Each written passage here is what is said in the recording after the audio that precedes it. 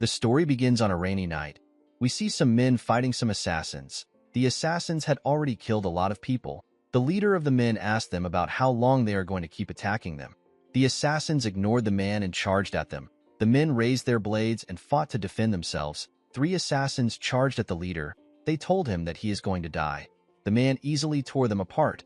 Although he was able to take care of the assassins, the leader knew that they were still too much. He called the assassin bastards. He knew the people who sent the assassins to him.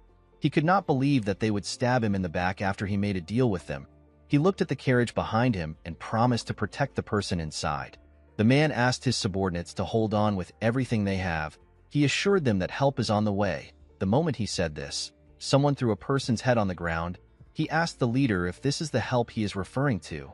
The leader was shocked to see this. He could not believe that their reinforcement has been wiped out. He wondered about how it happened. He did not know who killed them. The moment he raised his head up, he saw the Murim Alliance leader with the assassins. This man is known as the first heaven-piercing sword. His name is Dam Chunhak. Chunhak walked up to the leader. He said that the power of the ice pavilion is truly formidable. He told the leader that he never expected them to be able to put up a fight against them. The leader smiled when he heard this.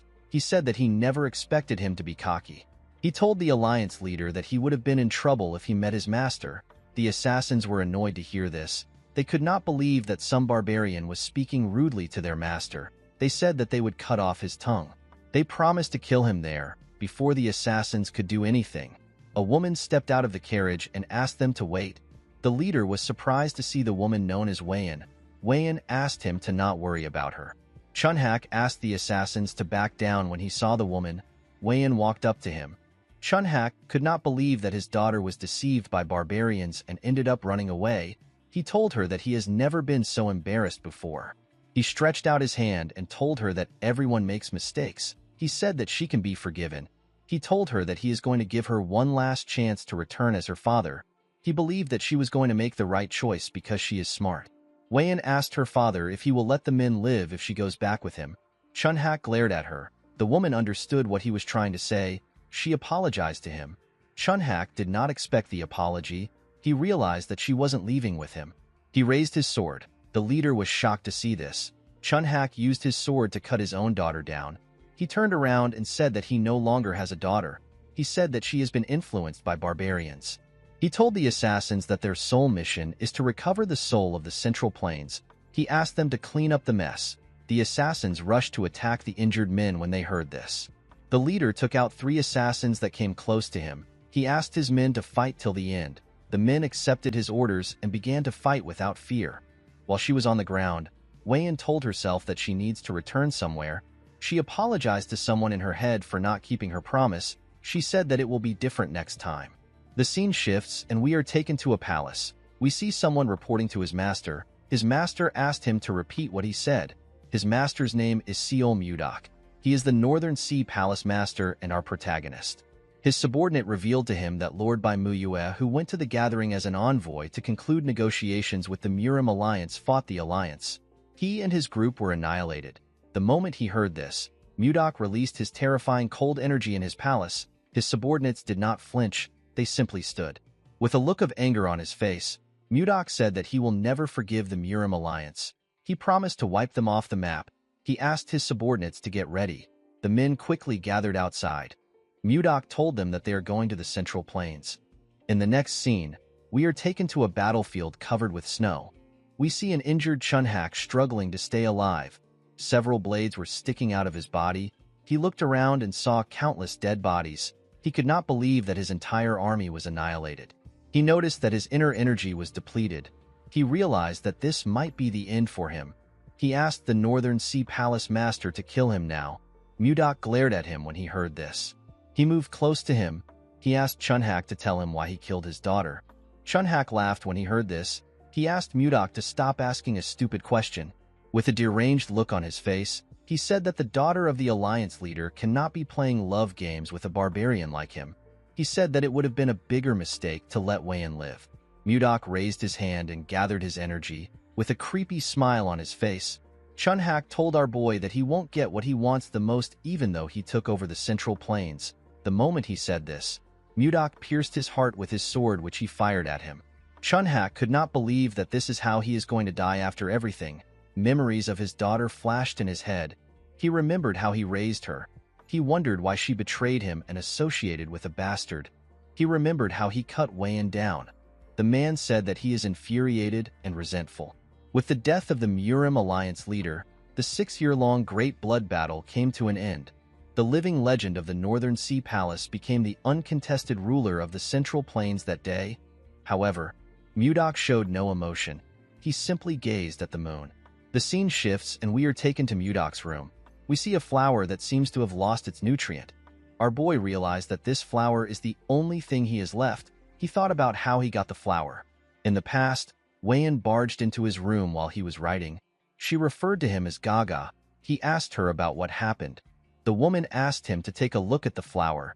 She said that the lotus of love has finally bloomed. Mudok was surprised to hear this. He remembered that the lotus of love is a flower that blooms when lovers truly love each other. With tears in her eyes, Wayan told our boy that she never doubted his feelings. She explained to him that she was actually upset that the lotus wouldn't bloom. She said she is fine now that it has bloomed beautifully. She was happy to see that her love was not one-sided. She said that Mudok really loves her. Our boy hugged her. He told her that he cannot love anyone else apart from her. Mudok was grateful to the flower for making Wayan so happy. He decided to fill the garden with the lotus of love in order to remember Wayan. He gently tapped the flower. He said that he cannot forget the woman no matter how much he tries. Immediately he said this. The flower bloomed again. Our boy was shocked to see this. He did not know how it was possible. He called out to someone known as Myong. The man appeared behind him. Mudok ordered him to find someone who can explain what just happened. He asked him to find the right person even if he has to search the entire Central Plains. Myong accepted his master's order and disappeared. A few days later, we see the Manbachas who are said to know everything in the world gathered at the Northern Sea Palace. The men did not know why they were called. While they were talking, someone asked them to step outside. The men were surprised to hear a voice from the sky. They all decided to step outside. When they stepped into the garden, they saw something shocking. They saw a garden filled with the lotus of love. Each of the flowers had bloomed. One of them said that this is his first time seeing a garden like this. The lotus of love is a flower that some might not get to see even once in their lives, and yet there was a garden filled with it. The men noticed that the character of love is inscribed at the stems as if it was embroidered there. They were certain that they were looking at the lotus of love. While they were looking at the flowers, Mudok appeared behind them. He asked them if they like it. The men turned around and said that they do. One of them asked him for his identity. Our boy shared his name with them. He said that he is the owner of the garden. The men were shocked to see the absolute ruler of the Central Plains. Mudok revealed to them that he and his lover made a lotus of love bloom with their love. He told them that the flower died when his lover died. He explained to them that the flower suddenly got revived a few days ago. The men were shocked to hear this. They could not believe that a lotus of love got revived. This was a strange phenomenon to them. An older man among them said that there is one possibility. Mudok appeared in front of the man and asked him to say it. He said that reincarnation might be able to do this. He explained to Mudok that his lover has reincarnated somewhere else in the world. With a scary look on his face, our boy asked the man if he is telling the truth. The man became nervous when he saw the look on his face. He said that there is no other explanation for the lotus of love to bloom again. Mudok smiled when he heard this. He finally had some hope. Our boy fulfilled the long-cherished wish of the Northern Sea Palace by successfully entering the Central Plains and unifying the entire region. However, all that was left for him was emptiness. As the Northern Sea prospers, Mudok's longing for his lover grows. He asked the old man to tell him how he can find Wayan. According to the man, the lotus of love glows faintly when the two lovers are in the same place. He told the palace master that the lotus of love will glow when he finds his lover. Upon hearing what he said, Mudok realized that the lotus of love Wayan showed him was glowing. He didn't think much of it at the time. He never expected it to be hiding a secret. The wise man explained to Mudok that it will be difficult for him to carry a live flower around. He advised him to craft the lotus of love into a jewel to carry with him. Our boy asked him if it is possible to do this. The man told him that it is. Mudok turned around and told the man that he will entrust everything to him. He said that they will depart in 10 days. He asked him to make all the preparations by then. The man accepted his order. Mudok revealed to the mangacaps that they will each receive 100 niang of gold if things go well. The men were shocked to hear this. They asked him if he is serious. Mudok told them that he will be leaving now. The men bowed their heads and asked him to take care. Inside his room, our boy looked out his window. He could not believe that he has been given some hope again. He promised himself that he will not let go of this hope. He said that he will find Wayan no matter where she is. He asked his lover to wait for him. In the next scene, we are taken to a ship. The ship was sailing somewhere. We see Mudok inside the ship. He was looking at a map. He noticed that he had been to most places. He realized that the last place left is Hainan. It has been 3 years and 5 months since our boy started searching for Wayan. He did not find her anywhere in the Central Plains during this time. Mudok advanced from the transformation realm to the profound realm and experienced complete metamorphosis twice. Our boy believed that his lover must be in Hainan. He touched his jewel and remembered what he said to her. The scene shifts and we are taken to the past. We see Mudok bang the table. He told Wayan that she doesn't need to go. He asked her about why she wants to leave. Wayan explained to him that her father has personally decided to attend this negotiation. She said that her father will understand his intentions if his daughter attends the negotiation. Mudok told her that the negotiation might be a trap. Wayan explained to him that she wants to trust her father for once. She begged him to let her attend the negotiation. After thinking about it, our boy gave in to her request. He asked her to return immediately if anything seems off. Wayan was happy to hear this. She put her hand into her cloth. She told Mudok that she wants to give him something. Our boy asked her about what it is. She took out a necklace and said that it is a keepsake from her late mother. She said that her mother told her that the necklace has the power to return to the person who gave it out. She gave Mudok the necklace and told him that it will always bring him back to her. With a smile on her face, Wayan asked her lover to not worry. She promised to never leave his side. Mudok realized that he should have stopped her back then. While sleeping, our boy hears people yelling above him. They said that a storm is coming. When he went to the deck, he saw everyone desperately trying to hold on to the ship. Mudok never expected a storm to suddenly appear. He noticed that he was under the shadow of something. When he turned to the side, he saw a huge wave that was ready to swallow the ship. Mudok covered his body with protective chi. He held himself down with a technique known as the 1,000-pound hammer. This technique protected him when the water pushed some people on the ship. People were pushed into the sea. They screamed out for help. A little girl and her father called out to the mother in the water. Mudok quickly raised some planks next to him with a technique known as telekinetic grasp. He fired the planks into the water and used it to grab the people inside the water. He wanted to drag them back to the ship. Before he could do anything, a man next to him said that the wave is coming again. Immediately the man said this. Mudok turned around to see the ridiculously large wave. The people on board began to lose hope. They held on to anything they could. Our boy knew that the ship couldn't take another wave. He realized that there was only one option left. He placed his hand on his sword and slowly pulled it out. His sword released a cold energy as it was taken out. The people did not understand why everywhere was so cold. Mudok decided to freeze the wave. He wanted to use a technique called freezing ice wind. Before he could use the technique, the jewel began to glow. Mudok was shocked to see this. A bright light from the sky pierced through the wave and shined on him.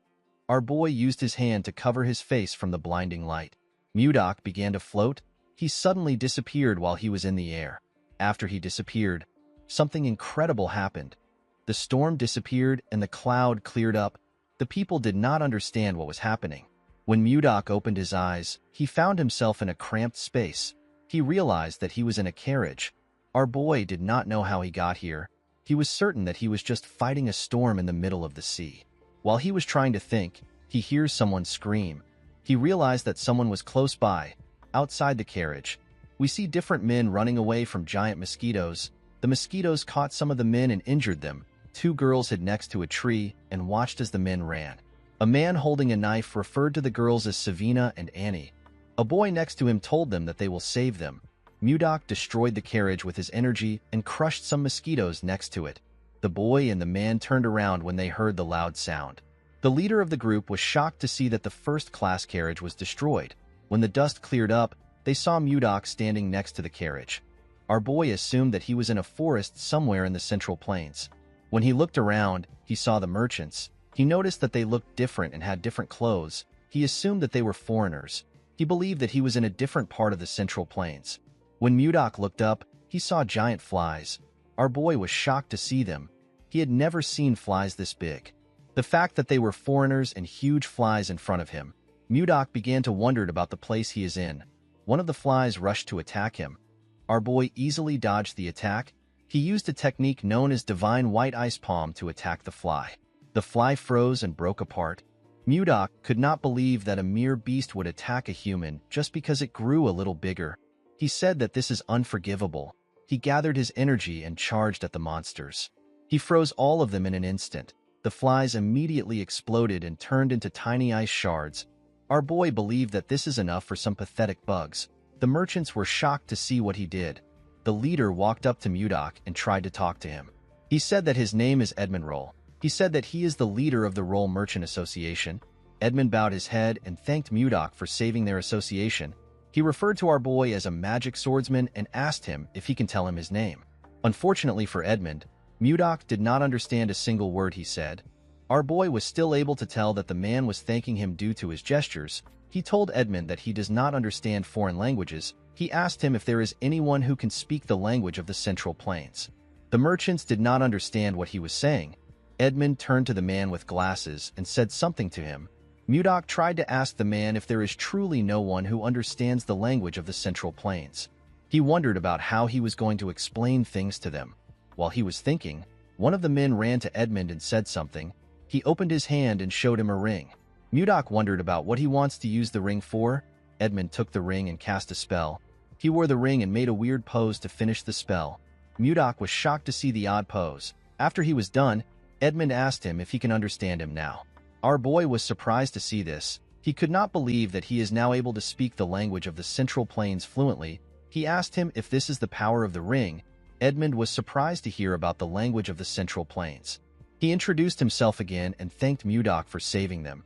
He referred to him as Sir Magic Swordsman and asked him for his name. Our boy told the man his name. He told him that he does not know what a magic swordsman is. Edmund was surprised to hear this. He explained to Mudok that a magic swordsman is someone who uses both magic and swords like him. Our boy asked the man to tell him what magic is. Edmund was shocked to hear this. He could not believe that someone who just used ice in front of them did not know what magic is. He wondered about where Mudok came from. Our boy noticed that the man was lost in thought. He called out to him. Edmund was wondering about how he was going to start explaining things to Mudok. Our boy was angry to see that the man was ignoring him. He moved close to him and raised his hand. He released a cold energy from his hand and asked Edmund to answer his question quickly. Edmund became nervous when he saw this. He realized that the person in front of him is crazy. He decided to just explain things to him. He did not want to find out about what will happen if Mudok goes on a rampage. He told our boy that he will explain. He asked him to calm down. In the evening, we see the two of them sitting next to a fire. Mudok was surprised to find out about something called magic in this part of the Central Plains. He realized that the world is quite vast. Edmund was relieved to see that our boy had finally calmed down.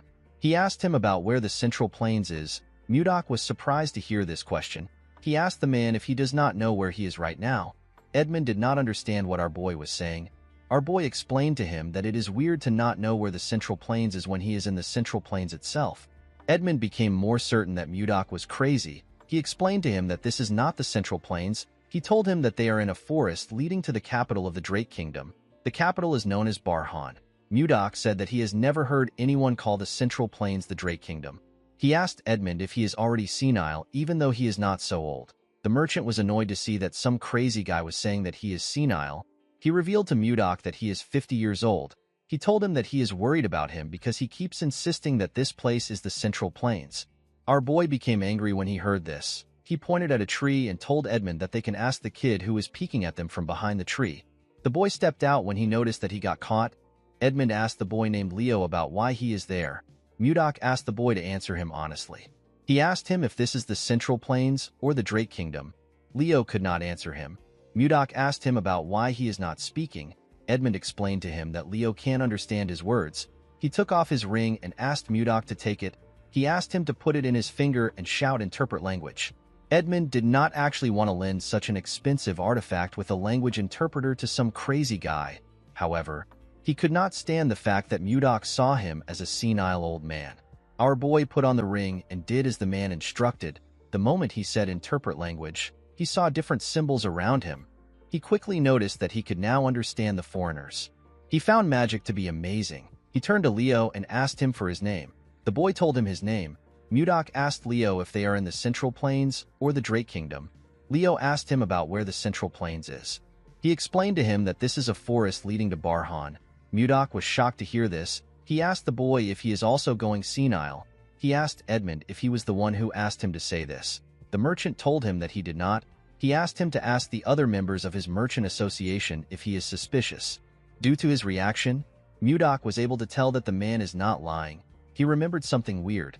He recalled that he was fighting a storm on a ship. When he opened his eyes, he was already inside a carriage. Mudok realized that he got teleported somewhere else.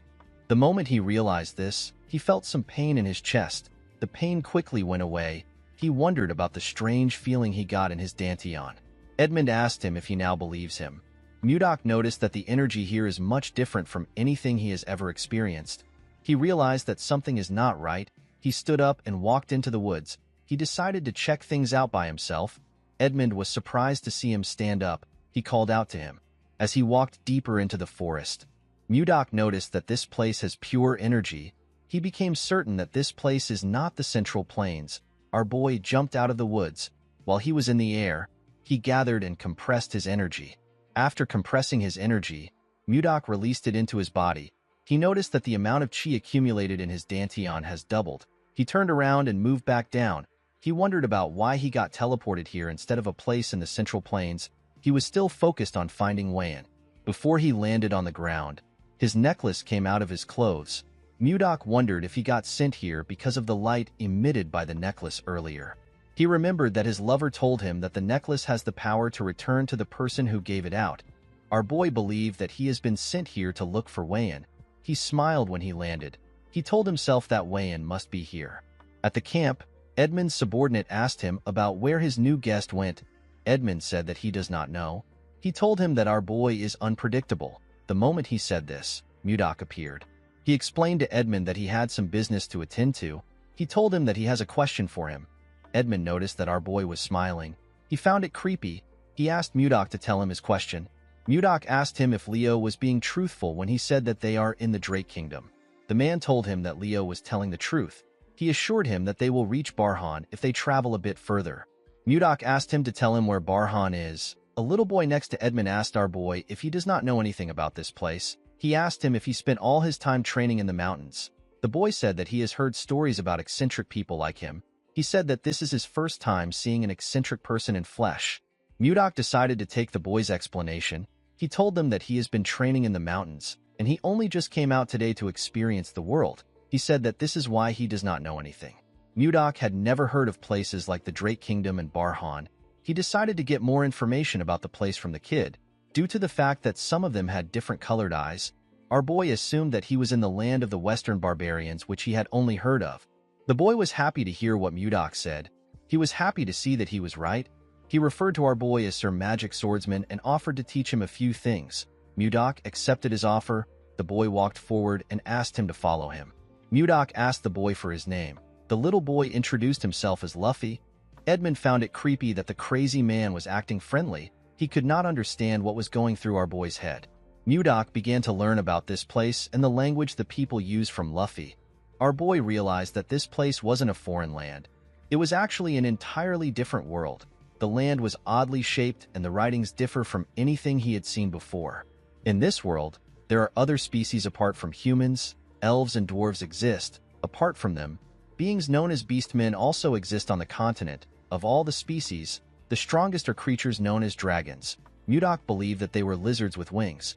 There are also things known as warp magic and magic circles. According to Luffy, warp magic can be used by 5th circle mages and above. They draw a round magic circle on the ground and chant a spell. This allows one to travel to wherever they wish. The better the mage's ability, the further they can warp. To Mudok, magic was an inexplicable sorcery. He looked up to the sky and wondered about the other amazing things that this world could hold. Immediately he raised his head up. He noticed something strange. There were 3 moons in the sky. This was something he could not even imagine in the Central Plains. He wondered if Wayan was really the one who summoned him to this place. While he was thinking, someone screams at the girl known as Savina. He begged her not to do something. Mudok quickly turned around. He noticed that something was happening around the camp. Savina asked the man to tell her why she can't do something. The girl held a knife and grabbed Annie. She asked everyone to not come close to her unless they want to die. The merchants begged Savina to not do anything. Mudok wondered about what is happening. The man with glasses assured Savina that they will be able to heal both of them when they arrive in the capital. He told her that the capital has a lot of mages. He told her that he will even ask Edmund for a favor. He begged her to let go of Annie because she is scared. Savina asked the man whose name is Charles if he thinks that she is stupid. She reminded him that healers are rare even in the capital. She asked him if he knows how much it costs to heal one person. The girl told him that the assassin bug's egg is lodged in her heart. She said that it can hatch into a larva at any moment. She asked him if anyone can heal this. Charles did not know what to say to the girl. With tears in her eyes, Savina told him that the egg will tear she and Annie apart when it hatches into a larva. She raised the knife and said that it will be better for them to die while they are still in one piece. Before she could kill Annie, Mudok asked her to wait. He told her that he has roughly understood the situation. He raised his hand and used his energy to drag the knife from her hand. He assured her that he will treat her. He asked her to not do anything stupid. Savina did not know when he took the knife away. Mudok moved close to them. He asked them to sit down. He said that the treatment must start now. Edmund asked our boy if he also knows healing magic. Mudok explained to him that he does not know any magic. He said that he only knows a few healing techniques that were passed down to him. He told them that they can relax. Edmund and Charles were happy to hear this. Edmund moved close to our boy and begged him to save the girls. He assured him that he will repay him with all his heart even though he does not have much. Mudok told him that he was going to help the girls even if he didn't ask. He asked everyone to step back a bit. He said that he is going to start the treatment. Edmund asked his subordinates to step back. Mudok moved close to the girls. He asked them not to be so tense. He assured them that it won't take long. He asked them to close their eyes and relax. The girls followed his instructions. Mudok used his energy to scan their bodies. He noticed that the bugs were near their hearts. While he was carefully searching, he found something surprising. He found the bugs in their hearts. Mudok noticed that the eggs had not yet hatched. He gently controlled his energy and used it to burn the eggs without harming the girls' hearts. Their hearts shined brightly. The girls let out a burp after the eggs were burnt. Mudok stood up and told them that he has taken care of the problem. The girls were shocked to hear this. They asked him if he is serious. Our boy assured them that he has destroyed the bug eggs. He asked them to take things easy. Edmund and the rest of the group were shocked to hear this. Edmund asked Mudok if Annie and Savina are fine now. Our boy did not understand why the merchant was doubting him. He assured him that they are fine. He revealed to the two girls that there will be no side effects. He asked them to not worry about it. The girls bowed their heads and thanked him. Savina told him that he is their savior. The rest of the group also bowed their heads and did the same thing. Mudok walked forward and gently waved his hand at them. Later in the night, we see Mudok resting under a tree. He never expected the day to be so stressful. He touched his jewel and said that he misses his lover on days like this. He looked at the stars and prayed that he will meet Wayan soon. The next day, we see the group traveling towards Barhan. Edmund took off his jacket and placed it on his head. He wondered why everywhere was so hot today. Even Mudok had to tie his hair because of how hot it was. It was quite scorching. Luffy offered him a bottle of water. Our boy thanked him and accepted it. Before drinking the water, Mudok noticed that it was lukewarm. He released a little cold energy into the bottle and made the water cold. It was now much better for him. Luffy asked him if he is alright. He told him that everywhere is quite hot. Mudok shoved his bottle in Luffy's face. The boy was shocked to see that the water was cold. Our boy asked him to take it.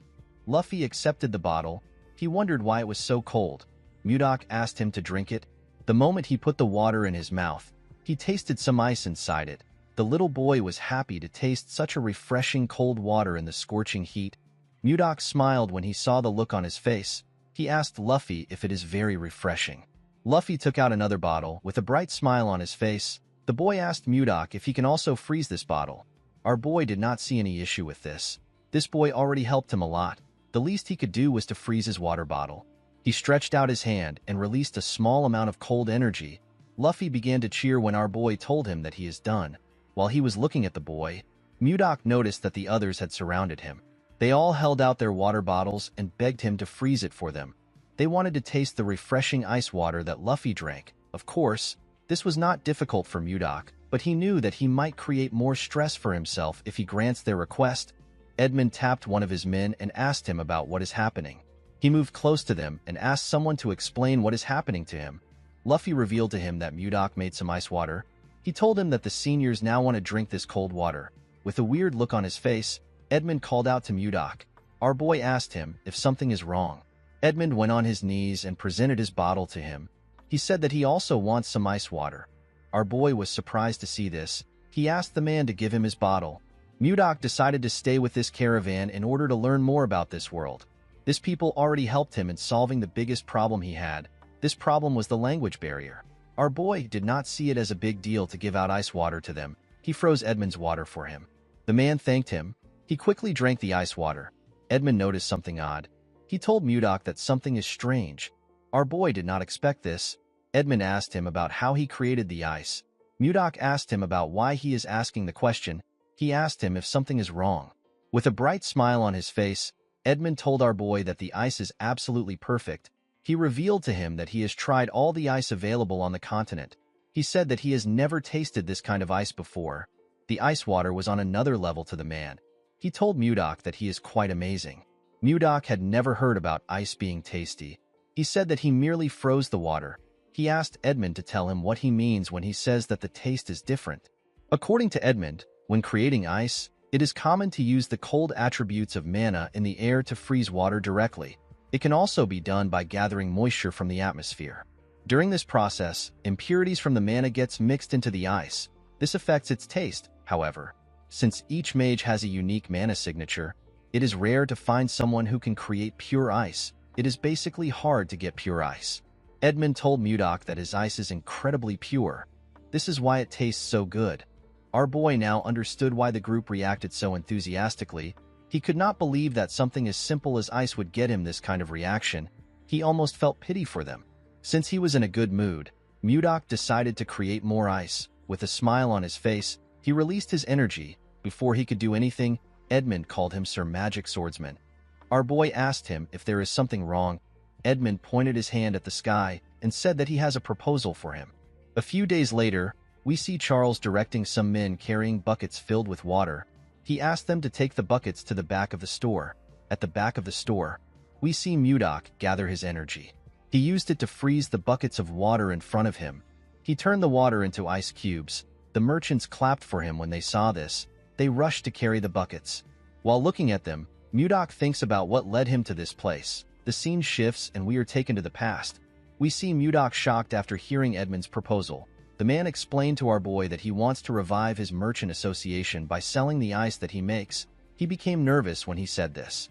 Mudok realized that Edmund had a hidden agenda when he kept going on about how refreshing the ice is. Edmund told our boy that fourth circle mages who can make ice are too arrogant and end up making subpar ice. He told him that they need to target this market.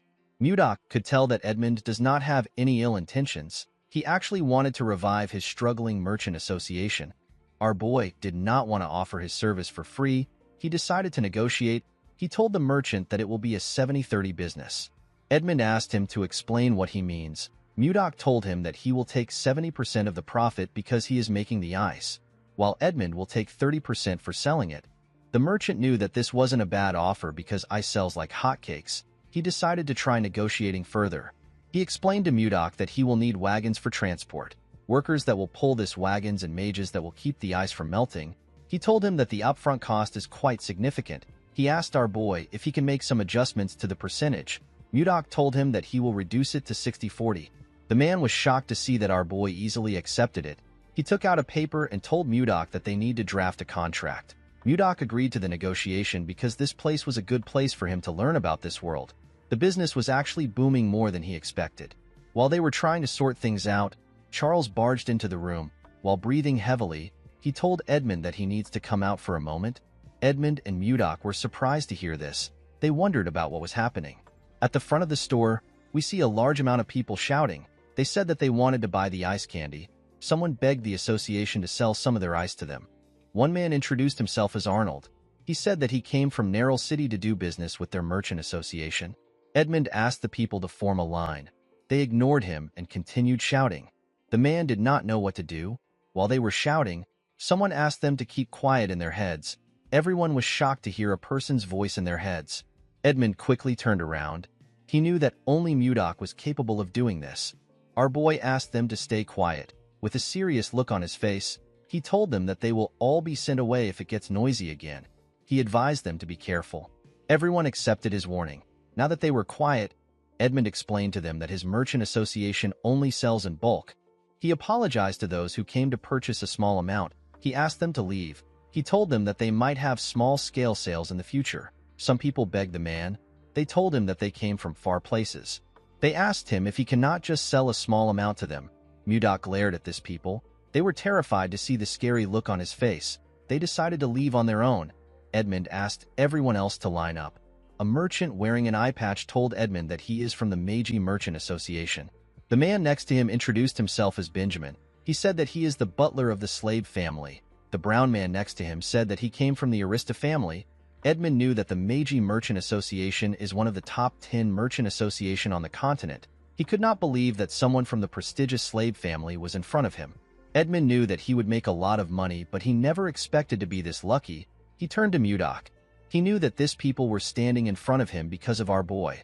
Although his merchant association had not completely revived yet, it was still thanks to Mudok that they reached this stage. With a smile on his face, he asked Mudok to rest for now.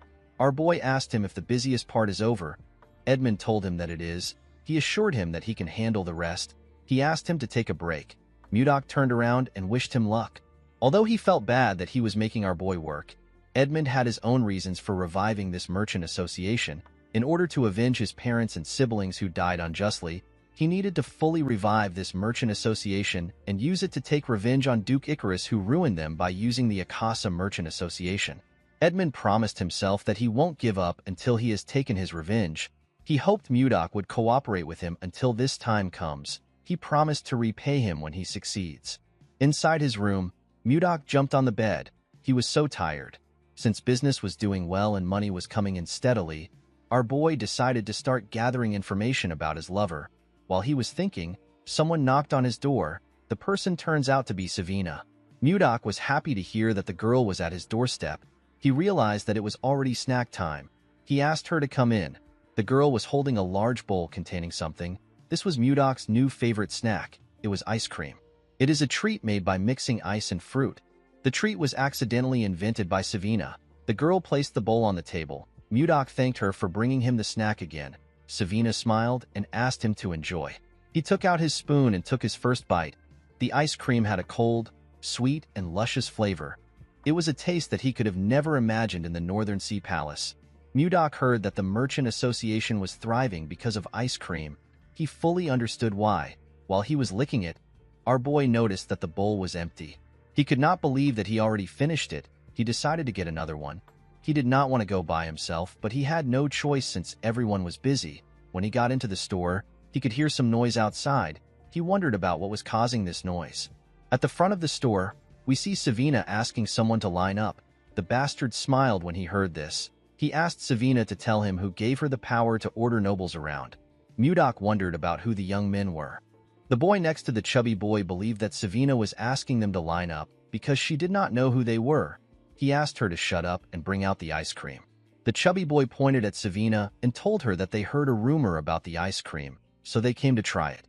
He told her that there will be consequences if the ice cream is not good. Savina told him that their merchant association does not sell ice cream to people who cut in line. She asked the boy to understand. This only made the chubby boy angrier. He could not believe that she wanted them to line up like commoners. He said that it is already annoying that they are in the same place as mere peasants. He did not like the fact that she was asking him to join the queue. He asked her if she has a death wish. Savina told the idiot that she does not serve ice cream to nobles just because of their status. The boy asked her if she is trying to defy a noble. The girl knew that Mudok would protect her if things go wrong. She decided to speak freely. She told the boy that he is not making sense. She said that she is simply stating the rules. The other boy was annoyed to hear this. He called the girl a wretch. He took out his sword and asked her if she really wants to die. Savina was not scared to see his sword. The boy was annoyed to see this. Before he could do anything, their third friend tapped his shoulder. He called him Samuel. With a cold gaze in his eyes, the boy asked Samuel to not act rashly. He asked him if he wants to lower their dignity. Samuel became nervous when he saw the look on his friend's face. He apologized to him. The boy walked up to Savina. With the same look in his eyes, he told her that they came to try the ice cream. Savina did not like his cold gaze. Her heart felt like it was freezing. She began to tremble. The boy told her that he doesn't like waiting. He asked her to bring it out now. Savina was lost in his gaze. With a shaky tone in her voice, she asked him to wait. Someone called out to Savina. The person turns out to be Edmund. The man reminded her that their merchant association does not sell ice cream to those who cut in line. He asked her if she forgot. Savina apologized to the leader. Mudok could tell that Edmund had something against this young man for him to have such a strong reaction. With a look of anger on his face, Edmund asked the boy to leave. He told him that he cannot tolerate any further disregard for their rules. The two boys were annoyed to hear this. They believed that Edmund was insulting nobles. The man asked them to not be mistaken. He told them that there is another reason why he won't sell ice cream to them. The boy who appears to be their leader asked Edmund for his reason. With a look of anger on his face, the merchant asked the boy to question Duke Icarus by himself. Charles and the other merchant were shocked to hear their leader mention the Duke's name. The boy asked Edmund about how he knows his father. The moment he said this, he noticed that Edmund looked familiar.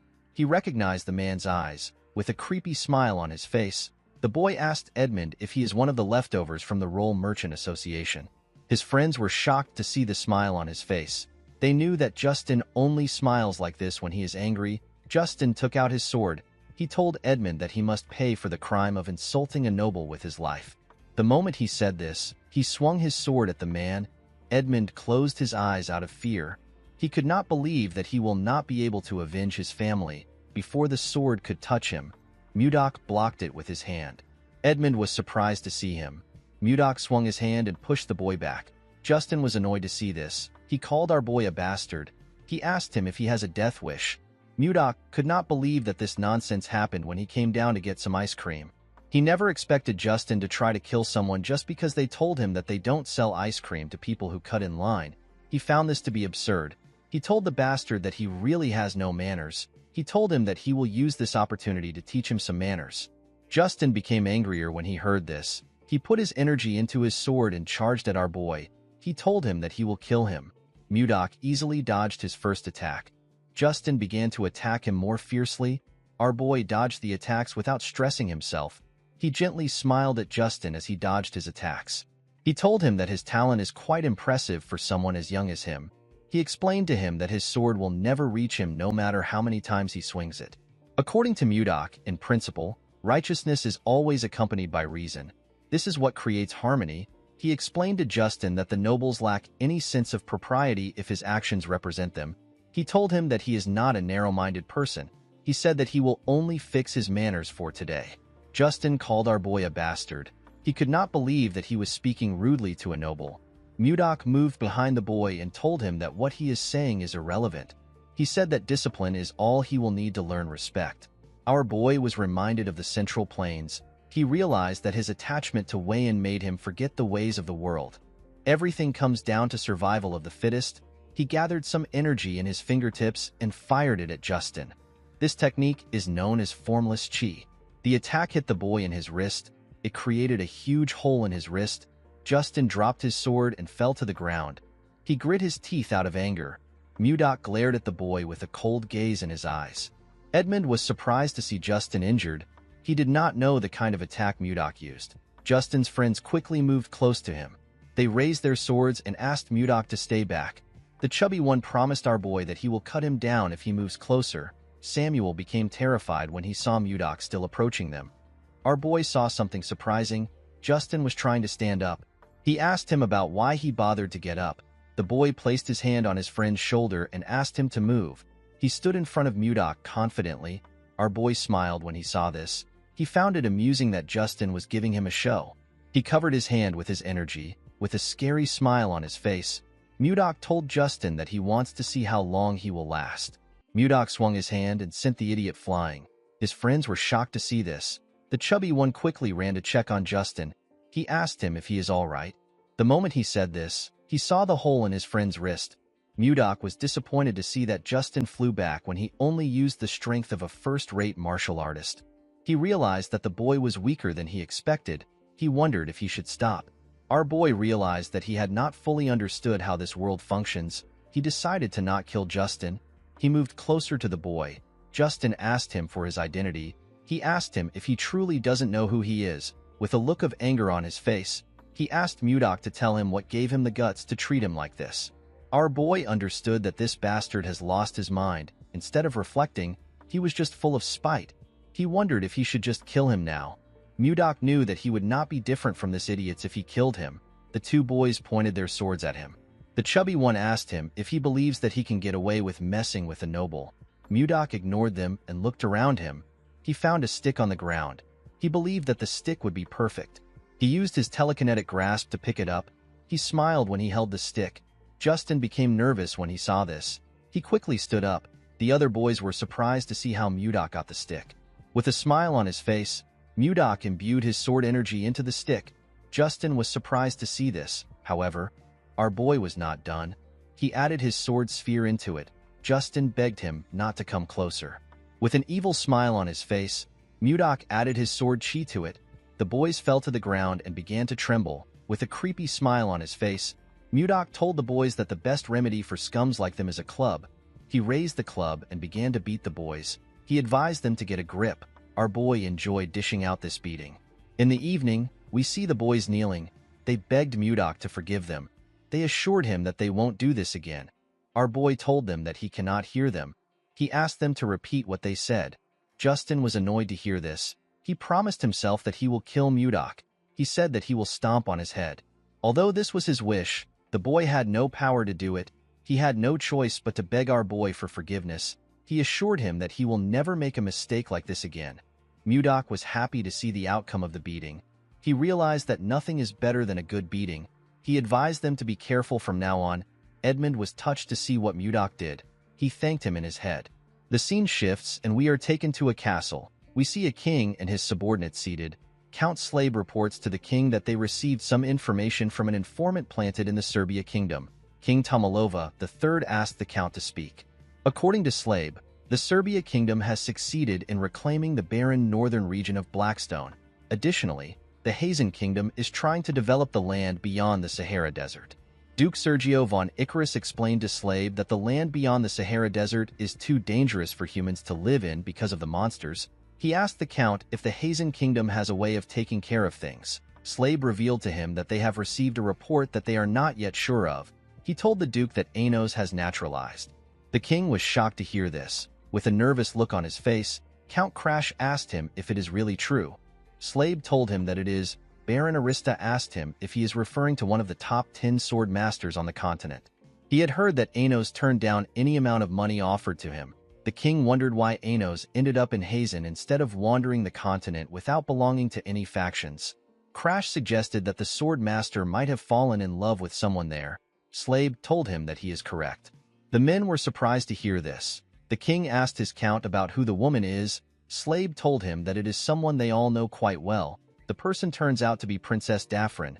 She is the younger sister of the current king. The king is known as Layard II of Hazen. The men were surprised to hear that Layard, who cherishes his younger sister as his most prized possession, gave her away to a man. Tomalova told his subordinates that the Hazen kingdom now has 2 sword masters. Slabe explained to his king that the Hazen kingdom will likely attempt to expand their land. This is a goal that they have repeatedly failed to achieve since the reign of Layard I. Tomalova became worried when he heard this. In the east, the Hazen kingdom is expanding its territory. In the south, the commercial Serbia kingdom is developing its land. Across the Western Sea, the Jeva Empire is also expanding its land. Tomalova knew that they could not stay idle. He asked his subordinates to share their opinions on what they should do. The duke suggested that it would be beneficial for them to also expand their territory. The king reminded him that they do not have any suitable land for expansion. He asked him if he is suggesting that they cross the Lazar Mountains to the north. Sergio stood up and told the king that they have no other choice. Everyone was surprised to hear this. Expanding into the north is difficult. Even if they succeed, the entire area is covered in ice. This will render their efforts useless. Heading to the north would ultimately mean that they were pushed out of the power struggle. This is why everyone is hesitant. Tomalova knew that someone will soon be sent to the north to address the issue of territorial expansion. He turned to his count. Slabe nodded at him. He told his subordinates that the meeting will end for today. He He told them that they will reconvene at another time. Slade walked out of the room with the king. The Duke realized that the Count and the king were hiding something. The scene shifts and we see the king and the Count in a room together. Tomalova asked Slade if he has made any mistakes recently. The man said that he hasn't. Tomalova realized that the Duke is up to his usual tricks again. Since 10 years ago, he has been sending anyone who opposes him to the north. Slade told his king that this is all because of his shortcomings. Tomalova asked him to not say this. He told him that he is the only one he trusts among his retainers. He told the Count that he heard a rumor about some kind of ice being sold in the capital. He asked him if he knows anything about it. The Count realized that the king was referring to the ice candy made by the Roll Merchant Association. Tomalova was surprised to hear the name. Slade explained to him that the ice is different from regular ice. He told him that it earned its name because it is so sweet. The king asked the man about how long the trading company stays open. The Count said that they are open till night. He realized that the king wanted to taste the ice candy.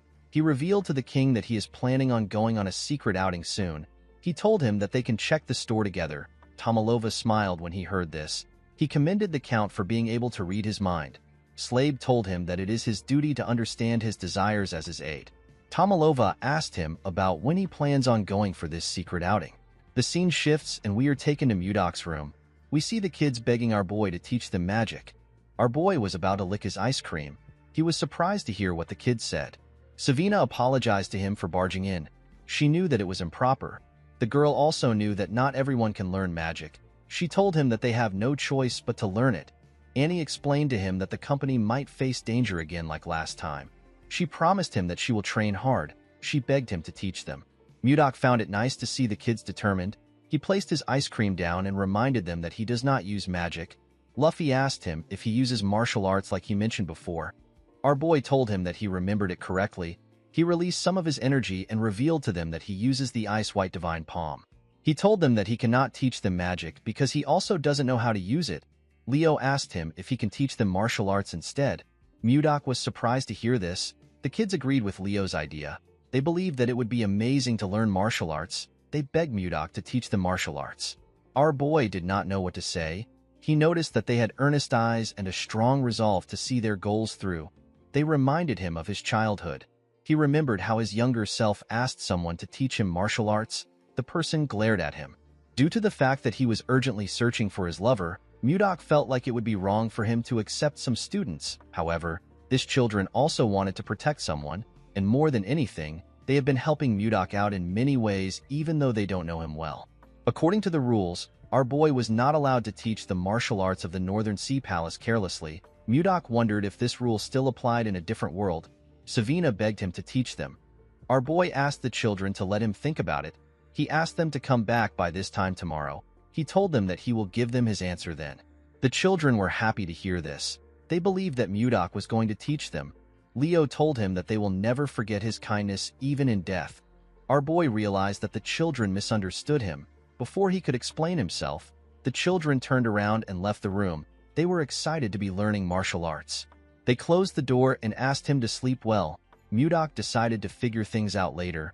He wondered if he was like this when he was their age. He realized that his master must have had a hard time. He opened his window and looked outside. While he was thinking, he heard the sound of metal clashing from the forest. He found this odd. Inside the forest, we see Count Slade kill someone in front of him. The person was wearing a hood that covered his face. The Count was with the king. He wondered if he could hold out before reinforcement arrives. He could not believe that they were ambushed the day they went out to eat the ice candy. While he was thinking, he hears a loud sound behind him. He quickly turned around. He saw a mage cast a spell known as Fire Bomb. The mage created several fireballs. He fired them at Slade. The Count grit his teeth and charged at the attack. It created a huge explosion in the forest. The king was shocked to see this. He quickly ran to him. Slade told him that he is fine. Tomalova reminded him that his arm is bleeding. The Count moved in front of him. He asked the king to forgive him for his rudeness since it is an emergency. The king assured him that he understands. Slade did not expect a mage to be among them. He was not able to tell because their attires were similar. He ordered his men to not lose their composure. He asked them to reorganize the formation. The soldiers quickly followed his order. The leader of the assassins asked them to not let a single person live. one of the assassins said that he will take Slabe's head. The Count charged at the assassin and swiftly cut off his head. The other assassins were shocked to see how fast Slabe was. They quickly rushed to attack him. Slabe blocked their attacks. He moved close to one of them and asked him about who sent them. The man told him that he does not need to know since he will soon die. Slabe realized that the magic attack took out a lot of his men. He could tell that this people had no intentions of letting them live. Although he did not like the situation, the Count knew that he had to protect the king at all cost. He must do this for the sake of the kingdom. The mage raised his hand and prepared to use another attack. Slabe ordered his men to gather around the king and protect him. The mage laughed when he heard this. He told the Count that he is too late. Before the man could use his attack, someone struck him down with ice. Everyone was surprised to see this. The leader of the assassins asked the person for his identity. As expected, the person turns out to be Mudok. With a smile on his face, our boy said that he has been caught. Mudok jumped off the tree and appeared behind the leader. He knocked out an assassin next to the leader. He said that he wanted to see the moon, but everywhere was so loud that he had to come there. The leader quickly turned around when he heard this. With a scary look on his face, Mudok told the leader that he needs to finish this before his ice cream melts. The leader could tell that our boy was dangerous. He did not know when he got behind him. Although they were caught off guard, they were still superior in terms of numbers. The man wanted to kill the king and get out of the forest as soon as possible to avoid any variables. He took out his sword and charged at Mudok. He said that he will take care of our boy. He ordered his men to kill Tomalova. Mudok blocked his attack with his sword. He said that he never expected to see all kinds of swords here. He decided to respect the leader by using his sword, which is known as Sullen. He asked the man to come at him. The leader was annoyed to see this. He charged at Mudok and told him that he will not get out of the fight alive. Our boy found this exhilarating. He advised the man to do his best. He easily blocked the man's attack. The leader took out his other sword and used it to attack him. Mudok dodged his attacks without stressing himself. The man put his sword together and attacked our boy from both sides. Our boy was still able to dodge it. Before the man could attack again, Mudok pushed his sword away and hit him in his back. The man grit his teeth to endure the pain. Our boy raised his sword and began to attack the assassin. The man managed to block Mudok's attacks, but he was struggling to keep up with him. While he was struggling, our boy grabbed his head and slammed it to the ground. He was enjoying the fight. The moment he stood up, rain began to fall. Tomalova asked the Count about what is happening. Slabe advised his king to be cautious. He asked him to step back. Immediately he heard this. Tomalova realized something. He told Slabe that they are looking at the hope of the kingdom. The Count did not understand what he was talking about. The assassins were shocked to see what Mudok did to their captain, whose name is Morian. They wondered if Mudok is a sword master. Our boy moved close to the assassins. With a look of anger on his face, he told them that this is all their fault. The assassins did not understand what was happening. Mudok revealed to them that his ice cream has melted in the rain because of them. The assassins did not even know what an ice cream was. Our boy told them that he will show them how fearsome a grudge born from ice cream can be. He told them that he will count to 3. He said that he cannot guarantee the lives of those who remain after he is done counting. The assassins believed that he was spouting nonsense. One of them said that they can get rid of him if they all attack at once. The other assassins agreed with this. Mudok began to count. The assassins charged at him. They wanted to shut him up. When he got to 3, the assassins had already gotten close to him. He activated his protective chi. This allowed him to block all the assassins' attacks. They were shocked to see a barrier. Mudok released a large amount of his cold energy. He asked the assassins to not say his sword is merciless. The moment he said this, he swung his sword. Huge pieces of ice came out of the ground and tore them apart. The king and the Count were shocked to see this. After taking care of the assassins, Mudok put his sword away. He said that vengeance has been served. He jumped out of the area. The Count was surprised to see that our boy left like that. Tomalova turned to him. He told him that they cannot waste any time. Slabe already knew what the king wanted. He placed his hand on his chest and told Tomalova that his wish is his command. In the next scene, we see one of the merchants talking to Edmund. He revealed to him that the children are studying magic. Edmund was surprised to hear this. He reminded the man that magic is not something that one can study on their own. With a serious look on his face, he asked the man if Mudok is the one teaching the children. The man told him that he is correct. He explained to him that his family members also want to learn magic. He did not understand why Mudok was only teaching 4 children. Edmund began to laugh like a crazy person when he heard this. The man was surprised to see this. He assumed that Edmund was tired from overworking. The merchant was actually happy that Mudok was teaching the children, especially since numerous people want to learn magic. He stood up and asked the man about where the children are learning. He asked him to lead the way. Edmund believed that the day his trading group will reach the top is no longer far. The scene shifts, and we see the merchant talking to Mudok. With a smile on his face, Edmund told our boy that he knows everything. Mudok asked him to explain what he means. Edmund revealed to him that he heard that he is teaching the children magic. Mudok realized that this is what the other merchants were gossiping about. He did not want them to know about it. With tears in his eyes, Edmund thanked Mudok for what he is doing. He told him that he does not know how he can repay him. While they were talking, Charles came to meet them. Edmund asked him if something happened. The man said that there is a guest for Mudok. Our boy seemed to be annoyed to hear this. Edmund was surprised to hear that Mudok has a guest. The guest moved close to Charles. Edmund did not recognize the man. The young man went on his knees and begged Mudok to help him. Our boy asked him to leave. The man grabbed his leg and revealed to him that the king said that he will come by himself if he is not able to bring him to the castle. Mudok told the man that he has no reason to trust him. Edmund was surprised to hear about the king. Our boy used his leg to hit the man's face. The servant begged him not to decline the king's invitation. Mudok gently moved his leg out of the man's hand. He asked him about why he always comes to this place to harass others every day. He walked forward and advised the man to stop wasting his time. He asked him to leave. Mudok did not want to get involved with things like this because he did not think that it would give him a clue about Wayan. As he walked forward, our boy took a look at his necklace. He remembered the conversation he had with someone. The scene shifts and we are taken to the past. We see a man begging Mudok. Our boy told the man that he has no interest. He explained to him that he has gotten the entire gangbuck in 3 years. He said that the people of the Central Plains will soon come looking for them. He asked the man to tell him why they need to negotiate with the slimy bastards. Muyua explained to him that there are situations where a person shows their strength, and there are times when a person does not do anything. He told Mudok that this is the time to show others that the Northern Sea Palace is not just about brute force. He assured our boy that they can show their power again if this method doesn't work. He told him that he will take charge of the negotiation. Mudok smiled when he heard this. He told him that he will leave everything to him. He took a sip of his tea and told Muyua that they will attack the Central Plains if the negotiations fail.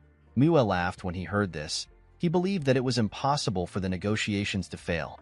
On his way to the negotiations, Mudok met Wayan for the first time. The two of them immediately locked eyes. They could feel their hearts beating. Mudok knew that this was the woman of his destiny. That day was the best day of his life.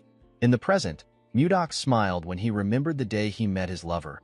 He decided to only think about her. He did not want to focus on any stupid thing. While he was thinking, Luffy waved at him. He and the other children seemed to be meditating. Mudok smiled when he saw him. He realized that there are many things for him to do. He knew that he had to act with caution. Later in the day, we are taken to the castle. Tomalova was annoyed to hear that Mudok refused his invitation again. The servant bowed his head and begged the king to forgive him. Tomalova began to dislike our boy the more he heard about him. He simply wanted to thank him for saving his life. The young man said that he will go again tomorrow. He assured the king that he will get a different response. Tomalova asked him not to bother himself. He believed that the man has already done enough. While they were talking, someone knocked on the door. The person turns out to be the princess. Her name is Ishilda. Tomalova quickly took a look at himself in the mirror. He asked the servant to get out. The man felt bad that he wasn't able to complete his mission. As she walked into the room, the princess noticed that the man looked sad. The beautiful red-haired princess greeted her father in an elegant manner. She told him that the chamberlain looked sad. She asked him if something happened. Tomalova became nervous when he heard this. When his daughter sat next to him, he explained everything that happened to her. Ishilda was shocked to hear about what her father went through. She quickly stood up and asked him if he is all right. Tomalova grabbed her hands. He assured her that he is fine. He asked her to not worry about it. Ishilda sat down back. She asked Tomalova if he knows the reason why Mudok rejected his invitation. The king said that he has no idea. He revealed to his daughter that he wishes to keep our boy by his side because he is very skilled. Unfortunately, Mudok wasn't answering his summons. Ishilda believed that our boy must be a great person for her father to be interested in him. Tomalova nodded his head. He asked his daughter if she knows about the ice and ice cream created by the roll trading company. Ishilda said that she has also tried the ice cream. Her father revealed to her that Mudok is the one who made that ice. Ishilda was surprised to hear this. Tomalova explained to her that he started feeling greedy after finding out that our boy was the one who created the ice. Ishilda completely understood her father. She remembered the feeling she got when she first tasted ice cream. She could not forget this feeling even if she tried. The woman looked outside the window. She found it intriguing that the mage who created the ice cream is the one who her father is looking for. She wondered about who our boy was. While she was thinking, she saw two kids happily licking their ice creams. Ishilda wondered if she should use this opportunity to meet Mudok in person. In the next scene, we see Mudok watching the children meditate. He has only been teaching them for half a month, but they had already reached the stage where they can emit chi. Our boy was not surprised to see this. The concentration of chi is much denser here than in the Central Plains. He put his hands together and asked the children to stop. He told them that they can properly control mana. He told them that they will be moving to the next stage. The children said that they understand. The moment they said this, the Chamberlain appeared and greeted him. Mudok was annoyed to hear his voice. He already knew who it was without turning around. He wondered if time was repeating itself. When our boy turned around, he saw a woman wearing a hood move close to them. Because the Chamberlain didn't come in the morning, Mudok assumed that he would not come at all. He asked the man about why he came again. Immediately he said this. His necklace began to glow. Our boy was shocked to see this. He quickly raised his head up. The woman in front of him took off her hood. She turned out to be the princess. With a smile on her face, the woman greeted him and introduced herself as the princess of the Drake Kingdom. Mudok immediately knew that he had found her. He was certain that he was looking at Wayan's reincarnated body. The scene shifts and we are taken to the store. Ishilda told our boy that she heard about how he saved her father's life. Mudok said that it just happened. The princess was surprised to hear the rude reply. She forcefully made herself smile. She told Mudok that her father has invited him to the palace to show his gratitude. She referred to him as Sir Magic Swordsman and asked him about why he refused the invitation. She said that he has rejected the invitation more than 2 times. She heard that he rejected it in a cold manner every time. Mudok only saw Wayan's face while she was talking. Even Ishilda's angry expression and her tone were exactly like Wayan's. Our boy was certain that he was looking at his lover. The princess noticed that Mudok wasn't saying anything. She called out to him. Mudok came back to reality when he heard her voice. He told her that he will come to the palace. He asked her to tell him the day he should come. The princess was actually about to argue with our boy. She was shocked to hear that he accepted the invitation. She stood up from the chair. Mudok placed his cup down. He reminded her that she came to invite him.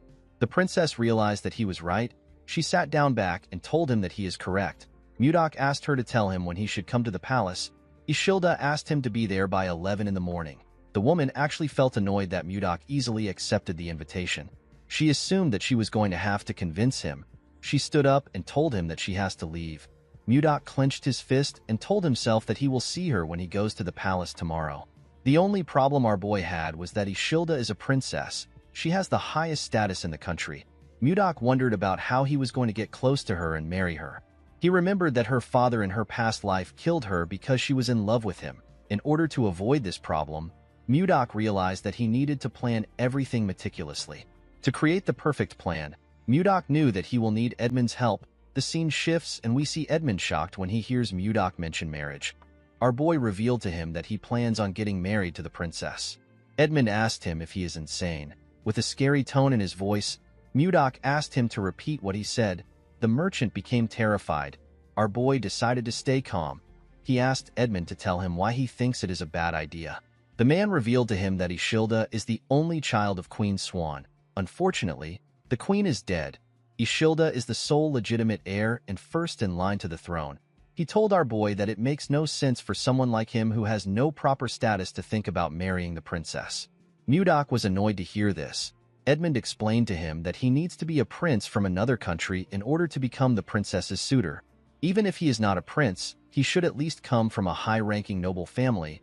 Mudok understood that he needs to attain a status equal to that of the princess or gain great prestige. He needed to do this to aid his plan for marriage. Edmund told him that he might have a shot if he achieves something significant. Mudok stood up. He decided to give it a shot. The merchant stopped him before he could leave. He asked him if he knows the rules that he must follow in the palace. Our boy was surprised to hear that there are rules to follow. Edmund could tell that he did not know.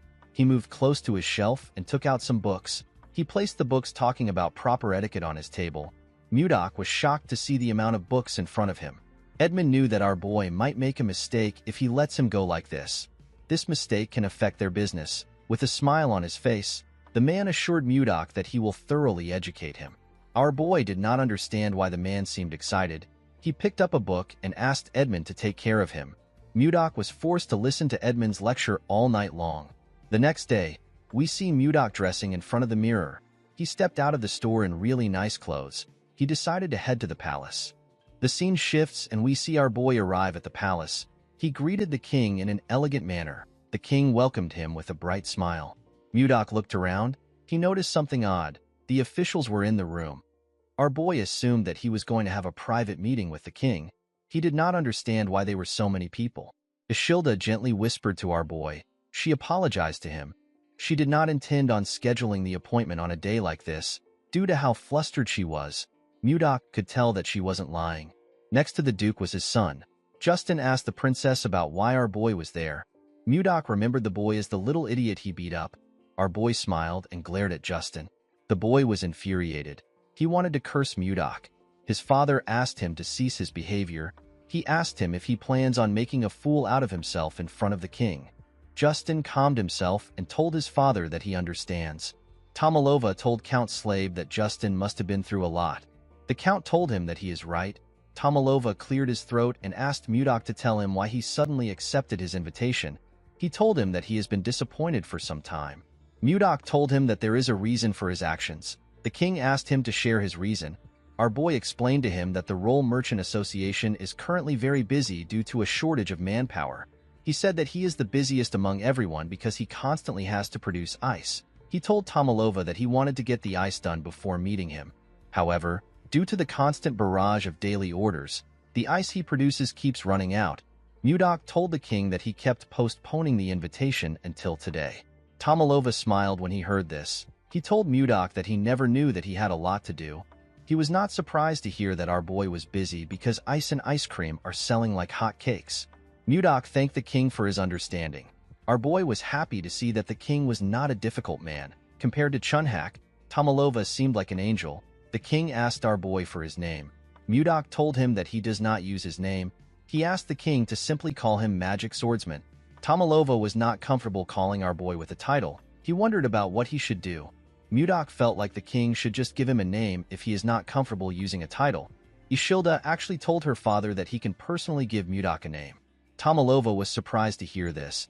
Ishilda explained to him that he can bestow our boy with a title. The Duke was surprised to hear this. Tomalova was also surprised to hear this. The princess told him that a title is a perfect reward for someone who saved his life. Duke Icarus smiled when he heard this. He told the princess that she is right. He said that it is a brilliant idea. He believed that it was a fitting reward for the person who saved their king. He said that they need to honor this good deed for Mudok. He told the princess that her idea is really outstanding. Ishilda reluctantly thanked the Duke for his praise. She found it weird to see the Duke praising her. Tomalova told them that they are correct. He said that he cannot turn a blind eye to his benefactor. He stood up and told Mudok that he will give him a title. He grabbed a sword. He said that one word came to his mind when he saw our boy saving him. Tomalova asked Mudok to move closer to him. Our boy moved close to him and went on his knees. Although he did not like the fact that he was kneeling, it did not matter to him as long as he gets to marry the woman of his dreams. Tomalova took out the sword from its sheath.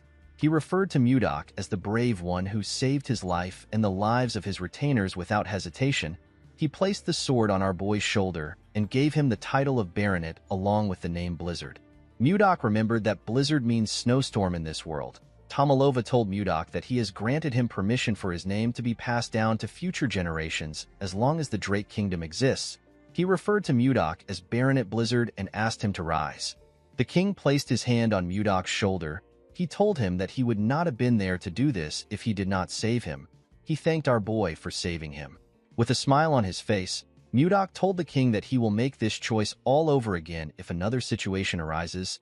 Duke Icarus reminded the king that Mudok saved his life. He said that they need to give him a land that fits his title. No baronet has ever been given a land. Tomalova told the Duke that there will be some opposition to this decision. Icarus said that no one will dare to oppose the king's command. With a serious look on his face, the Duke said that he will personally remind anyone who opposes about the weight of a king's decree. Tomalova did not understand the kind of game the Duke was trying to play. He asked the other officials if they share the same opinion as the Duke. The men seemed to be nervous. They noticed that Icarus was glaring at them. They quickly accepted his suggestion. Tomalova decided to accept the idea. However, he could not think of a land suitable for our boy. The Duke told him that they actually have a land for Mudak. He reminded Tomalova about the northern icy lands he mentioned during the meeting they had a few days ago. The king was surprised to hear this. Icarus said that they actually need to send a lord there. He told Tomalova that everything has aligned perfectly. He said that Mudok's name and the northern lands are actually related. He said that a snowstorm in the northern lands is a very good omen. Tomalova realized that this was the Duke's plan from the start. He wanted to make Mudok pay for hurting his son and his self-esteem. He already knew that something was strange from the moment that Icarus suggested that they give our boy a title. Ishilda could not believe that they wanted to send Mudok to the northern lands. Our boy wondered if they will really send him there and make him lord. He could tell that the Duke wanted to drag him out of the capital because of his son. Our boy was actually happy. He did not see any reason for him to refuse because they were offering him lands. He decided to seize this opportunity to achieve merit and enhance his reputation. This will allow him to close the gap in status between himself and the princess. In the next scene, we see Edmund panicking after hearing that Mudok is going to the northern lands. He told our boy that the snowstorm is constantly raging. He said that avalanches are rampant.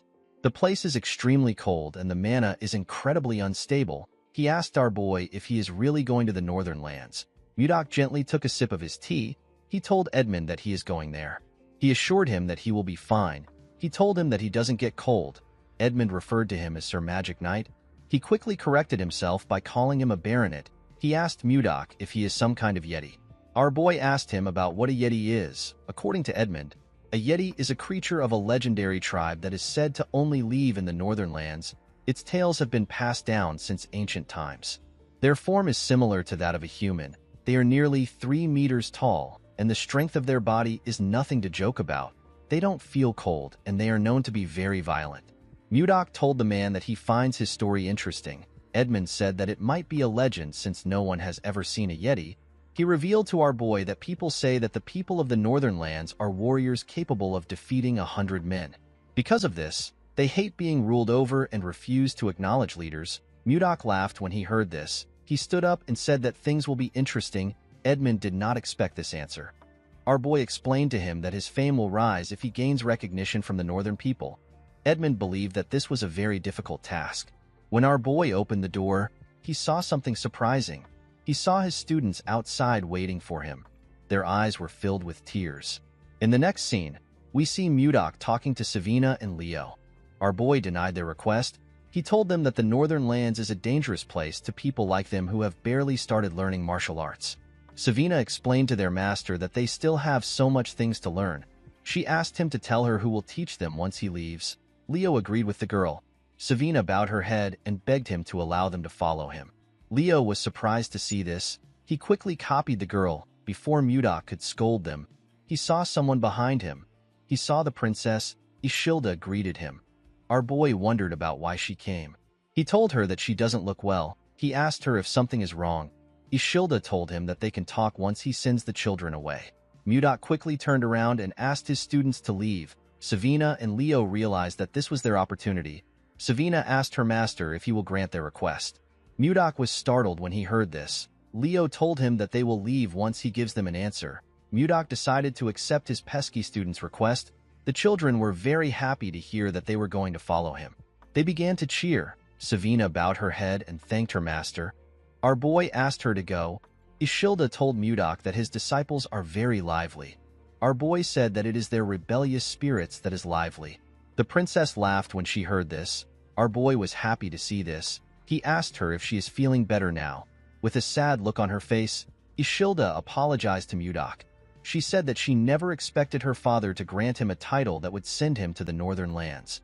Our boy was actually happy to hear the apology. He thought that Ishilda just resembled Wayan. However, they both shared the same kindness. He remembered that Wayan actually apologized to him in the past because of her father's behavior. She also said that it was her fault. Mudok decided to tease Ishilda.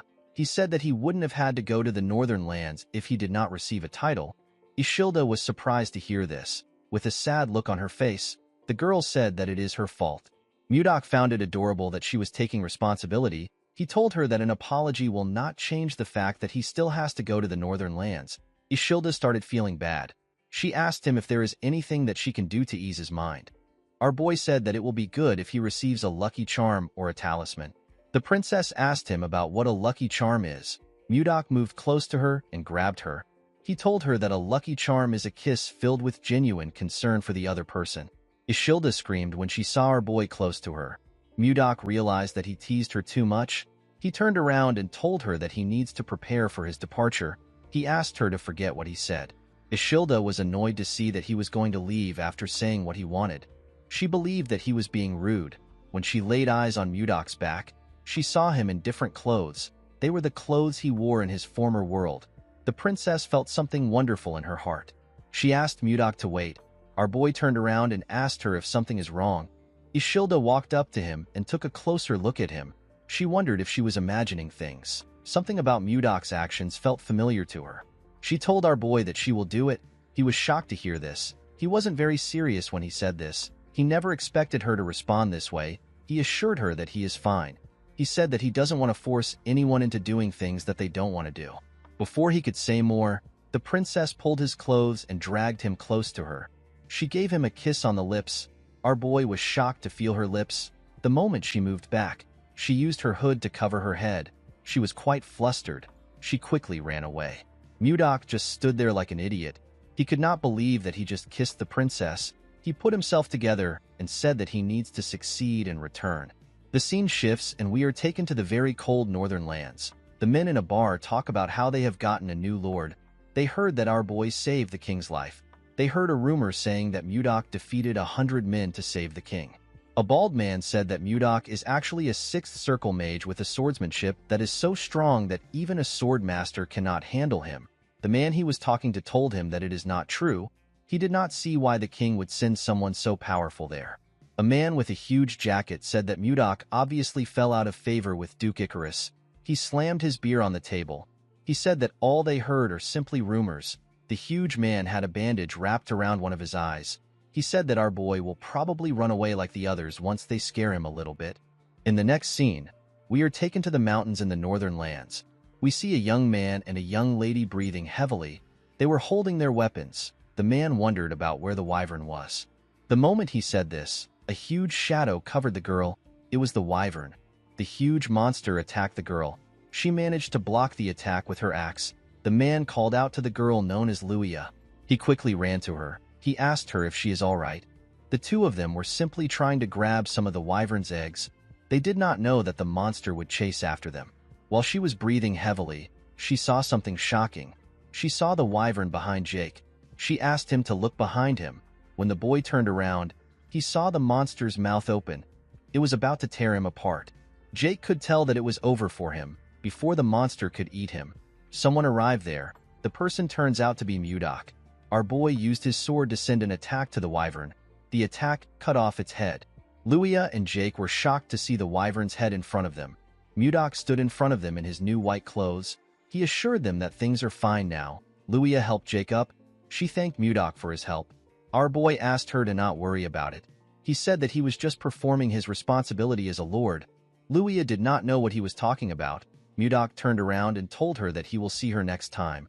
Luia wanted to stop him, but our boy quickly left the area. Luia was shocked to see how fast he was. She did not even catch his movements. Jake noticed something shocking. He told Luia that the wyvern eggs are gone. In the next scene, we are taken to a castle. We see Mudok smiling as he sat on his throne. He did not expect the place to be empty.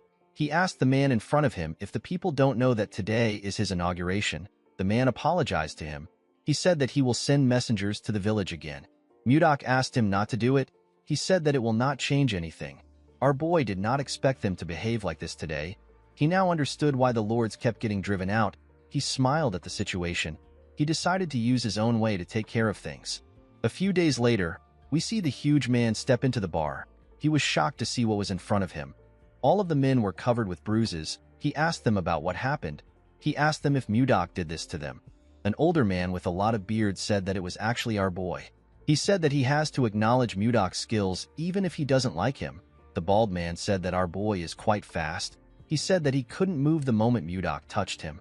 He revealed to the huge man that the pain from our boy's hand technique is indescribable. While they were talking, someone barged in. He said that the scoundrel has arrived. He told them that the scoundrel is in the village square right now. The huge man did not expect Mudok to come there. He said that he will take a look at our boy. The men were happy to see that the greatest warrior of Carolyn was going to step up. They asked the man known as Max to defeat Mudok. At the village square, our boy looked around. There were a lot more people there than he expected. While he was looking around, someone called out to him. The person turns out to be Luia. Our boy was surprised to see her. Before she could move close to him, someone tapped her on her shoulders. When Luia turned around, she saw her father. Her father turned out to be Max. The man asked her about why she is there. Luia told him that she came to look at what was happening because a lot of people were gathered there. Max explained to her that the new lord is there. Luia was surprised to hear about a new lord. She realized that this was why Mudok said that it is his responsibility as a lord. She reminded her father about how she told him that someone saved her when she went to steal the ice wyvern's eggs. Max quickly realized that their new lord saved his daughter's life. This made things complicated for him. He could not fight his daughter's savior. Of course, the real reason he was scared was because Mudok killed the ice wyvern with a single blow. It is a wyvern that is stronger than the regular kind. Even someone as powerful as him could not do something like that. Max realized that he needed to acknowledge our boy. Unfortunately, he couldn't still back down. He stretched out his hand to Mudok and introduced himself as the greatest warrior of Carolyn. Mudok did not shake his hand. He introduced himself as Blizzard. He said that he is the newly appointed baronet of Carolyn. Max told him that he heard that he goes around the village mercilessly beating people up. Mudok said that he was simply teaching those who were trying to rebel a lesson. With a cold gaze in his eyes, he asked Max if he is going to behave like those people. Max told him that he actually has an offer for him. Our boy asked him to tell him his offer. According to Max, Carolyn is an extremely cold place. This is why people have been drinking alcohol to endure the harsh weather since ancient times. The man asked Mudok to have a drinking match with him. Our boy accepted the match. Max asked him to think things through. He revealed to him that the alcohol is so strong that it can burn one's body. Mudok told him that he doesn't care. He told Max that he must recognize him as the Lord and follow him unconditionally if he wins. The other warriors believed that Mudok was insane to make a drinking bet with Max. They referred to the alcohol as finna and said it is impossible to win Max when it comes to finna. With a serious look on his face, Max asked our boy to keep his promise. The scene shifts and we are taken to the bar. We see Mudok and Max sitting together. A large amount of alcohol were poured into huge mugs and placed on the table. Max asked our boy if he is sure about this. He told him that it is not too late to back out. With a smile on his face, Mudok said that he cannot go against his words as a lord. He said that they can start now. Max smiled when he heard this. He asked our boy to not regret what he said. In the next scene, we see Max struggling to keep his eyes open. He was feeling dizzy. His daughter and one of his friends had to tap him to keep him awake. His friend asked him if he is okay. He told him that he passed out for a moment. Max couldn't believe what he was hearing. He couldn't believe that the best drinker in Carolyn passed out. Luia was worried about her father. She asked him to give up. Max brushed it off. He told her that he is not yet drunk. He did not want to accept the fact that he was losing. He grabbed a mug and told Mudok that they should have one more drink. Mudok poured him some drink. He advised the man to not overdo things. Max was shocked to see that our boy was drinking like there is no tomorrow. When he tried to pour Mudok a drink, he poured it around the mug. Our boy asked him to focus on pouring the drink into the mug. Max placed his hand on his head. He wondered about how Mudok was still fine. Our boy asked him if he is going to give up now. Max put himself together and told him that he is good. He said that they can continue. The moment he said this, he drank another cup of liquor. Luia and Jake were quite worried when they saw this. Mudok simply drank his liquor in a calm manner. Luia and Jake were shocked to see that he wasn't drunk at all. Our boy dropped the mug on the table. He wondered if he was able to drink well because it had been a while since he had a drink. The moment he thought of this, he heard a loud sound. He quickly looked down. He smiled when he saw what was on the ground. He saw Max on the ground. The man had collapsed from drinking too much. Mudok said that he won. Everyone was shocked to see that Max actually lost. Our boy stood up. He said that everyone must gather at his castle in exactly 5 days. With a serious look on his face, he told them that he wants to see if they are the kind of people who keep their promises. 5 days later, we are taken to Mudok's castle. We see our boy on his throne. He was surprised to see the people in front of him. The people from the tavern were all gathered there. He told them that he did not expect them to come. He did not expect them to actually keep their promise. Max told him that they definitely keep their promises. Before he could go on, Mudok cut him off. Since they all knew who he was, our boy decided to go straight to the point. He told them that he will give them 10 days to prepare to move.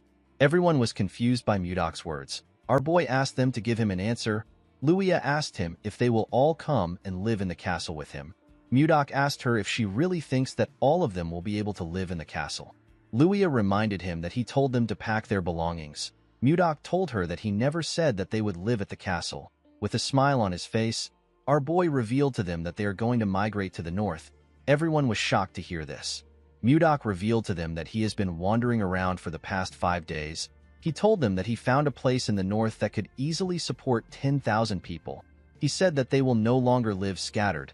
He told them that they can live as one. The people were skeptical about Mudok's idea. Max revealed to our boy that the place he is talking about is currently inhabited by groups of ice ogres. Mudok asked him about what ice ogres are. Max told him that they are similar to normal ogres. Our boy asked the man if he is referring to the bald monsters who walk on 2 legs. Max asked him if he has met them. Mudok smiled when he heard this. He revealed to Max that he has eliminated all the ice ogres. Everyone was shocked to hear this. Mudok sat back down. He could not believe that they were worried about the ice ogres. He asked them to get ready to migrate. He assured them that he found a great place. After passing on his message, he asked them to leave. The next day, we see Mudok stretching his body. While he was stretching, someone greeted him. When he turned around, he saw Luia and Jake.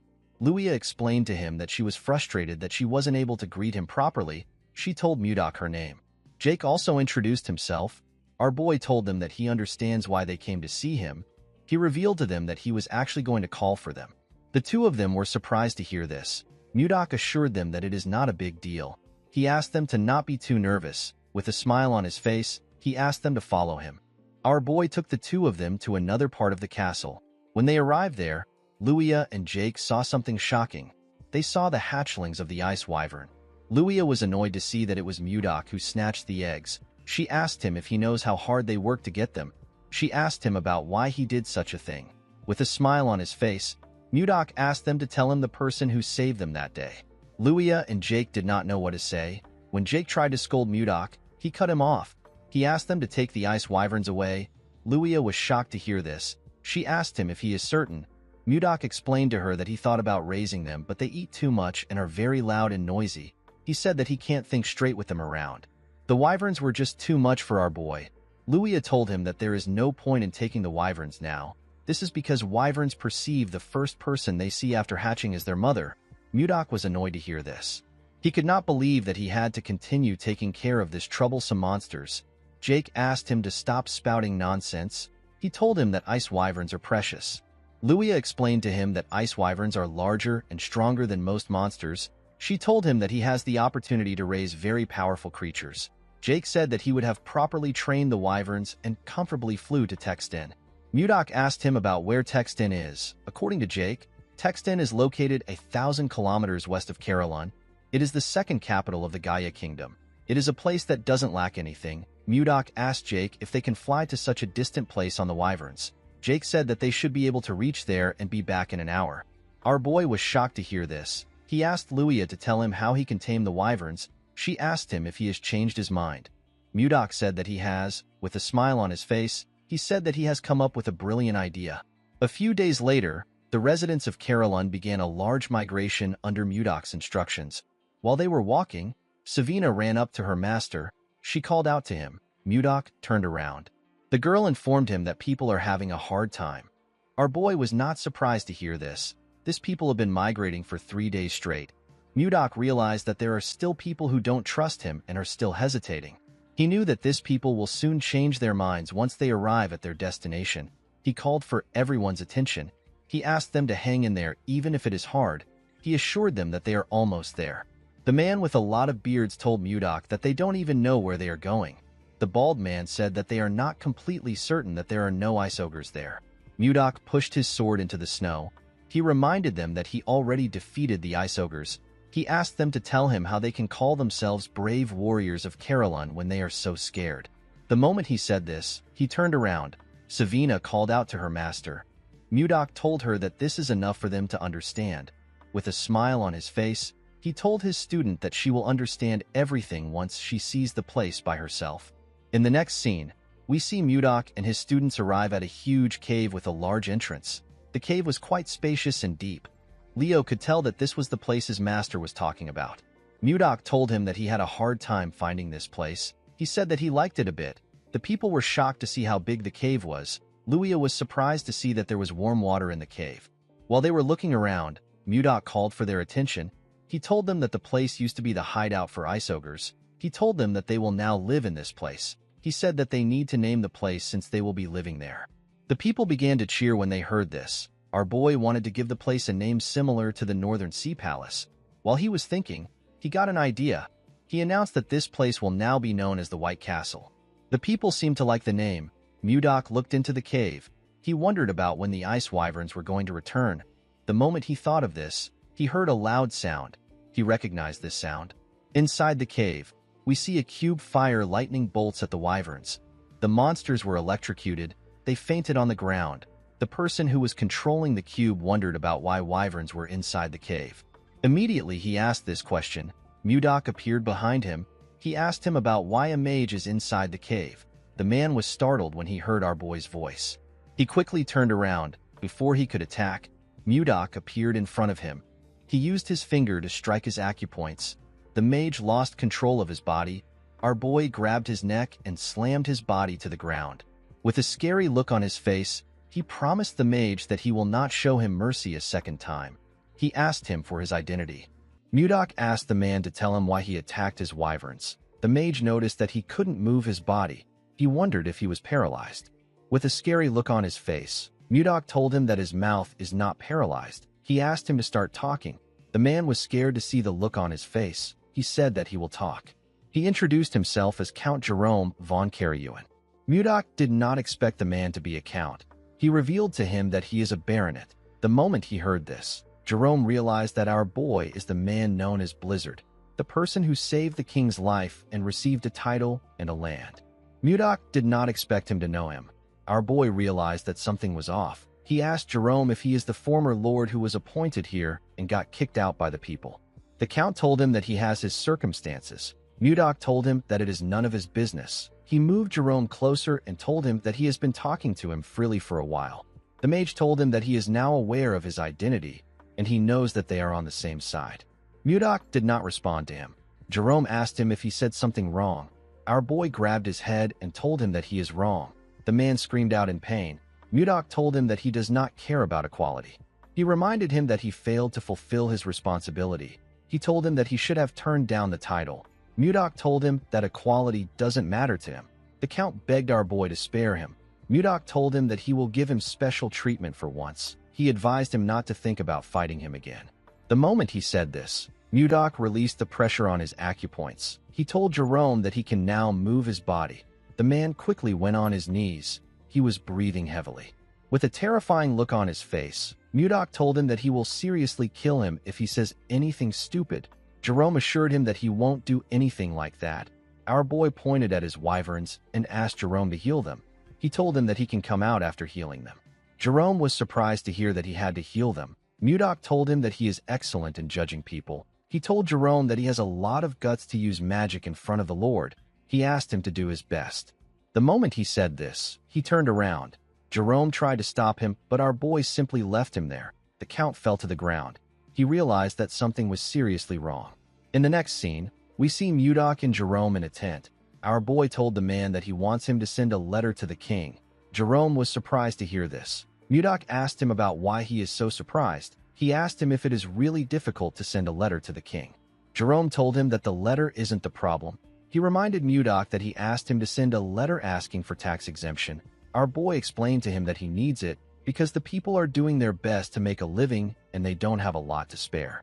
Jerome revealed to Mudok that the other nobles will be against it. Our boy asked him about why they will be against it. Jerome said that it will seem unfair from the nobles' perspective. If this bill is passed, the nobles will threaten the king by telling him that they won't pay tax either because their circumstances are also as bad as Mudok's own. Jerome told our boy that the king will refuse his request no matter how much he favors him. Upon hearing this, Mudok became more certain that the nobles are the problem of the kingdom and Duke Icarus is the one controlling them. He asked Jerome to suspend the idea. The count was relieved to hear this. Mudok moved close to him and shared another idea with him. Jerome was surprised to hear his idea. He asked Mudok if this is possible. Our boy told him that it is not impossible. Jerome said that it might work because it is the same case. Mudok told him that they need to get ready without delay. In the next scene, we see the citizens gather in another part of the cave. Jake asked someone if he knows why their lord suddenly gathered them. Before the person could reply, Mudok asked if everyone is already gathered there. Everyone quickly turned to him. Luia told him that she came armed as instructed. She asked Mudok about why they are gathered there. Our boy said that he will explain now. He ordered everyone to hunt down ice wyverns. He told them that their goal is to get the eggs of the ice wyverns. The warriors were surprised to hear this. They knew that it wasn't easy to get the egg of an ice wyvern. Mudok explained to them that they will create groups filled with 30 people for the sake of their safety.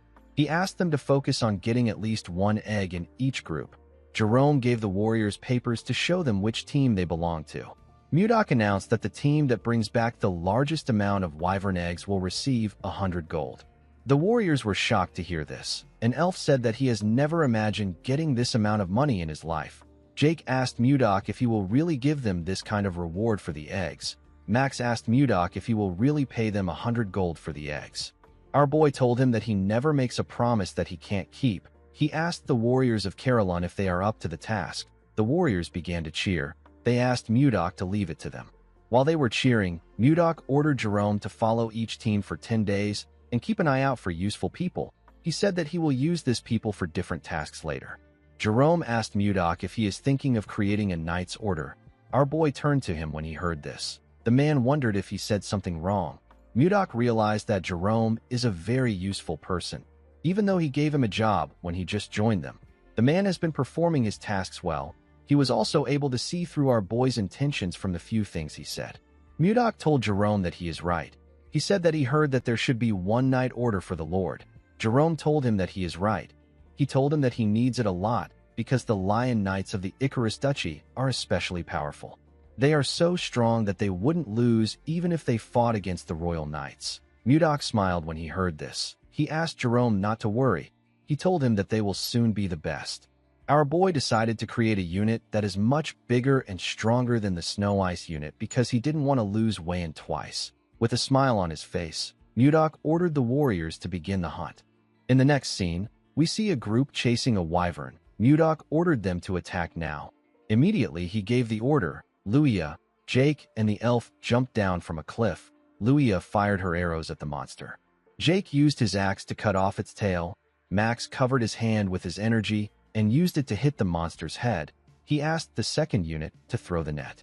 The warriors quickly threw the iron net at the monster. The net covered the monster's head and dragged it to the ground. Mudok told Jerome that it is going pretty well. The man said that they have been hunting for days. He said that their hands and feet are already in a perfect sync. Jerome found our boy's idea to be bold. He never thought about stealing the eggs of the ice wyvern and taming it while it is still a baby. If everything goes well, they will be able to transport and sell hunting loots like leather and bones to distant cities with the help of the ice wyverns. Mudok asked his warriors to cheer up. He reminded them that they will be able to get a great reward if they bring back a lot of eggs. The warriors became motivated when they heard this. They decided to continue hunting. Jerome found it amazing that our boy united the uncontrollable Carolyn warriors into one. He could not believe that they were hunting monsters together. While they were watching the warriors, they saw one of them behead a wyvern at a crazy speed. The monster didn't stand a chance. The man's teammates commended him for this. They referred to him as Gale. Our boy was also impressed by his skill. He asked Jerome about who the man is. Jerome opened his book to see his name. He told Mudok that the man is known as Shuart Gale. Mudok believed that the man is famous since he has a nickname. Jerome told him that he is correct. He said that Gale is the hero of the commoners. He raids evil noble houses and gives the raid loot to the poor. Mudok asked Jerome to tell him why a guy like this is here. Jerome revealed to him that Gale was once caught in a trap. He was imprisoned, but he escaped from the prison and wandered all the way here. Mudok could tell that the man was a decent person from the way he interacted with the locals. He asked Jerome to report back to him if he finds anyone else who escaped from prison besides Gale. He told him that they might find another useful person. The man could not believe that his work had increased again. In the next scene, we see Mudok addressing the warriors in the cave. He commended them on their efforts in hunting the ice wyverns. He said that they have collected enough wyvern eggs. He assured them that he will give them the rewards he promised. The warriors began to cheer when they heard this. Max raised his hand to ask Mudok a question. Our boy asked him if something is wrong. The man said that he would like to know why he ordered them to get the wyvern eggs. Mudok realized that everyone was probably wondering why he asked them to gather wyvern eggs. He reminded them that ice wyverns recognize the first thing they see when they hatch as their mother. He said that he wants to tame the monsters using this method. He revealed to the warriors that he plans to use the tamed ice wyverns as transportation. The loaded wyverns will transport their goods to each country. Someone asked Mudok about which goods they will be selling. Our boy said that the first thing he can think of is leather. With a smile on his face, Mudok told them that their main product will be the Ice Ogre tribe. Max and the other warriors were shocked to hear this. Max asked his lord if he is planning to kill them. Luia said that she is not yet ready to die. Mudok ordered his warriors to calm themselves. They quickly closed their mouths. Our boy asked them to tell him the person who wiped out the ice ogre that had been lurking around this white castle not too long ago. The men told him that it was him. Mudok told them that they are correct. He asked them if they really believe that he is going to allow them to become an ogre's food. The warriors realized that things are different from before. They believe that things will work out with their current lord. Mudok asked them if they are interested. The warriors shouted that they are. Our boy told them that he will give them the rewards like he promised. Before he could say anything else, one of his disciples ran to him. The boy called out to him. Mudok told Leo that he is still talking. He asked him about what is happening. Leo apologized to his master. He told him that it is something urgent. While breathing heavily, the boy revealed to Mudok that Savina is dying. Our boy was shocked to hear this. The scene shifts, and we see the other two disciples with Savina. The girl was shivering on the ground.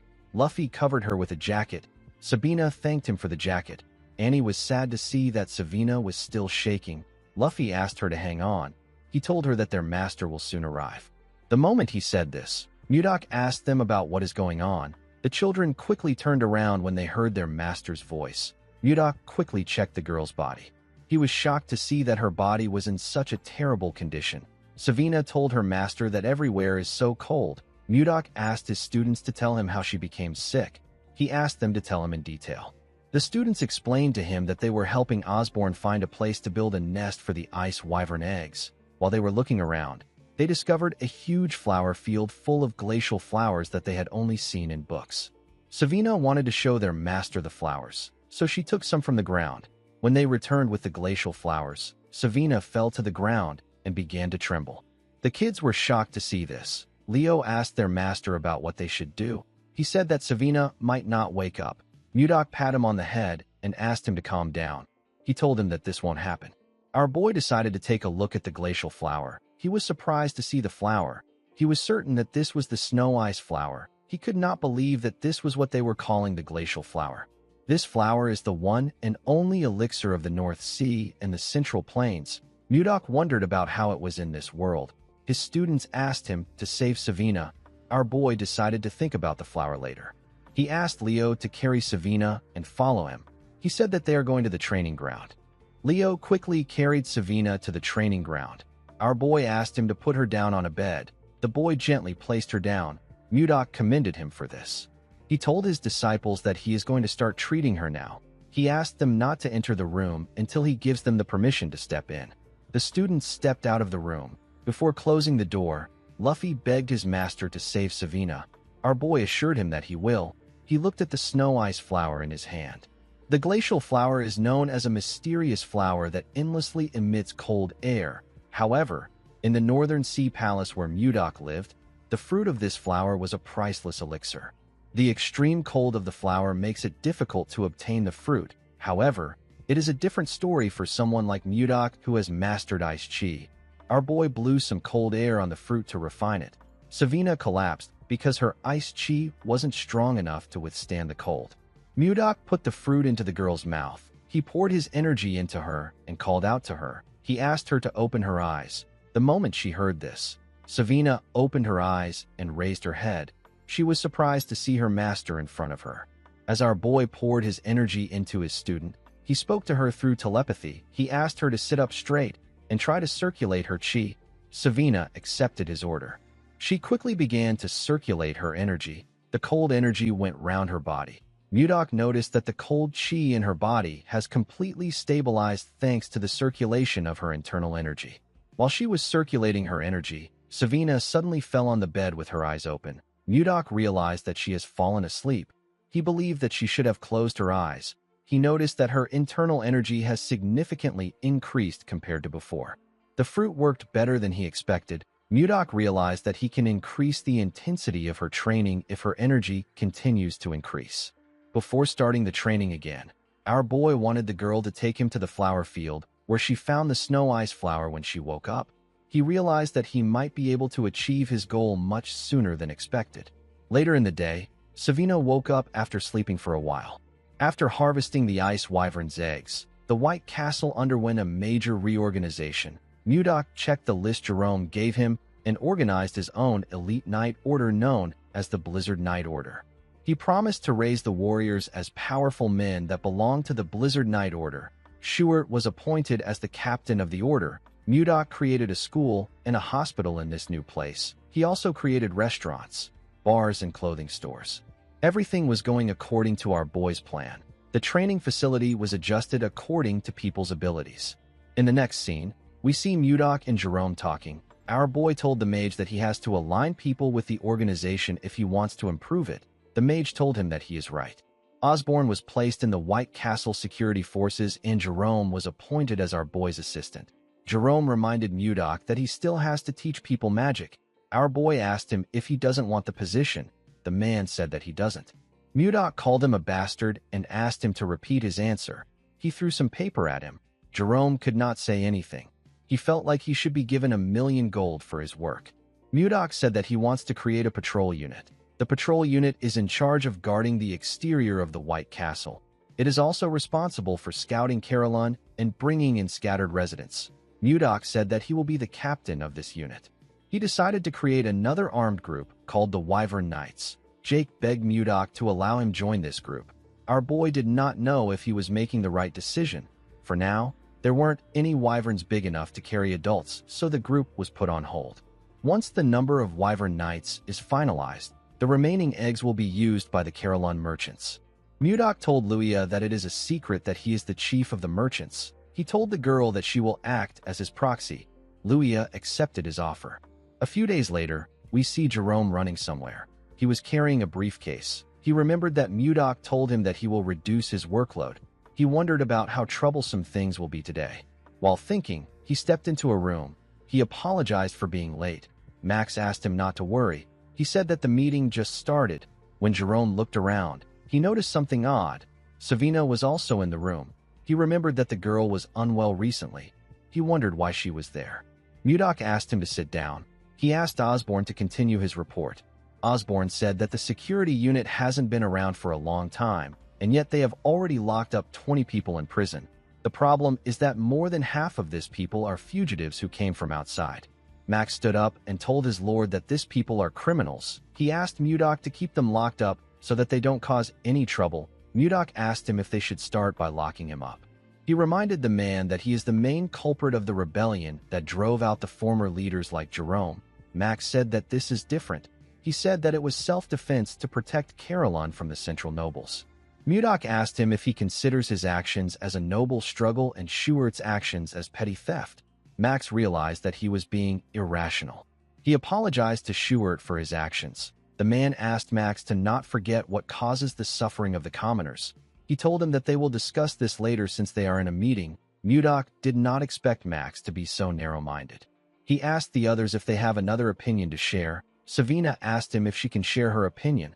Our boy asked her to go ahead. Savina told Mudok that the villagers must have a terrible view of fugitives from Max to react like this. Our boy agreed with her. The girl reminded him that they have to start ogre hunting tomorrow. Mudok asked her about what this has to do with anything. Savina suggested that they put the prisoners at the forefront of the hunt. Everyone was shocked to hear this. Mudok actually liked the idea. He asked Savina to keep talking. In the next scene, we see an ogre screaming in the forest. A man with some bandages on his face informed Schuart that they could have lost the ogre. This man is Lennon. He is a grade 1 escapee. There was a huge man holding an axe behind Schuart. This man is Gregor. He is also a grade 1 escapee. Schuart ordered the men to attack the ogre once they get far enough. He asked them to erase the monster's tracks and attack it. The men accepted his order. While the ogre was looking around, Lennon and Gregor charged at it from behind. They landed their attacks on the monster's back. The ogre screamed out in pain. It quickly turned around. Gregor asked Lennon to watch out. He told him that a counterattack is coming. The monster swung its huge club at Lennon. The man was surprised to see its club coming towards him. He realized that it was too late for him to dodge. Before the club could hit him, Schuart charged at the monster. He ordered Lennon to get down. Lennon quickly bent his head to dodge the attack. Schuart used the opportunity to land multiple attacks on the ogre. The monster screamed out in pain. While it was screaming, Schuart and the men charged at it. They used their weapons to tear the ogre apart. The scene shifts, and we are taken back to the time that Savina suggested that they put the escapees at the forefront of the hunt. Mudok really liked her idea. Osborne asked her if she wants to send them to the front lines and get rid of them. He told her that her plan is very extreme. Savina shook her head. She explained to the man that it will be much more humane than locking them up in prison. She reminded him that her master is going to join them. She told Osborne that her master is not someone who discards manpower so easily. With a smile on her face, Savina told the men that people's perceptions of the escapees will start to change once they fight with them. The scene shifts, and we are taken back to the present. We see the rest of the group arrive to the hunt. They were all looking at the ogre that Schuart caught with the men. Schuart asked Lennon if he is okay. The man said that he can still manage even though it was close. With a smile on his face, a man told the captain that Lennon is bluffing again. Lennon told the man that he barely dodged the attack. He told him that it was like the time he threw his pickaxe at the prison staff and got slammed. The man asked him to stop joking around. Gregor placed his hand on his friend's shoulder and told him that they got a hefty reward. He told him that they need to celebrate with a round of drinks. Lennon told his friend that they need to take this chance to make a fresh start. He told Gregor that he won't pay no matter how he tries to sweet-talk him. Gregor laughed when he heard this. He told his friend that he got smacked too hard. Mudok smiled when he saw how they interacted with one another. He could tell that they have built up their teamwork through cooperation. He couldn't believe that his disciple thought of this idea. He realized that he made the right choice by accepting her as his disciple. While Mudok was watching the man, we see something watching him from the distance. The monster was carefully watching him as if it was cautious of him. In the next scene, we see one of the hunting groups tracking an ogre. A man asked another man with a mask to slowly fall back in the direction of the ambush. One of them heard a sound coming from the woods. He asked the masked man if he heard it too. The man raised his bow. He said that he will fire a few shots. He asked his teammates to get ready. The other men quickly took a stance. The man fired his arrows at some trees. He and his teammates waited for something to come out. Fortunately for them, nothing happened. The masked man was relieved to see this. The other man said that it must have been the sound of falling leaves rustling in the wind. The masked man told him that he must be right. He moved close to a tree to retrieve his arrows. He asked the other men to retrieve the rest of the arrows and search another area. Before he could take out his arrows, a huge monster came out from behind the tree. The men were terrified to see the monster. The scene shifts, and we see Mudok outside with Jerome. He informed Osborne that the residents are no longer afraid of ice ogres. Osborne told him that they are all ready to hunt. Jerome told our boy that it is all thanks to his leadership. While looking at the corpse of an orc, Mudok ordered Jerome to make sure that no one moves ahead without orders. Jerome accepted his orders. Mudok asked him if the conditions of the other monsters is still being investigated. Jerome told him that there is still more data that needs to be organized. While they were talking, we see one of the men that encountered the monster talking to Osborne. The man was using a stick to support himself. He informed Osborne about what happened. Osborne asked him if the men are unharmed. The man informed him that the men are not dead. They were simply injured. They are currently being treated at the infirmary. Mudok asked Osborne if something is wrong. The man revealed to him that something serious has happened. He explained to our boy that a new monster has appeared, and it is different from the ice ogres. Our boy was surprised to hear this. The wounded man explained to Mudok that 2 of their members who went to investigate monster activities were attacked by the monster. Mudok asked the man if he is certain that it wasn't an ogre. The man assured him that it was a different species. Our boy asked him to describe it. The man told him that the monster's body was covered in white fur, and it was incredibly huge. It was over 3 meters tall. He told Mudok that ogres are stupid. This monster was way more intelligent than them. While the man was talking, something screamed in the forest. Mudok immediately told Jerome that the hunt is over. Jerome asked his master if he plans on going by himself. Our boy told him that he has to do it himself. He asked Jerome and Osborne to follow him once the area is secure. The men accepted his order. Mudok ran into the forest at a crazy speed. He realized that he knew this monster that the man described. He was certain that he had heard an explanation from Edmund before. He remembered the time Edmund asked him if he was a Yeti. While Mudok was running, he activated a skill known as Mind's Eye and used it to scan the forest. He quickly found the monster he was looking for. Our boy landed on a tree. He took out his sword and charged at the monster. The monster became terrified when it sensed someone coming towards him. He quickly raised his hand to block our boy's attack. He was able to block it with his thick fur. Mudok was barely able to cut him. He noticed that his attack bounced right off the monster. He could tell that his body was very tough. Now that our boy was looking at it, he became certain that this monster is a Yeti. Mudok noticed that the Yeti that was roaring earlier was now frozen stiff like a scared wildcat. Due to the way the monster reacted, our boy realized that it could sense the weight of his martial power. The look in his eyes shows that he is scared. Mudok considered sparing the Yeti out of curiosity, but he couldn't keep someone who harmed his people alive. Our boy raised his sword and asked the monster to be born as a human in his next life. He jumped and charged at the Yeti. The monster was scared to see him coming towards him. He covered his hand with an unknown energy before Mudok could strike him. When Mudok's sword got close to the monster, it destroyed everything around him and cleared the area. Our boy believed that he had won the fight, but he was wrong. When he looked at the ground, he didn't see anything there. He recalled that the Yeti suddenly emitted a light and vanished along with his energy just before it was struck down. Our boy wondered about the kind of magic the Yeti used. He recalled that the light was green. He remembered that he heard something about this from Luffy when he first came to this world. Mages of the 5th circle or higher can use space travel magic called teleportation. Most mages stay at the 1st or the 2nd circle. Mudok understood that the 5th circle must be something between the transformation realm and the profound realm in the cultivation world. He could not believe that a monster covered in white fur used such an extraordinary magic. Of course, this didn't really matter to Mudok. Even if it was spatial movement, our boy could still catch up to it. He turned around and fired his energy in the direction of the monster. He tore through the forest with his ice chi. Unfortunately, the Yeti still escaped. Mudok did not expect a big monster like that to run off like a rat. He could still sense the Yeti's presence nearby. Even though it was teleporting, it couldn't get very far from our boy. Mudok could tell that the monster was about 1.5 kilometers away from him.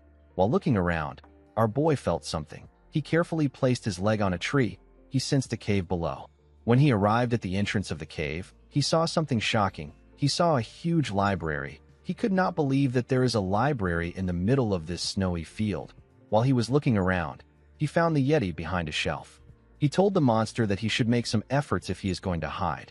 The Yeti begged him not to come closer. Mudok assured him that he is not going to eat him. He asked him to calm down. He asked the Yeti if he is a human. The Yeti told him that he isn't. He said that he is a great warrior of horse. He told him that his name is Condal. Our boy wondered if he had heard about a warrior of horse. Jerome appeared behind him and told his master that it is a term that means Yeti. Mudok commended Jerome on finding this location. The mage informed his master that there were signs of destruction nearby. He told him that something like that would be impossible for anyone except his master. Jerome thought that a natural disaster occurred when he saw what his master did. Jerome wondered why a legendary race like the Yeti that has been in existence since ancient times was in a library like this. Mudok said that he was about to ask Condal about it. He hit his hand on the wall and asked Condal to tell him where he came from. Condal didn't say anything. With a look of anger on his face, our boy asked him if he is trying to run away again. He released his ice chi and asked Condal to speak quickly. He told him that he is not a very patient person. Condal became scared. He revealed to Mudok that he is from Gulag. Our boy asked him if Gulag is his village. Condal nodded his head. Mudok asked him if a lot of Yetis live there. Condal told him that he is right. While they were talking, Jerome was looking at the books in the library. Something in the library caught his attention. Mudok asked Condal to tell him why he killed his people. With a scary look on his face, he asked him to choose his answer carefully. Condal told him that he didn't kill anyone. He used his hand to beat his chest and told our boy that he is a great warrior of horse. He said that people don't die after getting hit by his bat. With a serious look on his face, Mudok asked him if he is telling the truth. Condal looked into his eyes and told him that he is. While looking through the books, Jerome told his master that Condal is telling them the truth. He said that the two men only sustained injuries. There were no deaths. Mudok recalled that the man said that the men were in the infirmary. He realized that no one actually said that someone died. Condal told him that he drove the humans out because they entered the sanctuary first. He said that he would never attack first. Mudok told Jerome that the men must have trespassed into the Yeti's territory while they were hunting the ice ogres. The man told him that he is right. Our boy realized that Edmund gave him the wrong information about Yetis. He called Condal Kongdao and asked Jerome to heal his injuries. Jerome corrected his master on his pronunciation of the Yeti's name. While Jerome was healing him, Mudok called out to Condal.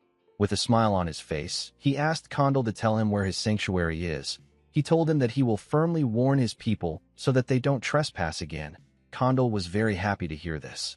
With a scary look on his face, Mudok told Condal that he has been speaking informally to him the whole time. He asked him if he doesn't know how to use honorifics. The Yeti did not know what honorifics meant. Mudok asked him to forget about it. He didn't see the point in taking it serious with someone who couldn't speak properly. Jerome informed his master that the treatment is complete. Our boy told him that they need to return now. Jerome called out to his master. Mudok asked him if something is wrong. Jerome told him that he has a request to make. The scene shifts, and we are taken to Barhan. We see Edmund ask Charles to tell him the amount of time that has passed since the promise date. The man told him that it has been 3 months. Edmund called out to his assistant again. The man turned to him. Edmund fell to his knees and said that their merchant association is finished. Edmund told his assistant that Mudok made him a promise. In his very stupid imagination, Mudok held his beard and asked him to hold on for 3 months. He told him that he will send someone. Henry wondered if there was such a romantic mood in the air when Mudok was speaking to his leader. Edmund began to cry. He told Henry that he has not received any word from our boy. Henry asked him to calm down. He told him that Mudok isn't someone who would break his promise. While he was talking, he noticed that a huge shadow covered him and his leader. Edmund and Henry quickly looked up. They were shocked to see a wyvern coming close to them. The two of them quickly moved back. When the wyvern landed, Edmund heard a voice call out to him. Edmund immediately recognized this voice. When he looked at the wyvern's back, he saw Savina. With a smile on her face, the girl told the man that the ice has arrived. Edmund was extremely happy to see a huge bag containing ice. He said that he knew that Mudok would come through. Henry was shocked to see Savina getting off the ice wyvern. It is a monster whose strength rivals an entire night squad. He couldn't believe that they were using this powerful monster for ice delivery. He wondered about what our boy was doing in the north to be able to control an ice wyvern. While looking around, Savina remembered something. She stretched out her hand to give Edmund a letter. She told him that her master asked him to give the letter to a certain person. Edmund smiled when he heard this. He knew who Mudok was talking about. The scene shifts, and we are taken to the palace. We see Princess Ishilda drinking tea outside. She was drinking it with someone. The boy thanked her for accepting his invitation. He told her that she grows more beautiful with each passing day. Ishilda thanked Justin for his compliment. He took a sip of his wine. He realized that the princess is still as cold as ever. She wasn't even giving him a fake smile for formalities. Justin believed that it wouldn't be fun if the princess gave in too easily. He was certain that he could change her indifferent behavior. While he was thinking, a maid rushed to meet the princess. She told her about something. Ishilda screamed out when she heard that she received a letter from Mudok. Justin stood up and spat out his drink when he heard this. The maid informed Ishilda that the letter is in the study. Ishilda quickly stood up and asked the maid to follow her. Justin asked the princess if she is already leaving. He reminded her that he rushed here in the morning to see her, with a cold look on her face. Ishilda told him that she heard that he trains so much that even a day isn't enough. She asked him not to waste his time. She asked him to head back to his house. She turned around and asked the maid, whose name is Lenshia, to follow her. Justin grit his teeth when he saw this. When he saw how beautiful Ishilda's hair was, he became enraged. He slammed his hand on the table and called Mudak a bastard. The scene shifts, and we are taken to Ishilda's study. We see her reading the letter. Our boy asked her about how she has been. He told her that he has been doing well thanks to her lucky charm. Ishilda blushed when she remembered the kiss. Mudak told her that the northern lands is a nice place to live in. He said that there are sparkling crystal caves and warm hot springs. He revealed to her that they built a city called the White Castle inside a warm cave. He told Ishilda that it is a very beautiful place, but it has one big flaw. The flaw is that she is not there with him. He said that this makes the place feel really empty. Mudak told her that he wants to give her a small gift to show her how he is feeling. When Ishilda looked down, she saw something shocking. She saw a flower made from ice. She held the flower close to her chest. She wondered why she was always thinking about our boy. She took a look at the flower again and made a decision. She decided to meet Mudak directly. The scene shifts, and we are taken to the White Castle. We see Mudak making an ice flower. He was wearing a white fur coat. The flower broke in his hand. He found it odd that he was good at smashing things, but it was difficult for him to make delicate items like this. While he was thinking, Jerome ran to him. He called out to his master. Mudak asked the mage to tell him why he is making such a fuss. He asked him to tell him what happened. Jerome told his master that he needs to come to the office right now. He said that he has made a huge discovery. He told Mudak that it is a once-in-a-lifetime event. Mudak asked him to calm down. He told him that he will follow him. He poured the ice shards on the numerous ice shards next to him. Those were the ice shards from the previous ice flowers he tried to make. At the office, Jerome revealed to our boy that the library he found belongs to an ancient mage. Mudak acted surprised. He asked Jerome to tell him what the big deal is. The mage told his master that his reaction is too poor. He explained to him that this is a huge discovery. He told Mudak that it is a relic of ancient humans, a key to reviving lost magic and a stepping stone to break past the fifth circle. Mudak didn't really care. He noticed something odd. He turned to Jerome and told him that he is sensing something intense coming from his waist. Jerome was shocked to hear this. With a shaky tone in his voice, he told Mudak that it is not important. He said that he didn't report it because it was worthless. Mudak used his chi to drag a bag out of Jerome's clothes. Jerome became scared. With a smile on his face, our boy told the mage that he needs to see it since he is trying so hard to hide it. When he opened the bag, he found something odd inside. He found some shiny rocks inside the bag. Jerome explained to his master that he wasn't trying to hide the stones. He told him that the stones are filled with condensed mana. They are called mana stones. Mudak asked Jerome to tell him what he wanted to use the mana stones for. Jerome gathered his mana and revealed to Mudak that he is currently a fourth circle mage. He has nearly reached the fifth circle, but he hit a wall that has been holding him back for a while. He told Mudak that he believes that a mana stone might help him overcome it. Our boy understood that it wasn't easy for him to surpass his current level. He told Jerome that he understands how he feels. The mage thanked him for this. Mudak revealed to him that he will not allow him to use the mana stones. Jerome was annoyed to hear this. He explained to Mudak that increasing his power will benefit the White Castle. He begged our boy to allow him use it. Mudak denied his request. He explained to him that he might be able to break through his wall with the mana stones now. He asked him about what he will do after that. He asked him if he will start searching for another mana stone again. Our boy told Jerome that this isn't important when stepping into a new realm. The important thing is the efforts he makes to gain true understanding. Mudak explained to him that growth comes from time and effort. It has no shortcuts. Jerome clenched his fist and released it. He realized that his master was right. He recalled that he reached the fourth circle with his own efforts.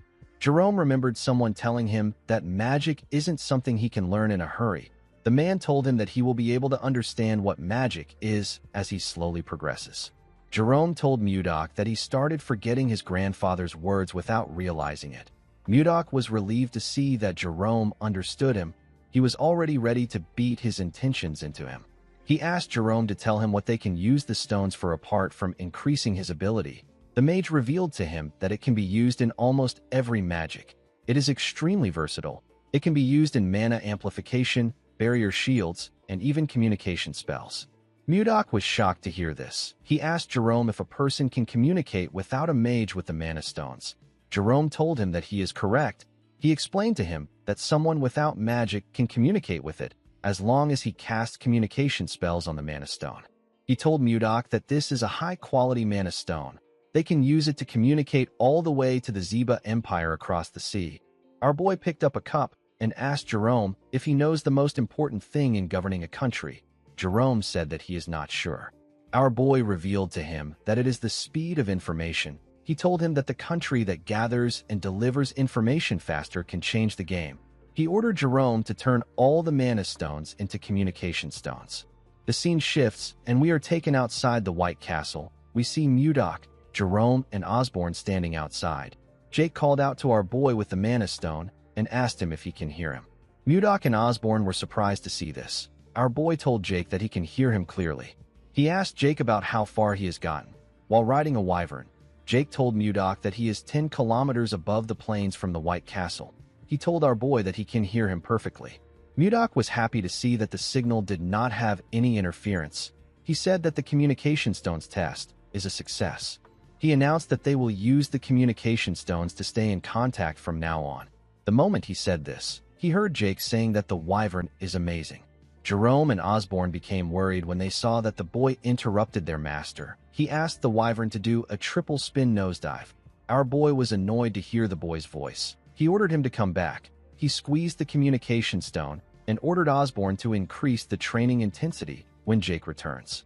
Jerome begged his master not to break the communication device. Before Mudok could break it, someone called out to him. When he turned around, he saw some wyverns landing in front of the White Castle. The person who called out to him was Savina. The girl told him that she is back. Mudok was happy to see her. He asked her to come in. In the next scene, we are taken to the meeting room. We see everyone seated. All of them now had new white uniforms. Mudok was reading a letter in the room.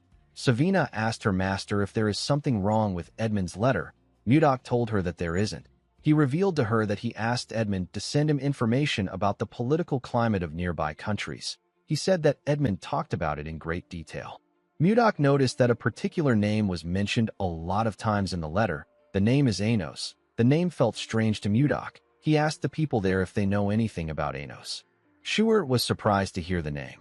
He told Mudok that he has never seen Anos himself. He said that people say that he is a grand sword master. Everyone was shocked to hear this. Mudok didn't know how to react. The members could not believe that there was someone more powerful than a sword master. They thought that there wasn't a single person on the continent that was above a sword master. With a terrifying tone in his voice, Mudok ordered his men to keep quiet. Everyone quickly shut their mouths. They were all scared. A grand sword master is at the realm of harmonization in the Central Plains. Someone in the realm of harmonization would be able to create a sword manifestation. Mudok was disappointed when he found out that there were only 10 people who could use sword aura in this world. To a warrior like him, a life without worthy opponents is very dull. He could not believe that a master of the harmonization realm has shown up. Even though the person wouldn't be a match for him, our boy was still excited. He wanted to meet the strongest person in this world. Schuer told Mudok that he heard something unusual about Anos. He revealed to his master that people say that when he uses his swordsmanship, a plum blossom scent follows. Mudok was shocked to hear this. He knew about a swordsmanship that releases the scent of plum blossom. He knew that only people of the Manhwa sect are capable of using such techniques. A realization dawned upon Mudok. He realized that someone else from the Central Plains might have crossed into this world. The scene shifts, and we are taken to the time when Mudok unified the Central Plains. We see him trying to touch a plum blossom with his hand. He told someone that the Manhwa sect uses a sword technique that gives off the scent of plum blossom. Mudok told the man who he held up with his ice that his swordsmanship is impressive. He told him that he simply chose the wrong opponent. The man's name is Zhang Pengjin. He is the head of the Manhwa sect. Pengjin grit his teeth and called our boy a bastard. He told Mudok that the outcome would have been different if his disciple was here. Mudok asked him if he is referring to the disciple that ran away a few days ago. Pungjin told Mudok that his disciple didn't run away. With a look of anger on his face, he said that his disciple suddenly disappeared during his secluded training. It was as if he vanished from the world. At the time, Mudok thought that this was a ridiculous excuse, but after coming to this world, our boy began to believe what Pungjin said. He wondered if Pungjin's disciple is actually Anos. Jerome asked Mudok if this is everything the letter said. Our boy told him that there is nothing really important in the letter. He told his cabinet that he was told that the kingdom sent an inspection team. Everyone was shocked to hear this. Jerome asked Mudok to tell him if something is wrong. Mudok did not understand why he was panicking. He asked him if it is a big deal. Jerome told him that it is. He explained to Mudok that there are only two reasons why an inspection team visits. It is either a royal sightseeing trip or the capture and execution of traitors. Jerome believed that they needed to be prepared. He asked Mudok about when the inspection group is coming. Our boy raised his hand and pointed outside. Jerome quickly turned around. Mudok told him that it is currently 1 p.m. He said that the group has already arrived. Outside the palace, we see a large amount of soldiers waiting. Jerome and the others were shocked to see the amount of soldiers that came. They even saw some knights among them. Justin stepped forward in an armor. He called upon Mudok and asked him to come down and receive the inspection group with proper manners. Mudok quickly appeared in front of him. He greeted Justin and asked him if his arm is now better. Justin was annoyed to see our boy mocking him. Members of Mudok's group were surprised to see him on the ground. They did not know how he was able to quickly get there. Jerome wondered about what his lord was thinking. He did not know if our boy was going to kill them and commit treason.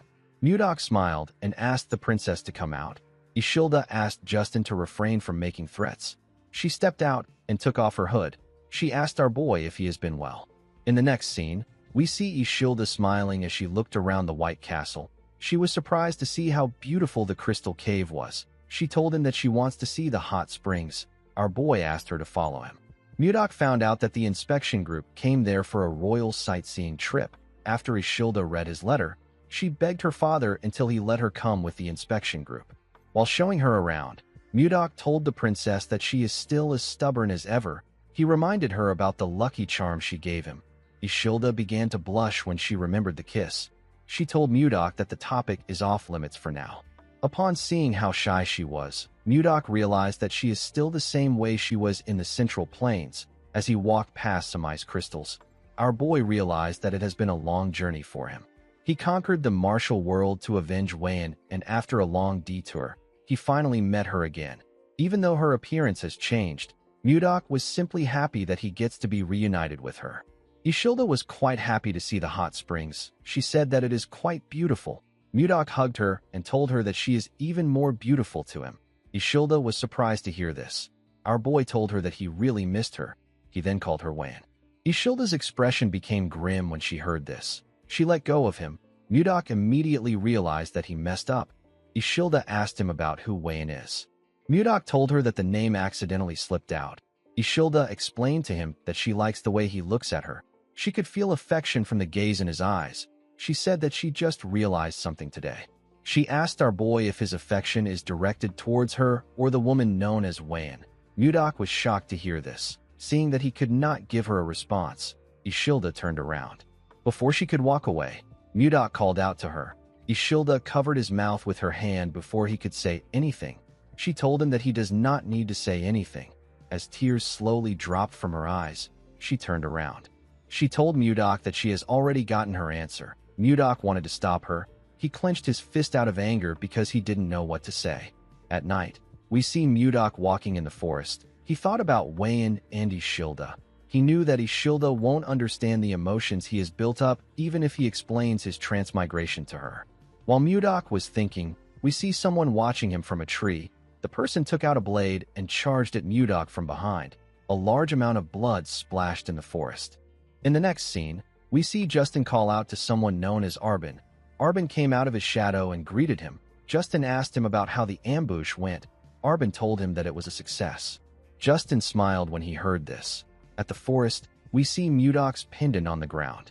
The scene shifts, and we are taken to the White Castle's VIP guest quarters. We see two guards at the entrance. Inside the room, we see Ishilda crying. She told herself that she is pathetic. She could not believe that she was crying her eyes out after a breakup. While resting her head on her table, she remembered the look that Mudok had in his eyes. She told herself that Mudok is so foolish. She wanted him to try holding her back. At the entrance, we see someone walking up to the guards. The guards informed Ishilda that she has a visitor. Our girl's mood quickly changed when she heard this. She believed that it was Mudok.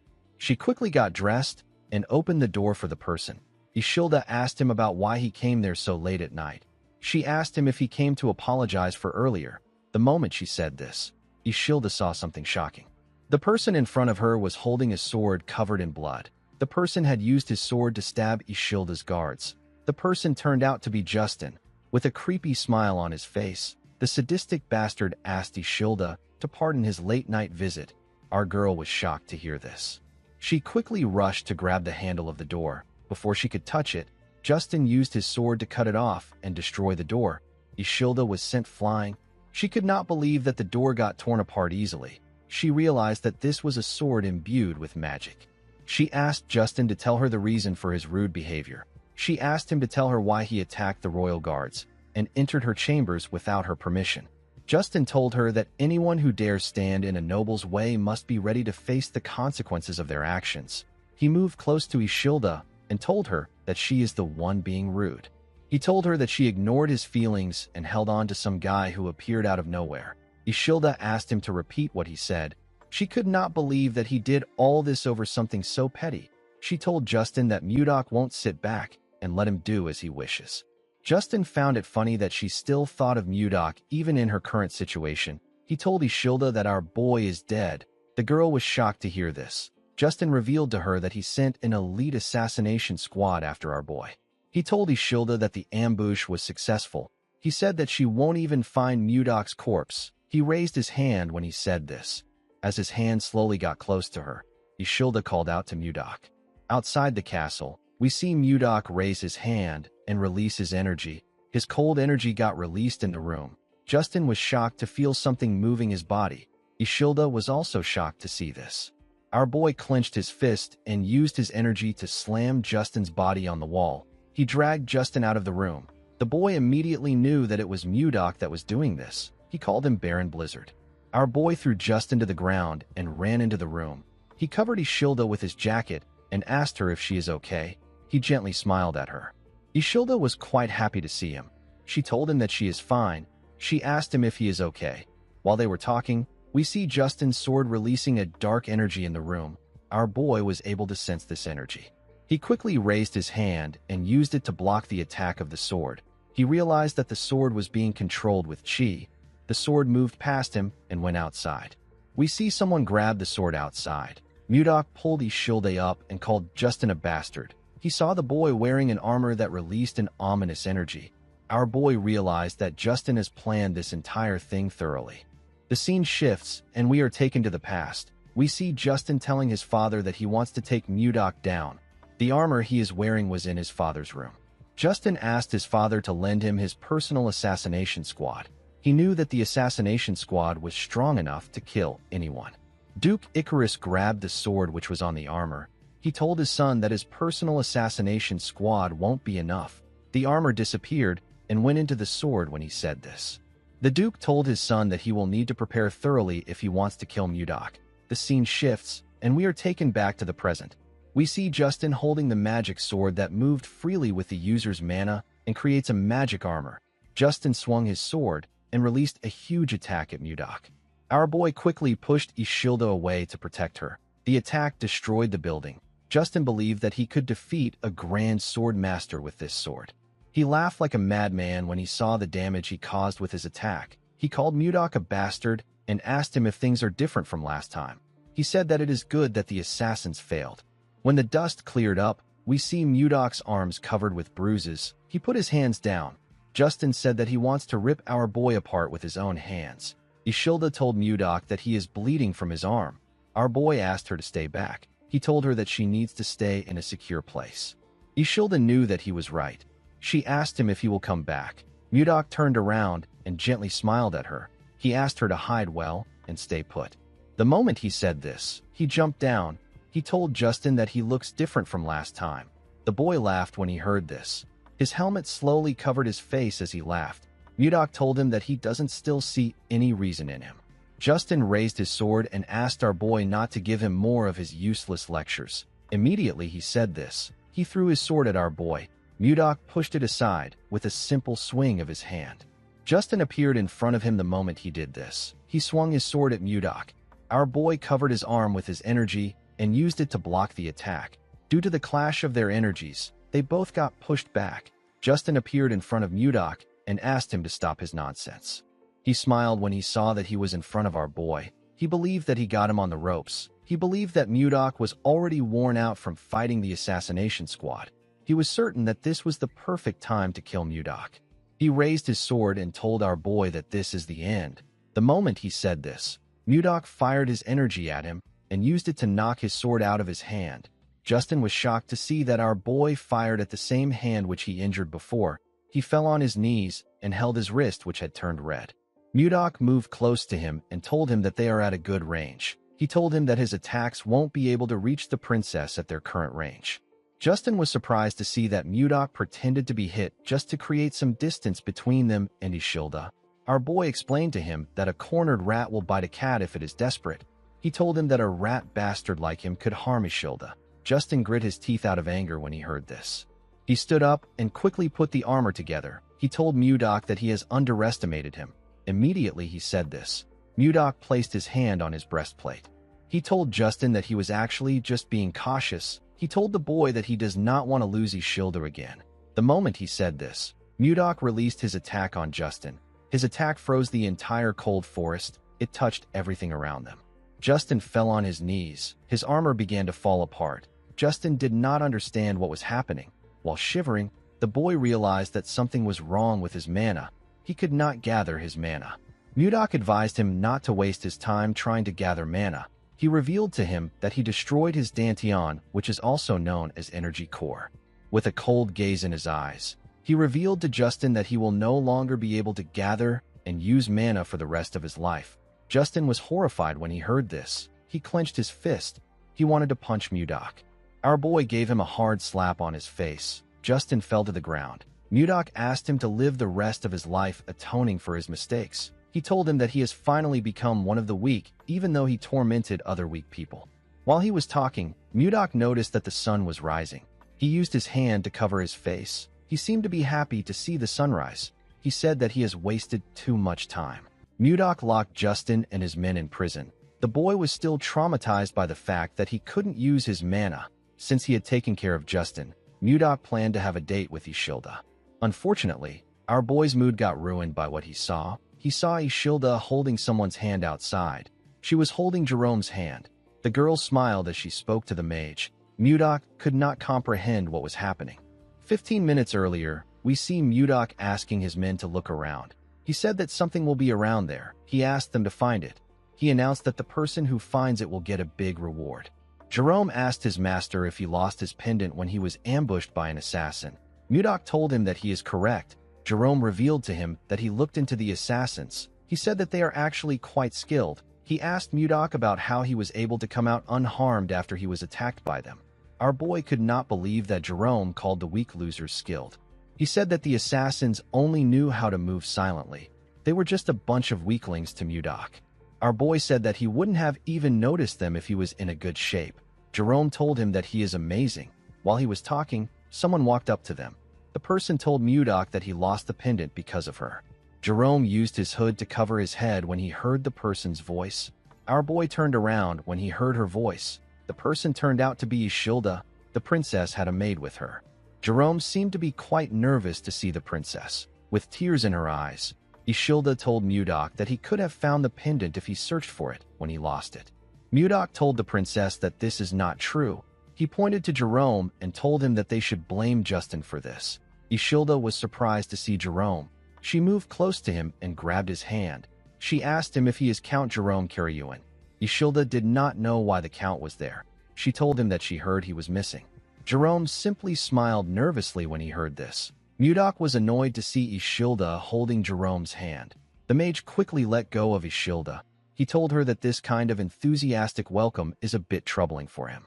The moment he said this, Mudok placed his hand on his shoulder.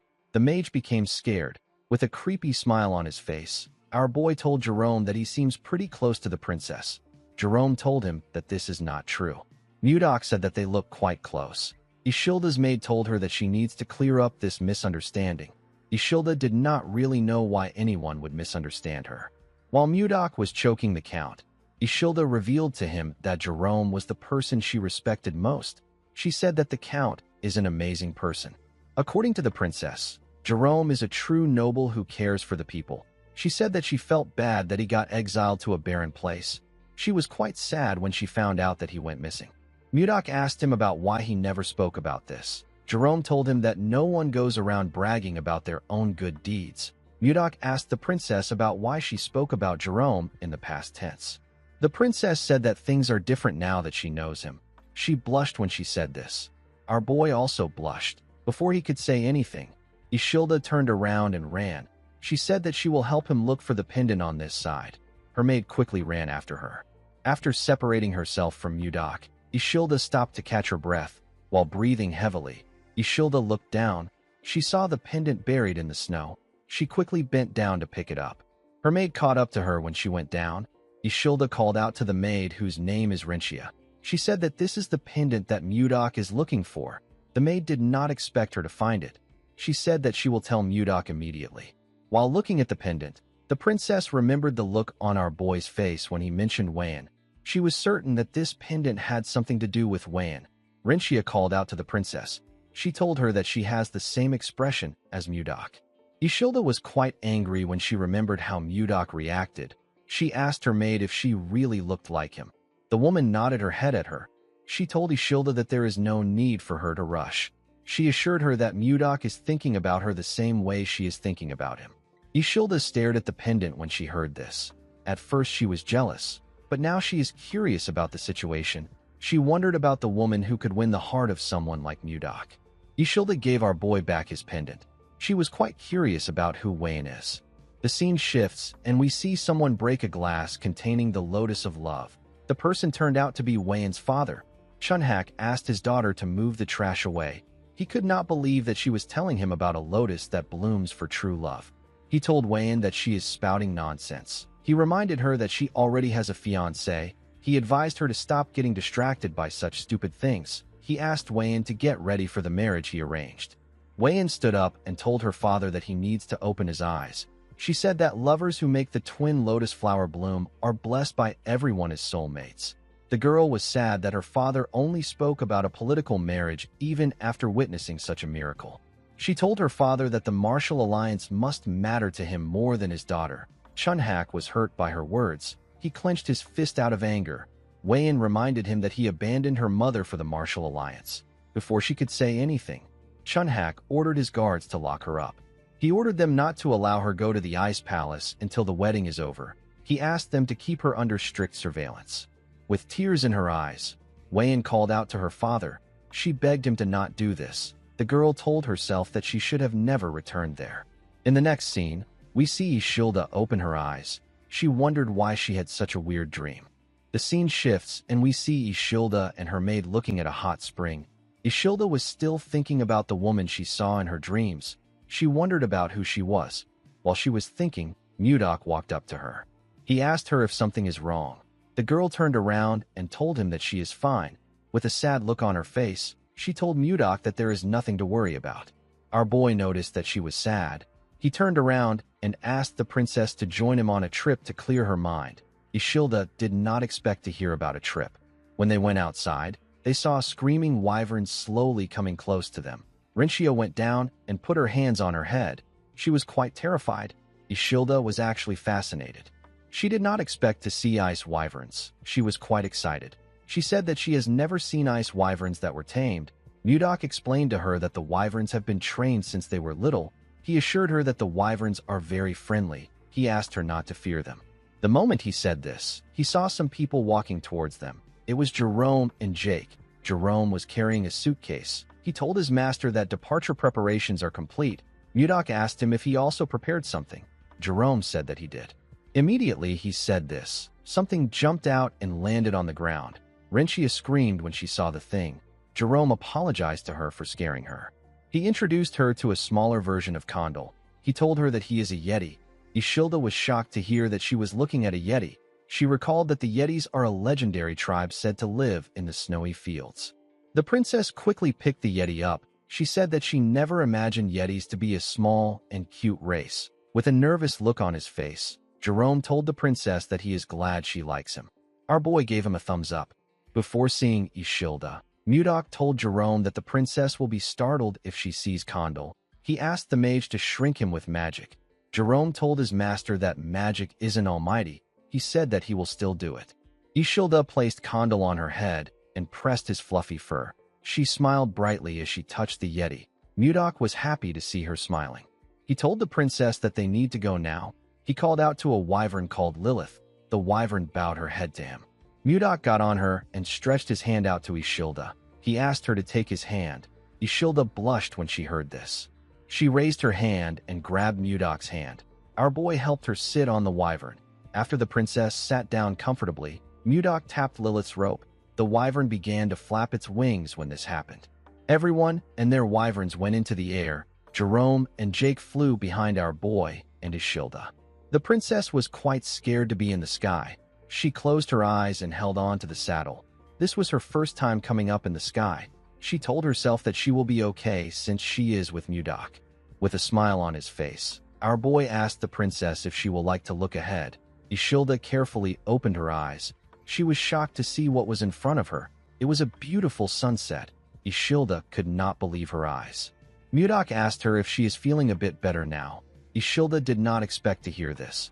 She smiled when she realized that our boy has been worried about her all along. She told Mudok that she feels better thanks to him. Our boy smiled when he heard this. He asked the princess to hold on tight. Ishilda did not know why he said this.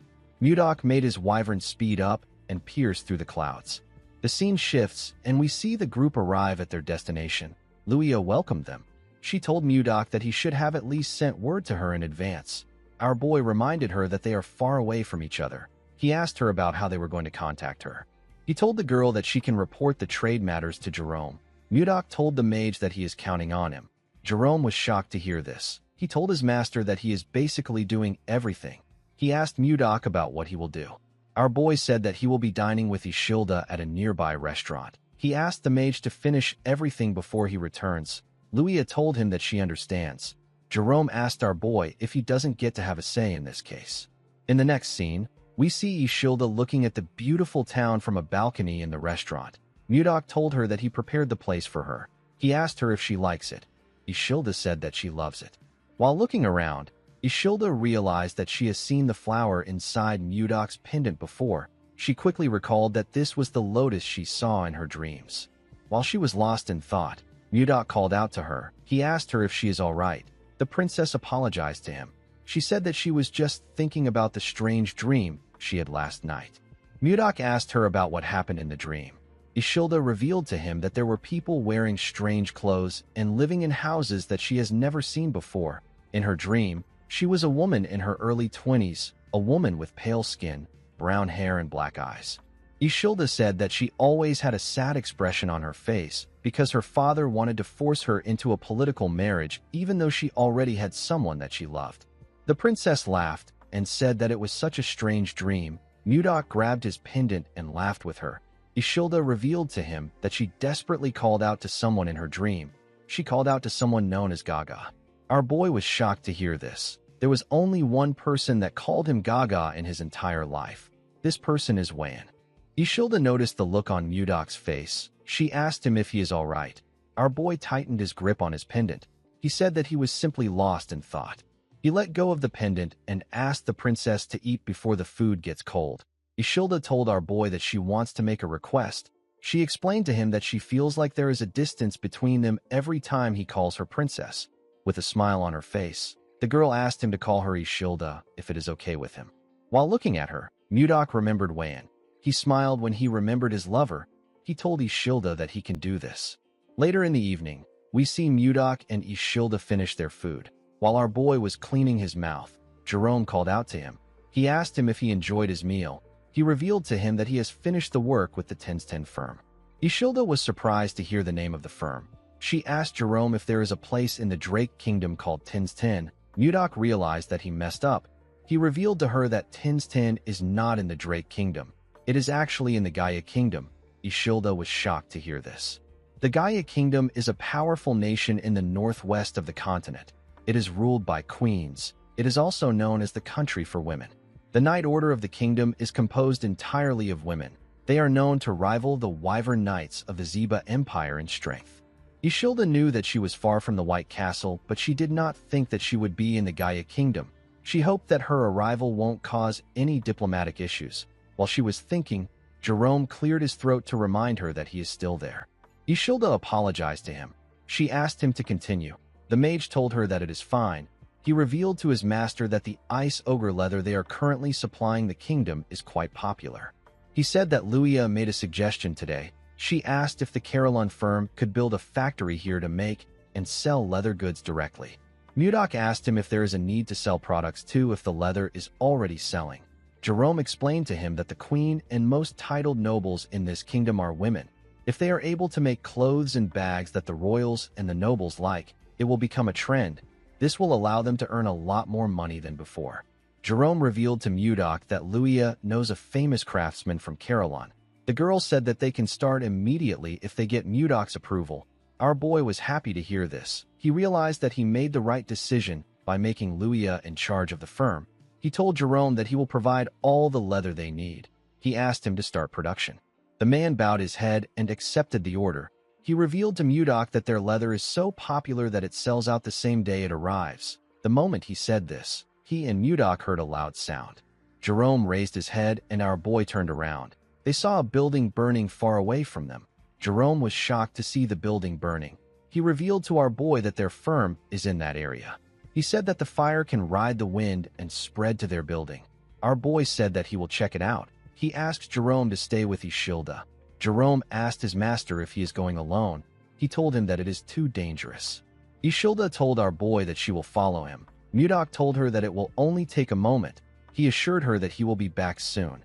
Immediately he said this, he jumped down from the balcony. After Mudok left, Ishilda told Jerome that they need to go. The mage was surprised to hear this. Ishilda said that they can't just sit around like this. She said that they need to follow Mudok. Jerome could not believe what he was hearing. Outside the burning building, we see a woman crying about her shop. She could not believe that the shop she devoted her life to was on fire. Other vendors were also crying. When our boy arrived there, he was surprised to see the scale of the fire. It was much bigger than he thought. While he was looking at the building, someone called out to him. When Mudok turned around, he saw Ishilda and Jerome. The girl apologized to him for following him. She said that she couldn't just sit around and wait. She said that she was very worried. Mudok couldn't scold her for this because he would also make the same choice if the roles were reversed. While he was looking at the princess, he heard someone call for help. He quickly turned to the burning building. Ishilda did not know why Mudok was looking at the building. She called out to him. Mudok jumped before she could say anything. He found a window at the top floor. He broke into the building through the window.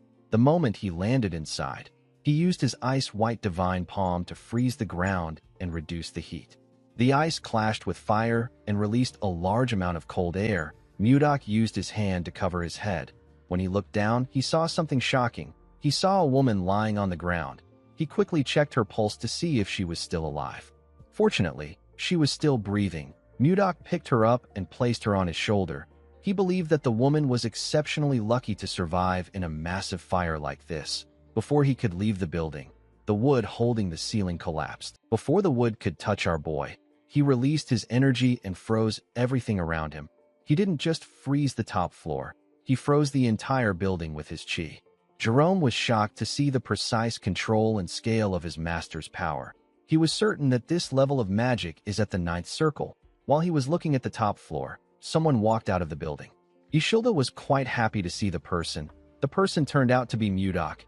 Our boy froze the ground with each step he took. The scene shifts, and we see a man and a woman having a meeting near a fireplace. The man poured the woman some liquor.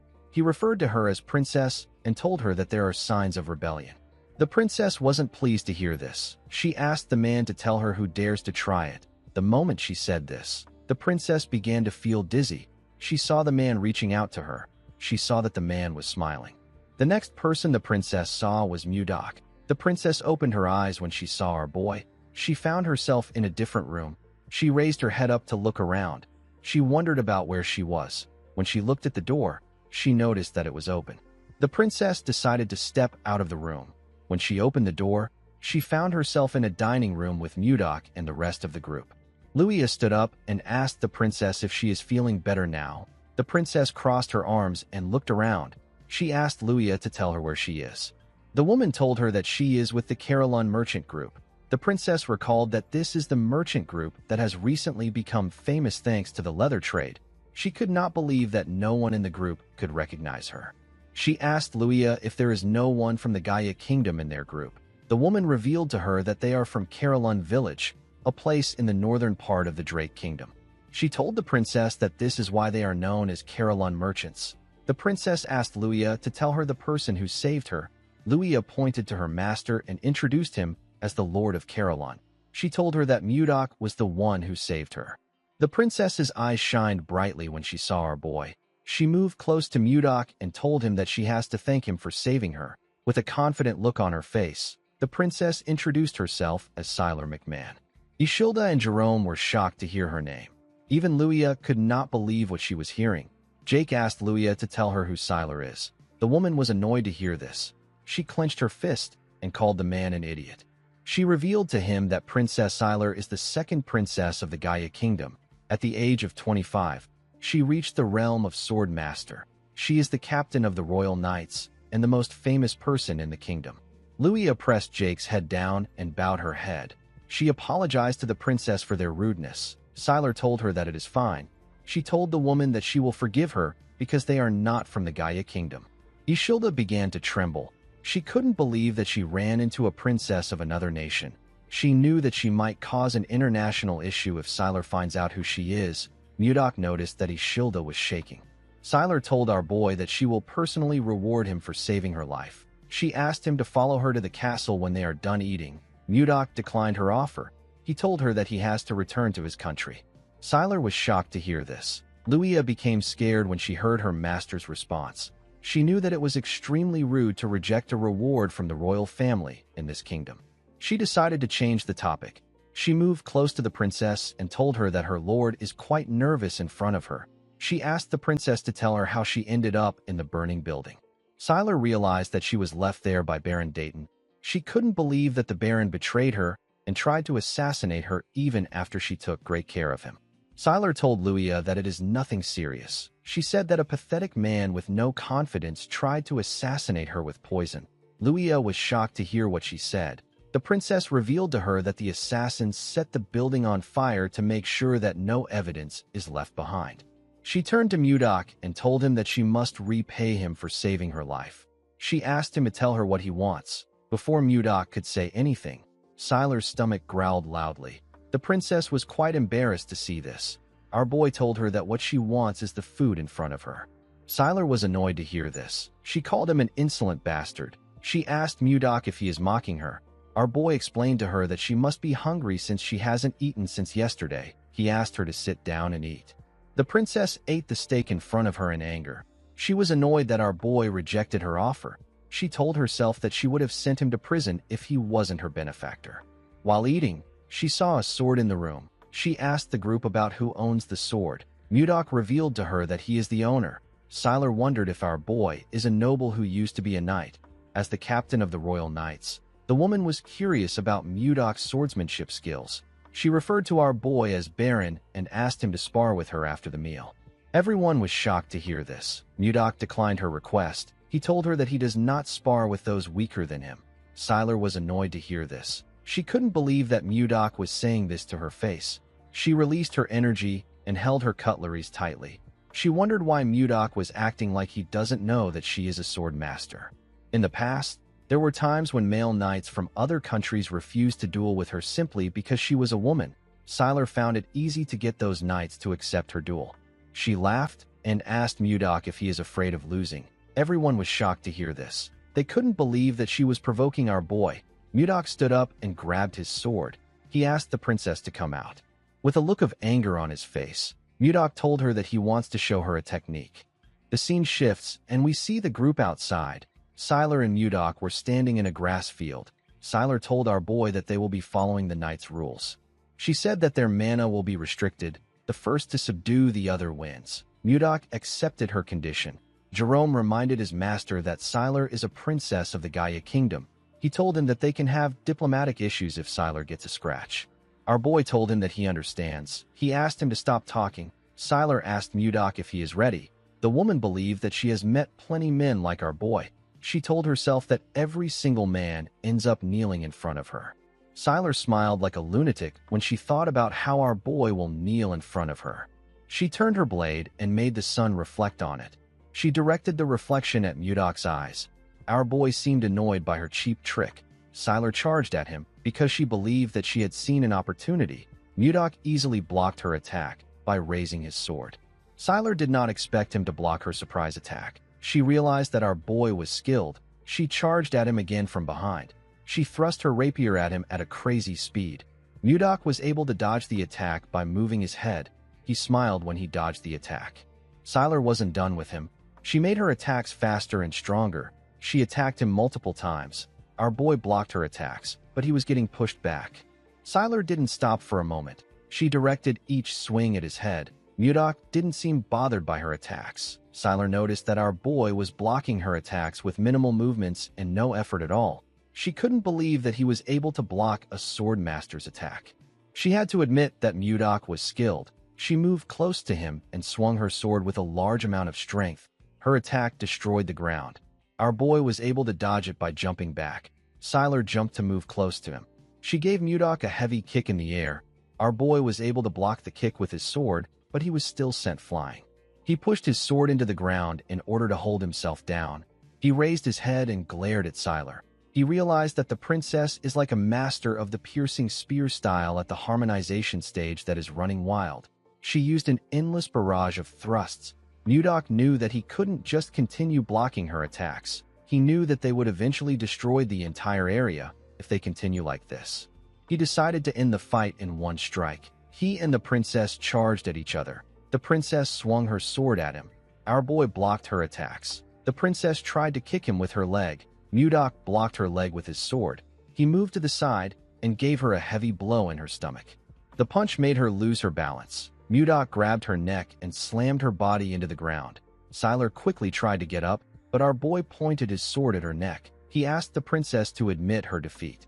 Siler rejected this offer. She asked Mudok to fight with her again. Jerome clapped for them and said that they both displayed wonderful swordsmanship skills. He suggested that everyone should head back inside to finish their meal. With a serious look on her face, Siler told Mudok that she will officially challenge the Drake Kingdom if he doesn't accept the rematch. Everyone was shocked to hear this. This was their biggest fear. They hoped that she wouldn't do this. Mudok moved away from her and told her that admitting defeat is also a virtue of a warrior. He told her that her actions are that of a child because she is the princess of the kingdom. Siler stood up and asked him to repeat what he said. She grit her teeth out of anger. She covered her hand with her energy and charged at our boy out of anger. She asked him to tell her what he knows about her for him to speak like that. Before she could reach him, Mudok pointed his sword at her face. The princess quickly stopped moving. She fell to her knees. She realized that she lost. She couldn't even see our boy raise his sword. Mudok asked the princess if this is how they treat their saviors in this country. He asked her if her tiny brain didn't help her realize that he was holding back because she is the princess. He advised her to carefully think about who is wrong in this situation. The princess wondered why she couldn't win. She remembered showing her mother her medal for winning first place in the swordsmanship tournament again when she was younger. The queen told her daughter that she is amazing. She told Siler that she will be able to protect her and her sister if she becomes stronger. The queen asked her daughter to become the Sword of Gaia. Siler followed her mother's words. She lived as the Sword of Gaia. She spent her whole life trying to become someone who protects the kingdom, someone who no one can ignore. Siler wondered about who Mudok was. While our boy was looking at the princess, Ishilda moved close to him and called out to him. Mudok advised the princess to choose her opponents wisely next time. He turned to Ishilda and put his hand around her waist. He smiled at her. He told her that they are returning to Carolyn tomorrow. He said that they need to finish sightseeing. Ishilda nervously walked away with Mudok. Our boy tapped Jerome on the shoulder and asked him to tell Jake to buy a few swords for him. The mage told his master that the swords will be ready before he returns. After Mudok left, the princess called out to Jerome and Luia. The two of them became nervous. The princess moved close to them and asked them if Ishilda is Mudok's wife. Jerome told her that she isn't. He told her that Ishilda is a noblewoman from a respected family. Sylar seemed to be relieved to hear that they weren't married yet. She turned to Luia and asked her to fetch a carriage. She said that she is returning to the palace. Luia accepted her order. Since she became a sword master, this was her first time meeting someone stronger than her. Sylar wondered if things would have been different if she had someone like Mudok by her side.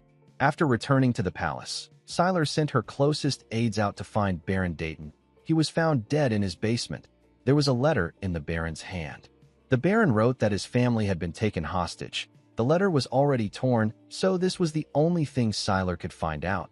The torn part probably had the name of the mastermind on it. The killer tore the letter after taking out the Baron. Sylar continued searching for the person who attempted to kill her. She couldn't find any clear evidence or information. There was only one person that Sylar strongly suspected. At the castle, we see a maid announce to someone that Sylar has arrived. The person asked the maid to let Sylar in. Sylar stepped into a greenhouse. She saw a young woman drinking tea inside the greenhouse. This person is the first in line to the Gaia Kingdom throne and the person Sylar suspects the most. Her name is Royn McMahon. Sylar sat with her sister in the greenhouse. Royn seemed shocked to find out that Baron Dayton tried to kill her sister. Sylar revealed to her that the Baron drugged her and set the building on fire. She said that she would have died if someone hadn't saved her. Royn stood up and asked if someone is at the door. She asked someone to bring the Baron to her. Sylar asked her sister not to bother herself. She revealed to her that the Baron was already dead by the time she found him. She told her that the person who tried to kill her must have silenced the Baron. Royn hugged Sylar and referred to her as her beloved sister. Sylar was surprised to see this. Royn told her that she thought she will be fine because she is a sword master. She said that she was too careless. With a horrifying look on her face, Royn told Sylar that she is extremely happy to see that she is safe. Sylar could tell that her sister was faking it. She could not believe that her own sister was this upset that she didn't die. Even though all the clues point to Royn, Sylar told herself that it wasn't true since there was no solid evidence. She wanted them to go back to the way they were before. The princess wondered about what Mudok would have done at a time like this. The moment she thought of this, she grabbed her sister's shoulders. With a smile on her face, she asked Royn if she is going to be part of the royal delegation of King Tumalova's birthday. Royn said that she is. Sylar asked her sister if she can go in her place. Royn found this odd. She knew that her sister never attends events like this.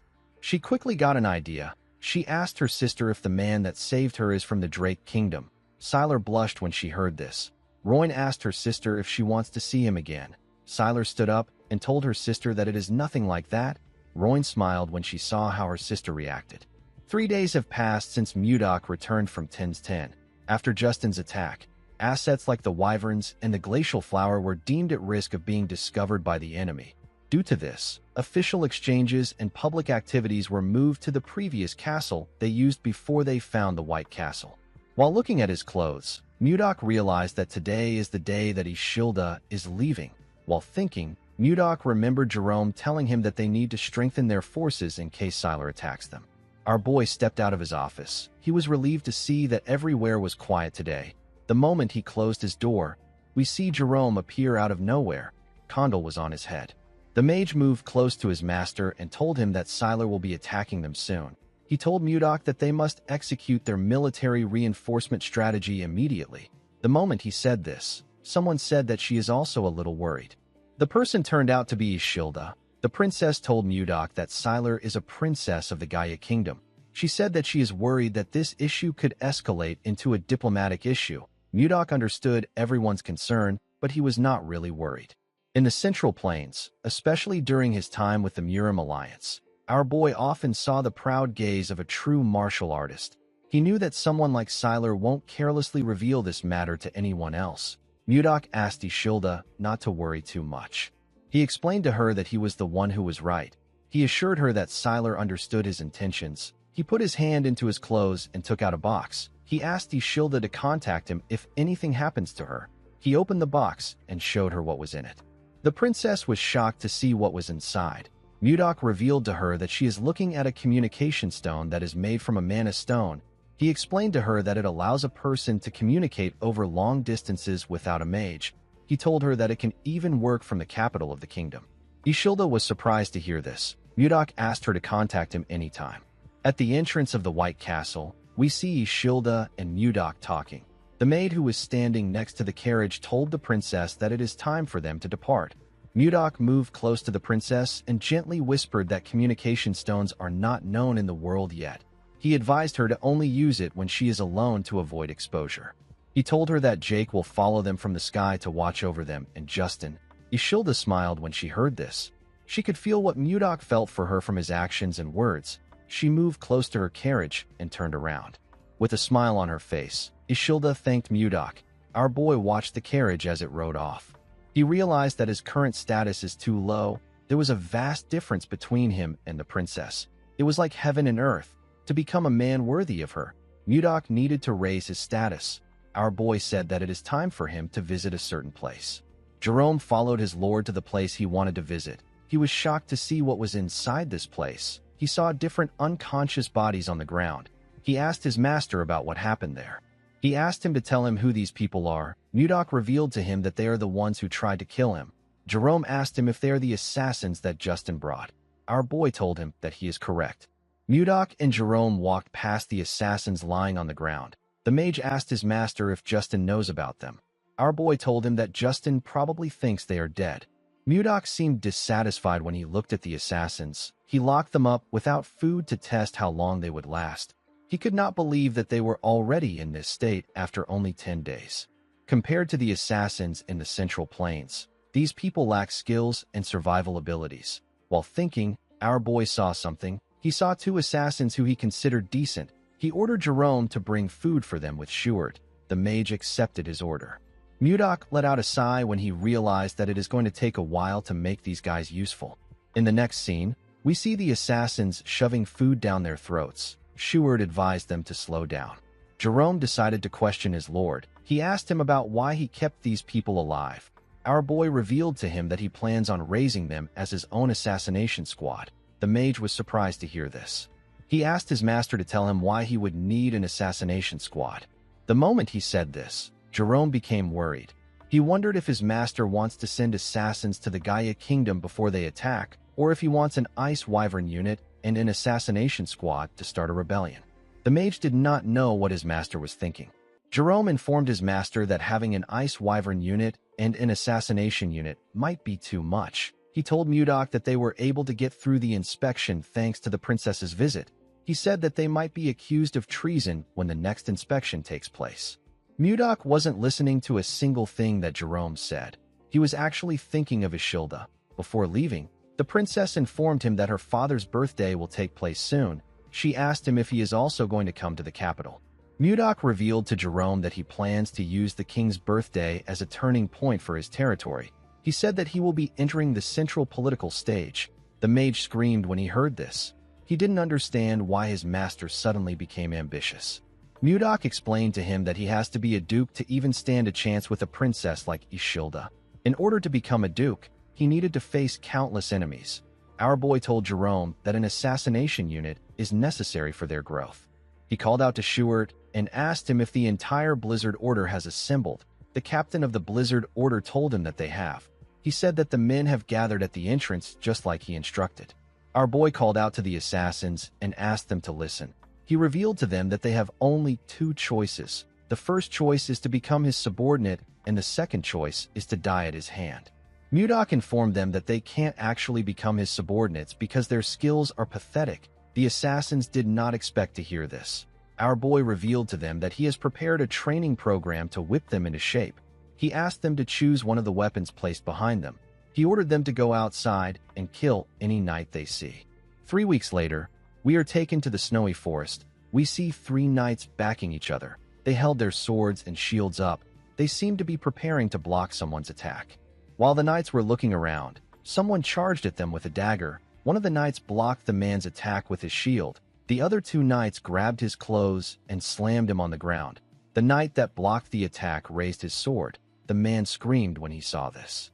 The knight took a badge off the man. Immediately he did this. The other two let the man go. The knight was very happy to see the token. He said that he killed the man. His comrades were also quite happy to see the token. One of them said that he won't have to skip dinner today. The knights asked the man to sit somewhere. The man forcefully stood up. Mudok watched everything from the top of a tree. He held a cane in his hand.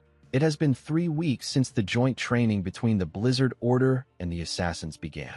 The rules of the training are simple.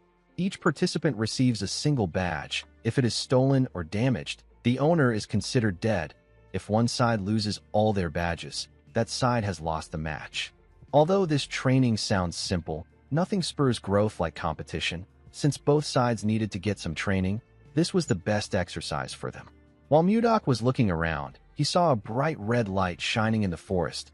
Our boy said that something has started again. All the assassins were marked by Jerome's tracking spell. If they leave the designated area, an alarm will go off. The assassin who ran out of the designated area was a young man with red and white hair. The man looked behind him to see if anyone had caught up to him. Before he could get far, someone called out to him and told him that this is his 10th time.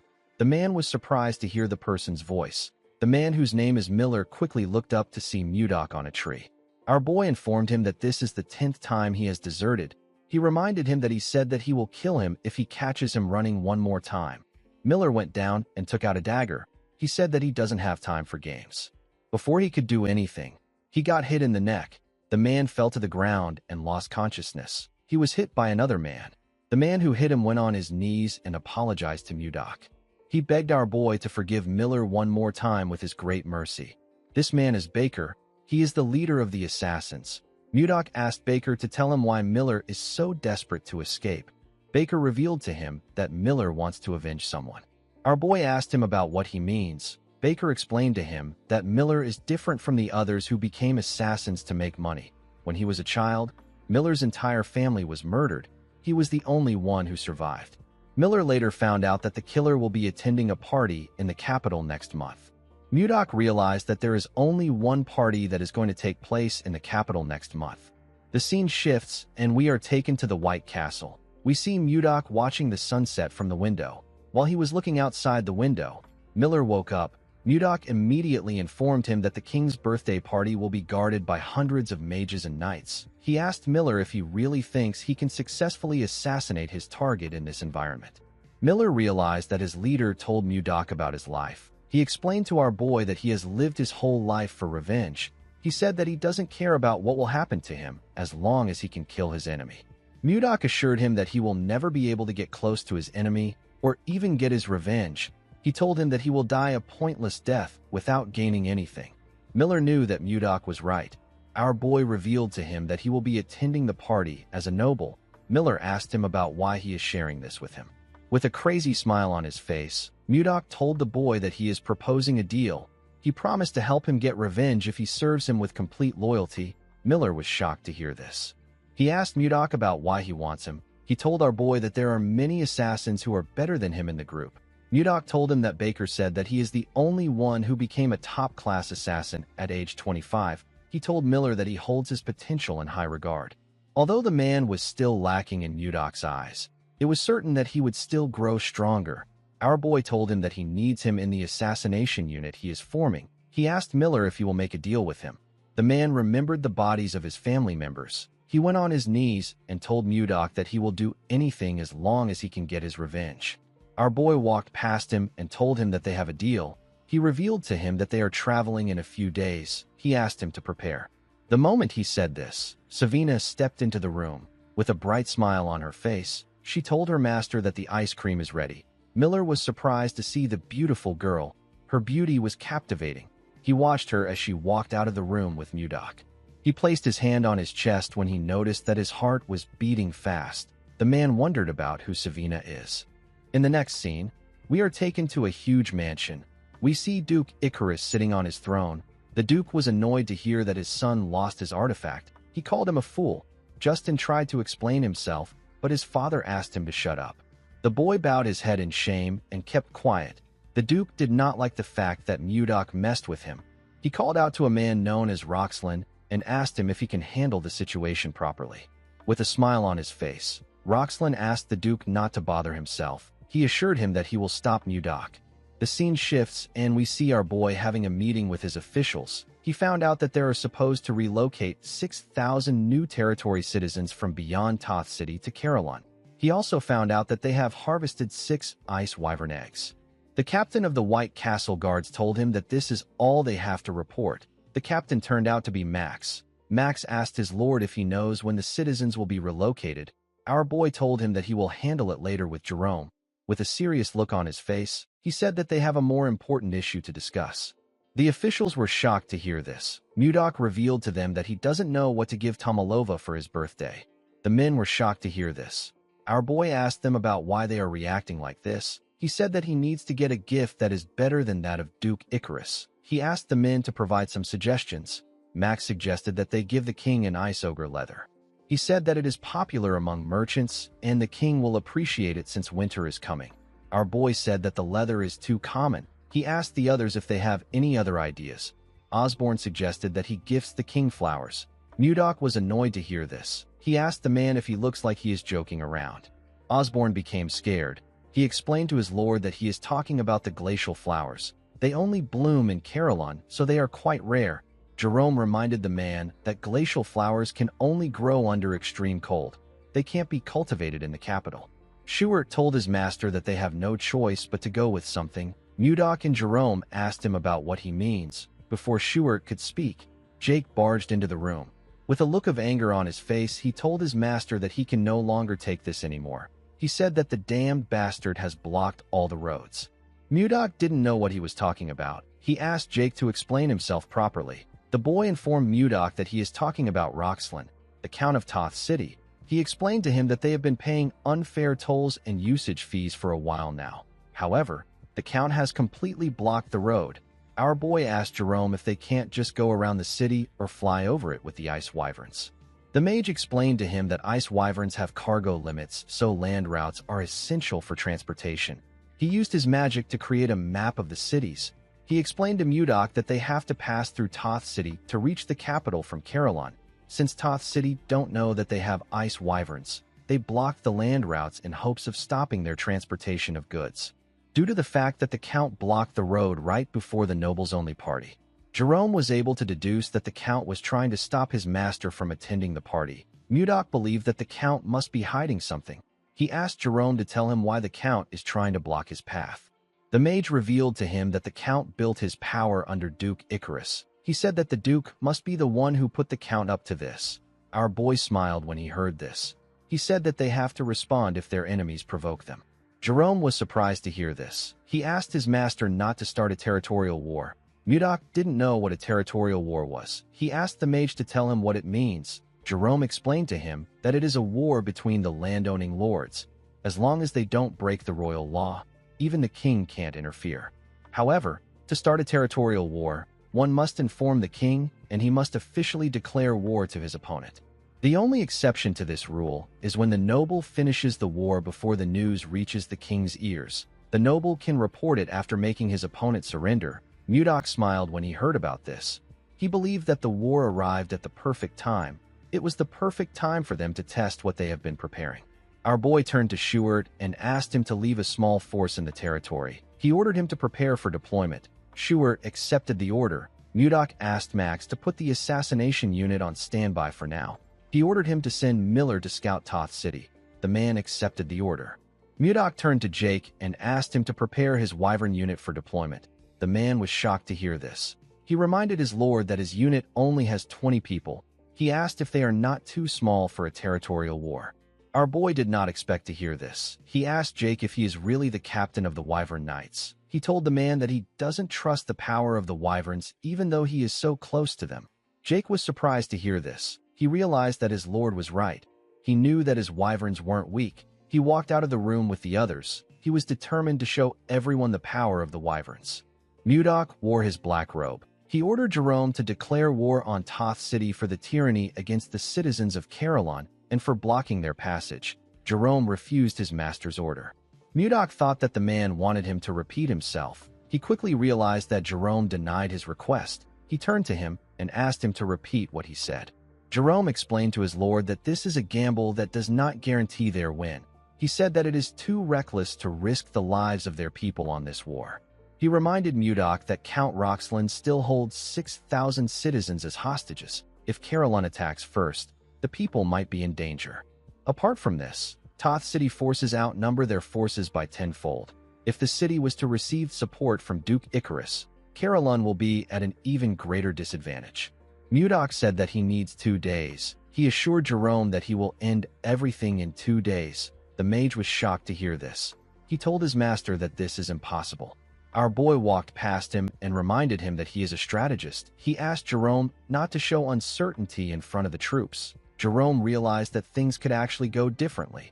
He knew that our boy was someone that could defy his expectations and create a miracle.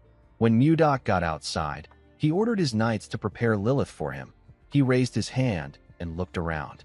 He saw his soldiers and wyvern knights awaiting his orders. With a smile on his face, Mudok announced that Caroline is declaring war. In the next scene, we are taken to Roxland's territory. We see people walking with their hands tied. A guard ordered the people to walk faster. One of the people who was tied up asked the guard to tell him the crime that they committed. The guard quickly pointed his spear at the man's throat. With a serious look on his face, he informed the man that Roxland ordered them to arrest anyone from Caroline. Roxland turns out to be a viscount, not a count. In the next scene, we are taken to Roxland's castle. We see a man standing next to the viscount. The man informed him that they have captured all the citizens of Caroline in their territory. Roxland asked the man if there is anything unusual to report. The man informed him that the merchants who used to do business in front of the castle gate have stopped coming. Roxland smiled when he heard this. He said that the fools have finally understood that they won't open the gates. The Viscount knew that the frozen land of Caroline has no choice but to depend on the outside world for food supplies. It is impossible for the people of Caroline to reach the capital without passing through Toth. The Viscount believed that Caroline must be suffering from a serious food shortage at this time. If Mudok doesn't attend the noble gathering that all aristocrats must attend and doesn't show up at the king's party, he will be stripped of his lordship. Roxland plans to take Caroline once our boy is removed from power. He was certain that his plan was flawless. He smiled and said that it is a treason to defy Duke Icarus, a man whose power surpasses even that of the king. He told himself that he can become a marquis if he handles the situation well. While he was thinking, he noticed that a shadow covered his window. The Viscount and his assistant quickly turned to the window. They saw something huge coming towards them. The thing destroyed the window and barged into the room. The thing turned out to be Lilith. Roxland was shocked to see the wyvern. He didn't understand why a creature that lives beyond the Lazar Mountains was in his castle. Mudok stepped forward and asked Roxland if he is the Viscount. Roxland was shocked to see Mudok. He asked him to reveal his identity. Our boy introduced himself as the Lord of Caroline. The Viscount was shocked to hear this. He realized that he was looking at Baron Blizzard. Before the Viscount could say anything, Mudok fired something at him at a crazy speed. The thing hit the Viscount's ear and landed behind him. The thing turned out to be a piece of paper. The paper hit the ground with a large amount of force and made a hole in it. Mudok announced to Roxland that he is declaring war on him. He told the man that he will be back in an hour. Some minutes later, some soldiers ran into the Viscount's office. They asked him if he is all right. They saw a large hole in the Viscount's window. They didn't know what caused it. Roxland watched our boy fly away on his wyvern through his window. While in the air, Mudok took a careful look at the city. The soldiers were surprised to see a wyvern in their city. One of them asked about how the wyvern got there. Roxland was annoyed to hear this. He turned to the man out of anger. He gave him a heavy slap. The man fell to the ground. He raised his head up in confusion. He didn't understand why the Viscount hit him. Roxland hit the man in his chest. He hit him multiple times. The man screamed out in pain. Roxland called the soldiers useless bastards. He told them that they are only good at collecting paychecks. The soldiers couldn't say anything. They all looked away from Roxland. They couldn't stop him. They let him beat the man to a pulp. Roxland asked the soldiers to tell him what they were doing while the enemy came into their territory. After taking his anger out on the man, Roxland ordered his administrator to dress the prisoners as soldiers and equip them with weapons.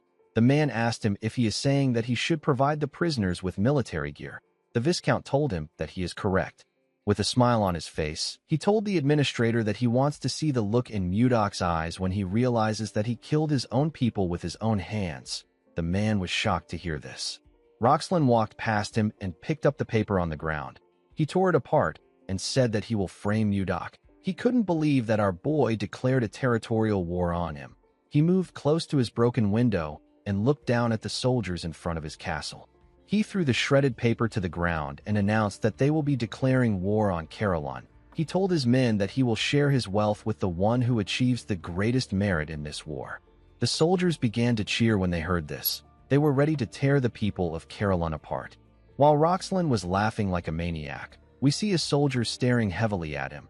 The soldier turned out to be Miller. The man was dressed as a Toth knight. He asked his master if he heard what the Viscount said.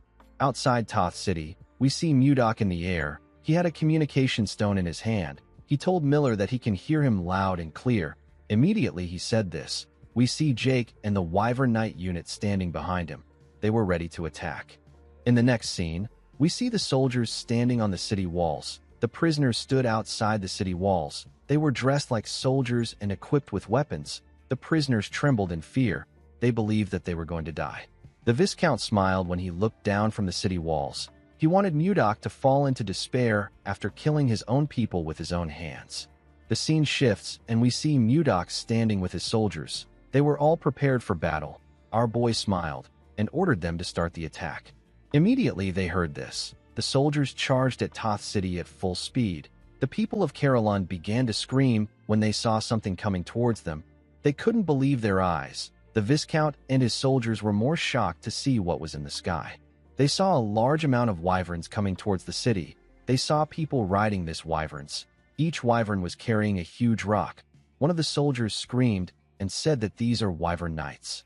Before the soldiers could do anything, the knights dropped the huge rocks on the city from the sky. The rocks instantly destroyed the city walls. The soldiers were sent flying. The broken walls slowly fell upon the citizens of Carolon. A mother quickly closed her eyes and hugged her son to protect him. To her surprise, the stones did not crush her and her child. When she opened her eyes, she saw Jerome standing in front of her. The mage used his magic to stop the wall from falling on the people. He called out to the Blizzard Knights and informed them that the soldiers outside the city are the people of Carolon. He ordered the first unit to evacuate the people to a safe place. The people of Carolon couldn't believe what they were hearing. Jerome ordered the rest of the troops to infiltrate the collapsed city walls. He asked them to show the soldiers of Toth the power of Carolon. Max led the troops to attack. He and Schuart easily tore their enemies apart. The poor bastards didn't stand a chance. The Viscount could not understand what was happening. He didn't know how the soldiers were able to find out that the soldiers outside were people of Carolon. As he watched his soldiers run from the Knights of Carolon, Roxlin wondered about when Carolon got so strong. He watched his soldiers run away in fear when they saw a wyvern land on the city walls. Mudok watched everything from the sky. He decided to join the fight. He jumped down from his wyvern and gently landed on the ground. The soldiers were surprised to see him. One of them asked about where our boy came from. His comrade said that Mudok is alone. The soldiers decided to attack our boy together. Mudok raised his hand and moved past them in an instant. He touched their bodies with his fingers as he moved past them. He shook his hand and took away his energy. When he turned around, he saw ice burst out of the soldiers' bodies. The ice came out of the place that he touched them in. It destroyed their bodies. After taking care of the ants, Mudok turned to a forest. He saw a wyvern in the forest. Inside the forest, we see a knight trembling in fear. The knight's comrades were also trembling. They were shaking because of the wyvern in front of them. Roxlin ordered the knights to fight the monster. The knights were too scared to attack. Roxlin kicked one of them out of anger. He told them that they shouldn't call themselves knights. The Viscount had already sent someone to request help from Duke Icarus. He was certain that he will be victorious if he can hold out until reinforcement arrives. The knight that Roxlin kicked got angry. He punched the Viscount in his face. He fell to the ground. The knight and his comrades ran immediately. The Viscount fell to the ground. The knight called the Viscount a pig and asked him to die alone if he wants to die. Roxlin was shocked to hear this. He ordered the men to come back. Of course, none of them listened to him. While the Viscount was looking at them, the wyvern moved closer to him. Roxlin could feel her breath in his back. Before Lilith could eat him, Someone called out to her and told her that her stomach will hurt if she eats trash. The person turned out to be Mudok. Lilith moved away from the Viscount. When Roxlin saw our boy, he quickly bowed his head on the ground. He told Mudok that he was wrong. He said that this is his defeat. He explained to our boy that he couldn't do anything because of Duke Icarus's order. He begged him to forgive him. While he was begging for mercy, Jake landed next to Mudok with his wyvern. His wyvern was carrying someone in its mouth. Jake informed his lord that he has captured the soldier who was heading to the Duchy of Icarus. Roxlin was shocked to hear this. He realized that he messed up badly. Mudok told the Viscount that it must have been hard for him to lie about things he didn't mean. Our boy released his energy and told the man that he has to repay him with his life for trying to persecute his people. Immediately he said this, Mudok swung his hand at him. A shield appeared in front of the Viscount and blocked Mudok's attack. Jake was shocked to see that the Viscount was able to block his master's attack. With a look of anger on his face, Mudok turned to the side and asked Jerome to tell him what he is trying to do. It turns out that the mage was the one who protected the Viscount with his magic. Jerome explained to his lord that no matter how heinous the crime a noble commits, the authority to decide his life or death belongs solely to the king. He told Mudok that they will be put in a difficult position if they kill the Viscount there. With a nervous look on his face, Roxlin called our boy a senseless brute and told him that Jerome is right. The moment he said this, the Viscount told himself that someone should have arrived. Immediately he thought of this. He heard someone's footsteps. He smiled and turned around. He said that the person has arrived. The person turns out to be his administrator. His name is Volmer. The Viscount laughed and called our boy a fool. He asked him if he really believes that he only sent troops to Duke Icarus. He explained to Mudok that a territorial war must be reported to the king first and must be carried out with a royal observer present. He told our boy that he sent Volmer to the capital because he didn't report it. He said that the king has already found out about the war before he could force him to surrender. He laughed and told Mudok that his arrogance ruined everything. Jerome couldn't believe what he was hearing. He was certain that they stationed soldiers in the path that leads to the capital. He wondered about how Volmer was able to get through the soldiers. Mudok didn't say anything to the Viscount. He simply smiled. Roxlin was annoyed to see this. He asked our boy if he has gone mad. Mudok asked Volmer to reveal his identity now. The man accepted his order and removed his fake face. Jerome and the Viscount were shocked to see this. The person under the mask turned out to be Miller. The Viscount could not comprehend what was happening. He asked Miller about when he took his administrator's place. Miller told his master that the mission is accomplished. Mudok revealed to Roxlin that there is a clause in the territorial war law. The clause states that a noble may declare war if the opponent has violated the royal law. Roxlin was shocked to hear this. Mudok reminded the man that he was selling Carolon's citizens as slaves. He told him that slave trade is banned in the Drake Kingdom. The moment he said this, Mudok covered his hand with his energy. The Viscount became scared. He didn't know what to do. He knew that he was going to lose his city and his title. He realized that Duke Icarus will kill him. He quickly turned around and began to run. He said that he doesn't want to die. Before he could get far, Mudok released his ice from his feet. He froze the Viscount's legs. He charged at him and asked him to clench his teeth. Immediately he said this. Mudok gave the man a bone-shattering punch in his face. The attack sent the Viscount flying. He slammed his back on a tree and spat out some blood. He destroyed the tree with his body. After taking care of the Viscount, Mudok turned around and announced to his men that the territorial war is over. The men smiled when they heard this. In the next scene, we see our boy announce to his soldiers that Toth City now belongs to Carolon. The soldiers began to cheer when they heard this. After the war, Mudok and his people quickly got to work. Roxlin lost everything and got sent out of his territory. A few days later, he went missing. Toth City was incorporated into Carolon. Jerome was appointed as the administrator of the new district, but he rejected the appointment. He explained to Mudok that he is already buried in a lot of work. He told him that he will go on strike if he gives him more work. Mudok asked him to tell him who he is supposed to put in charge. The moment he asked this question, Jerome got an idea. He said that he knows the perfect person. Through Jerome's recommendation, Roxlin's former vassal was asked to manage Toth City. Of course, they couldn't completely trust Volmer, so they assigned 2 knights to him to monitor and report his daily movements.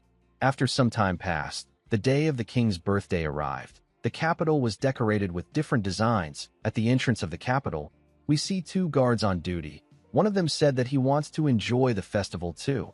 His comrade asked him to suck it up. He told him that they will get a special bonus for taking today's job.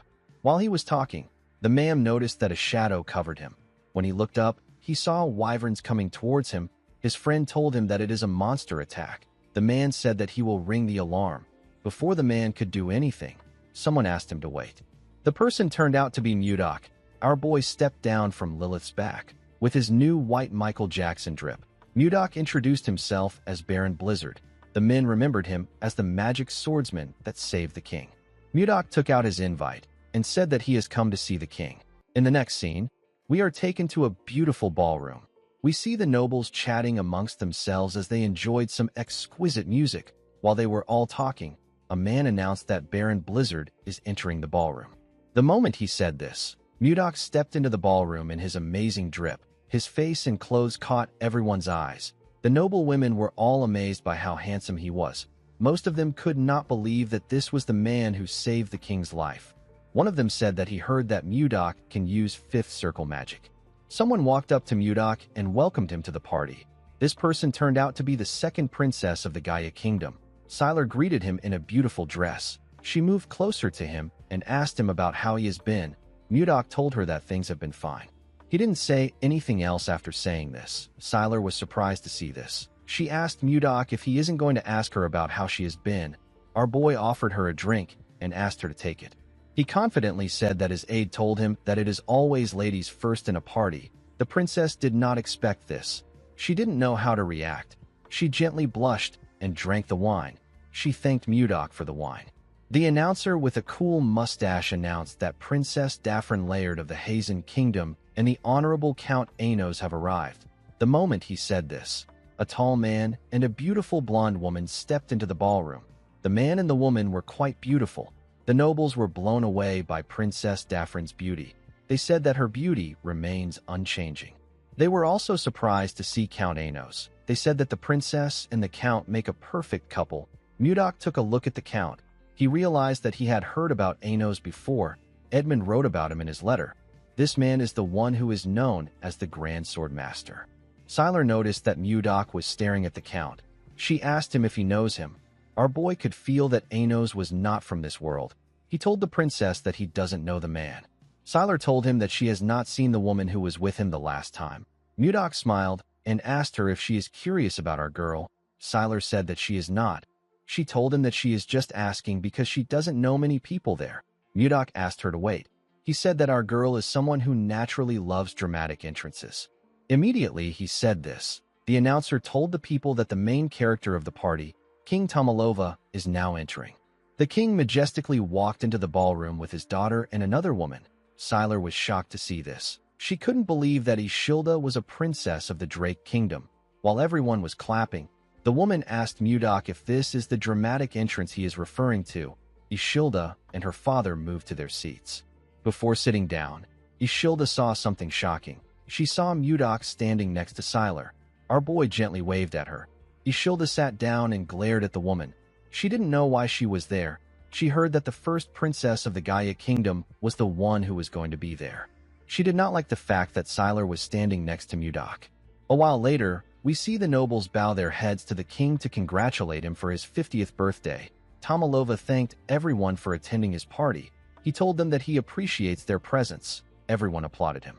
The king raised his hand and asked the nobles to have a wonderful time. Ishilda turned to her father and told him that she is curious to see the kind of gifts he will receive for this birthday. She said that she is really looking forward to it. Tomalova smiled when he heard this. He told his daughter that they will start right away. Duke Icarus stepped forward and presented a small box to the king. The announcer told the king that this box is a gift from the duke. When Tomalova opened the box, he saw a ring inside. It was a gold ring with a blue crystal on it. With a smile on his face, the duke informed Tomalova that the ring will protect him from now on. He explained to him that the ring can nullify all offensive magic of the fourth circle and below. The king and the people were shocked to hear this. They realized that this was an artifact. They couldn't believe that such valuable things still existed. Mudok didn't know what an artifact was. Sylar explained to him that it is an object with magic in it. She said that it is a very valuable item in this present age where there are no mages of the ninth circle or higher. The value of an artifact with high nullification magic on it is immeasurable. The king thanked Duke Icarus for his valuable gift. The duke congratulated the king on his birthday again. He turned around and slowly walked away. The nobles in the ballroom were amazed by the duke. They couldn't believe that he brought something so valuable for the king. Some of them wondered if there was any gift that could even surpass that of Duke Icarus. After the duke presented his gift, other nobles presented their expensive gifts to Tomalova, but they were all overshadowed by the duke's gift. The last noble to present a gift was Mudok. Our boy placed a box in front of the king and knelt before him. He asked Tomalova if he has been well. The king told him that he is relieved to see that he is healthy. Mudok told him that it is all thanks to his grace. The announcer opened the box to show the king what Mudok brought. The king took out a long leather material from the box. Our boy told Tomalova that he brought the leather of an ice ogre that he personally hunted. The king smiled when he heard this. He asked our boy if he is talking about the savage monster that lives in the northern lands. Our boy told him that he is correct. He asked Tomalova to accept his sincerity, even though it is lacking. Tomalova thanked him for the gift. He said that he will make a winter coat from the hide and wear it in winter. The duke could not believe that Mudok offered this kind of gift to the king.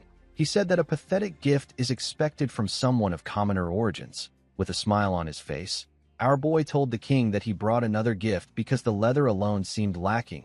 A man carried a box into the ballroom and gave it to the king.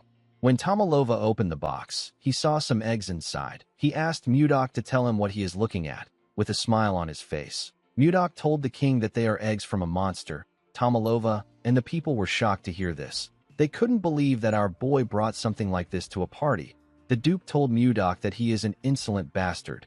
He pointed at him and said that this is an insult to the royal family. He turned to the knights and asked them about why they are just standing. He ordered them to drag the baron out. The knights quickly walked towards Mudok. Tomalova ordered them to stop.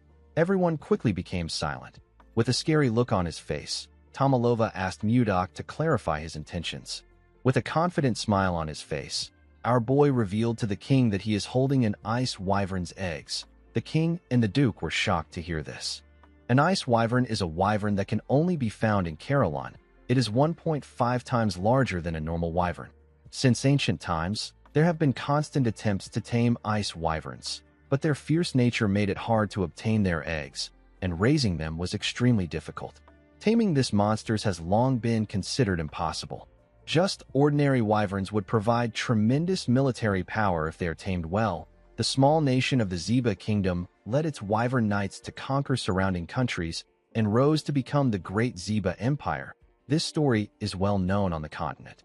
Taming an ice wyvern would mean that the military power of the Drake Kingdom would skyrocket. Tomalova completely understood this. He thanked Mudok for his gift. He asked him if he knows that raising an ice wyvern is even harder than acquiring its egg. Our boy assured him that he is well aware. He said that it is not easy to raise an ice wyvern to adulthood. He put 2 fingers on his lips and gently whistled. He called out to Lilith. The moment he did this, the nobles in the hall began to scream. They couldn't believe their eyes. They saw a wyvern standing outside the hall. Mudok revealed to the king that Lilith is an ice wyvern that he has tamed since she was a hatchling. He told Tomalova that he will teach the royal breeders how to raise an ice wyvern. He explained to him that they will imprint his face on the wyvern when it hatches. This will allow the hatchling to recognize him as its parent and obey him faithfully. Tomalova was surprised to hear this. Ishilda was simply happy to see Lilith again. She had to pretend like she was also shocked. Mudok bowed his head and told the king that the other 2 eggs are for his daughters. He said that the ice wyverns will become the steadfast guardians of the royal family. Tomalova was shocked to see that our boy thought of his daughters as well. He told him that he is quite thoughtful. He raised his hands and said that their kingdom is destined to become as powerful as the Zeba Empire. He announced that this was the greatest gift he has ever received in his lifetime. He thanked Mudok for the amazing gift. Our boy told Tomalova that he is honored that the gift pleases him. Ishilda gently smiled when she heard this. She remembered that Mudok asked her to expect something when they spoke a few days ago with a communication stone. Duke Icarus was extremely angry to see how things were progressing. He wondered about how Mudok got his hands on an ice wyvern's eggs. He decided to drag Mudok down with his plan. He called out to the king and told him that he has something urgent to report. He moved close to the king and asked him if he knows that Mudok sent troops into Viscount Roxland's territory 2 days ago. Tomalova was surprised to hear this. He asked the Duke to tell him why the Baron would send his forces into Toth. Duke Icarus revealed to him that our boy initiated a territorial war. Tomalova was shocked to hear this. The nobles couldn't believe what they were hearing. They all knew that it was a crime to start a territorial war without reporting it. While screaming at the top of his voice, Duke Icarus asked the king to give Mudok the harshest punishment for daring to start a territorial war without reporting it to him. The nobles began to murmur. They all turned their eyes to Mudok. Tomalova did not like this situation. He didn't want to punish the person who saved him. Ishilda wondered about what she should do. She knew that our boy's reputation will suffer if this continues. Duke Icarus gently smirked. He was certain that he has taken Mudok out. Our boy called out to the king and asked him if slave trading is legal in the Drake Kingdom. Tomalova said that it isn't. He told Mudok that slave trading is prohibited in his kingdom. Our boy put his hand into his clothes and took out a document. He announced that he is holding a ledger containing the Viscount's slave trading records. Duke Icarus and the king were shocked to hear this. They couldn't believe their ears. Mudok explained to the king that Roxland has been capturing people from his territory and selling them as slaves. He threw the document to the ground and asked the king to tell him if there is any lord who wouldn't be enraged when his own subjects are being sold as slaves. The nobles could not believe that the Viscount engaged in slavery. They were all shocked. Duke Icarus couldn't believe that Roxland got involved in slavery behind his back. He called him a filthy, greedy pig. Ishilda reminded her father that those who violate the royal laws can be challenged to a territorial war without reporting it to the king.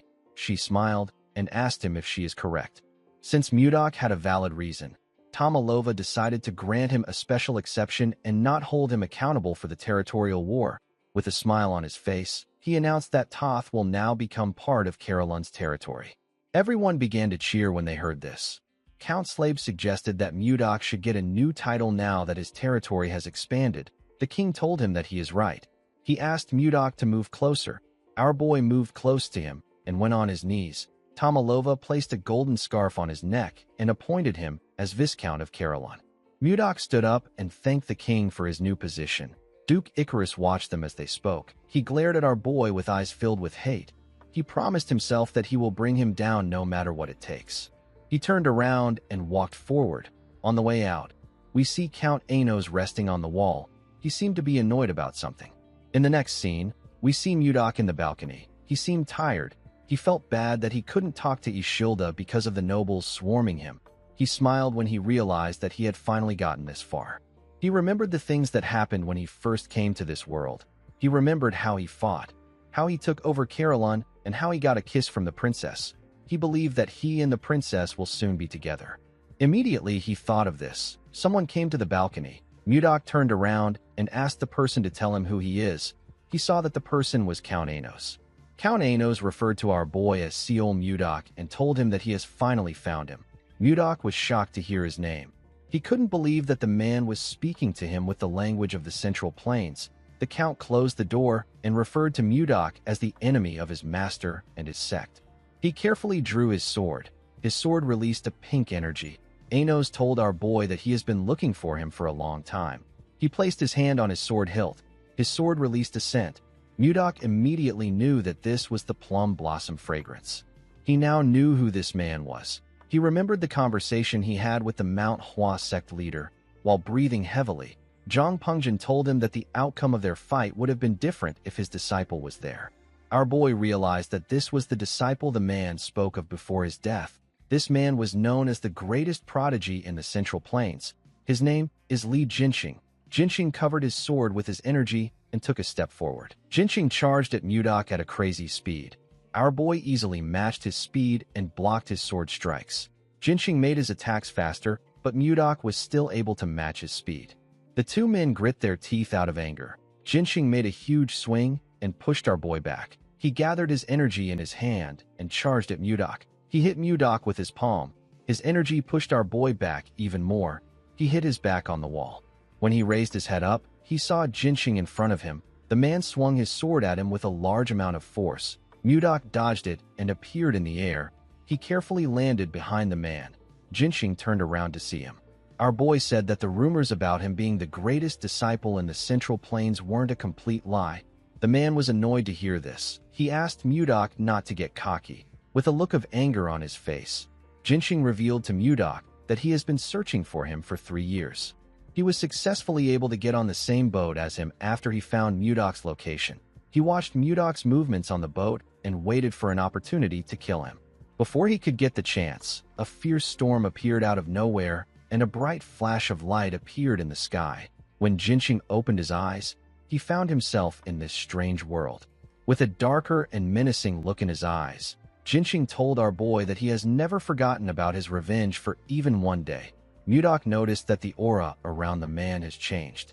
Jinxing added more energy to his sword. He said that he will be able to resolve the grudge of the Manhwa sect by severing Mudok's head. He raised his sword and took a step forward. Mudok could tell that the man's next attack was going to be different. He wasn't certain if he will be able to dodge it. Before Jinxing could swing his sword, someone stepped into the balcony. Mudok and the man quickly turned to the door. The person turned out to be Sylar. The girl told Mudok that she has been looking for him. She asked the men about what they were doing there. Our boy told her that he just met someone from his hometown for the first time in a while. He said that they were talking and reminiscing about the past. Jinxing quickly recognized the girl. He realized that she is the second princess of the Gaia kingdom. He wondered if she is close to Mudok. When our boy moved close to the girl, she asked him about where his hometown is. Jinxing watched them as they spoke. He knew that things will become complicated if he kills Mudok in front of a princess. Although he didn't like it, the man decided to back off. He bowed his head to the princess and told her that he will excuse himself first. He asked them to continue their conversation. Sylar gently thanked him. Jinxing walked towards the door. Before he left the balcony, he called out to Mudok in his head. Our boy was able to hear the man's voice in his own head. He immediately knew that Jinxing was using the frequency whispering technique. Jinxing told Mudok that he will destroy everything he cherishes the same way he destroyed everything that was precious to him. He stepped out of the balcony and smiled like a lunatic. He told our boy that he will take his possessions, loved ones, and everything he values without exception. He said that he will first start with the one who is always looking at him with loving eyes. He said that he will start with the princess of the Drake Kingdom. Mudok was shocked to hear this. He called the man a bastard and asked him not to touch Ishilda. He told him that the girl has nothing to do with them. The man said that this depends on how he responds. After saying this, he bid Mudok farewell. Our boy asked the man to wait. While he was talking to Jinxing in his head, Sylar was trying to get his attention. She asked him if he is listening to her. She told him that he looks like he was having a serious conversation with the Count. She asked him if he has something to do with the Count. Mudok walked past her and told her that something urgent has come up. He said that he needs to excuse himself. Sylar was surprised to hear this. She turned around and grabbed Mudok's jacket. Our boy did not expect this. He quickly turned to her. He asked her if she still has something she wants to say. Sylar said that it is not very important. She felt a bit embarrassed that she grabbed his clothes. She wondered about what she is supposed to say. She told Mudok that it is quite rude for him to leave when she came to the balcony herself to see him in person. She gently winked at him and asked him to learn some party manners. Mudok moved close to her. With a cold gaze in his eyes, he asked the woman if she doesn't have anything to do. He reminded her that dignitaries from different nations have come to celebrate the king's birthday. He asked her if it isn't her responsibility, as Gaia's representative, to entertain this people and chat with them. With a serious tone in his voice, our boy asked the woman to tell him why she keeps bothering him. Sylar was shocked to hear this. She couldn't believe that someone like her was being bothersome. Most men desperately try to get her attention with everything they have, but the princess always blows them off. They always try to get close to her to get something, but the princess always turns them down. Sylar wondered why Mudok was different.